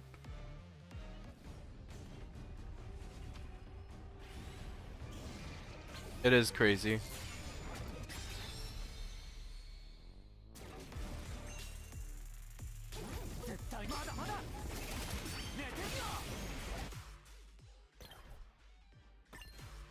The most fun stream and the longest one too. Yeah, so far we're going strong. We're going strong on an 8-hour stream. Pretty crazy stream. Pretty fun. I've enjoyed it so far. I hope you guys are enjoying your time too. Alright, I'm gonna end it here because my eyes are watering too much. I can't do this fight with my eyes watering. It's okay. We'll try it another time. Off stream I'll be grinding Kane so we can so later on tonight, like well, first of all I'll work on a video and then I'll farm some Kane so that later on tonight we can probably see the Senju build as it's intended to be, like the Senju build at its peak performance, which should be around like cards level 30 or 40-ish. That should be interesting. Because that's what I wanted to do. That's why I switched to a meta team at first. And then I was like, you know what? I don't want to play a meta team. I just want to play the game the way I want to play it for fun. And then we played it for fun with Yo. Fractal Vice snub this week. Yeah, I don't really like the Fractal Vice this week. But yeah, I'll see you guys later. I thank you all for dropping by. I hope you all have a wonderful day, a wonderful weekend. Peak Senju game. Yeah. I'll see you guys later in about 6 hours if you guys want to tune in again. That's the regular time of my stream. That's my regular stream schedule. This was just an early stream for fun.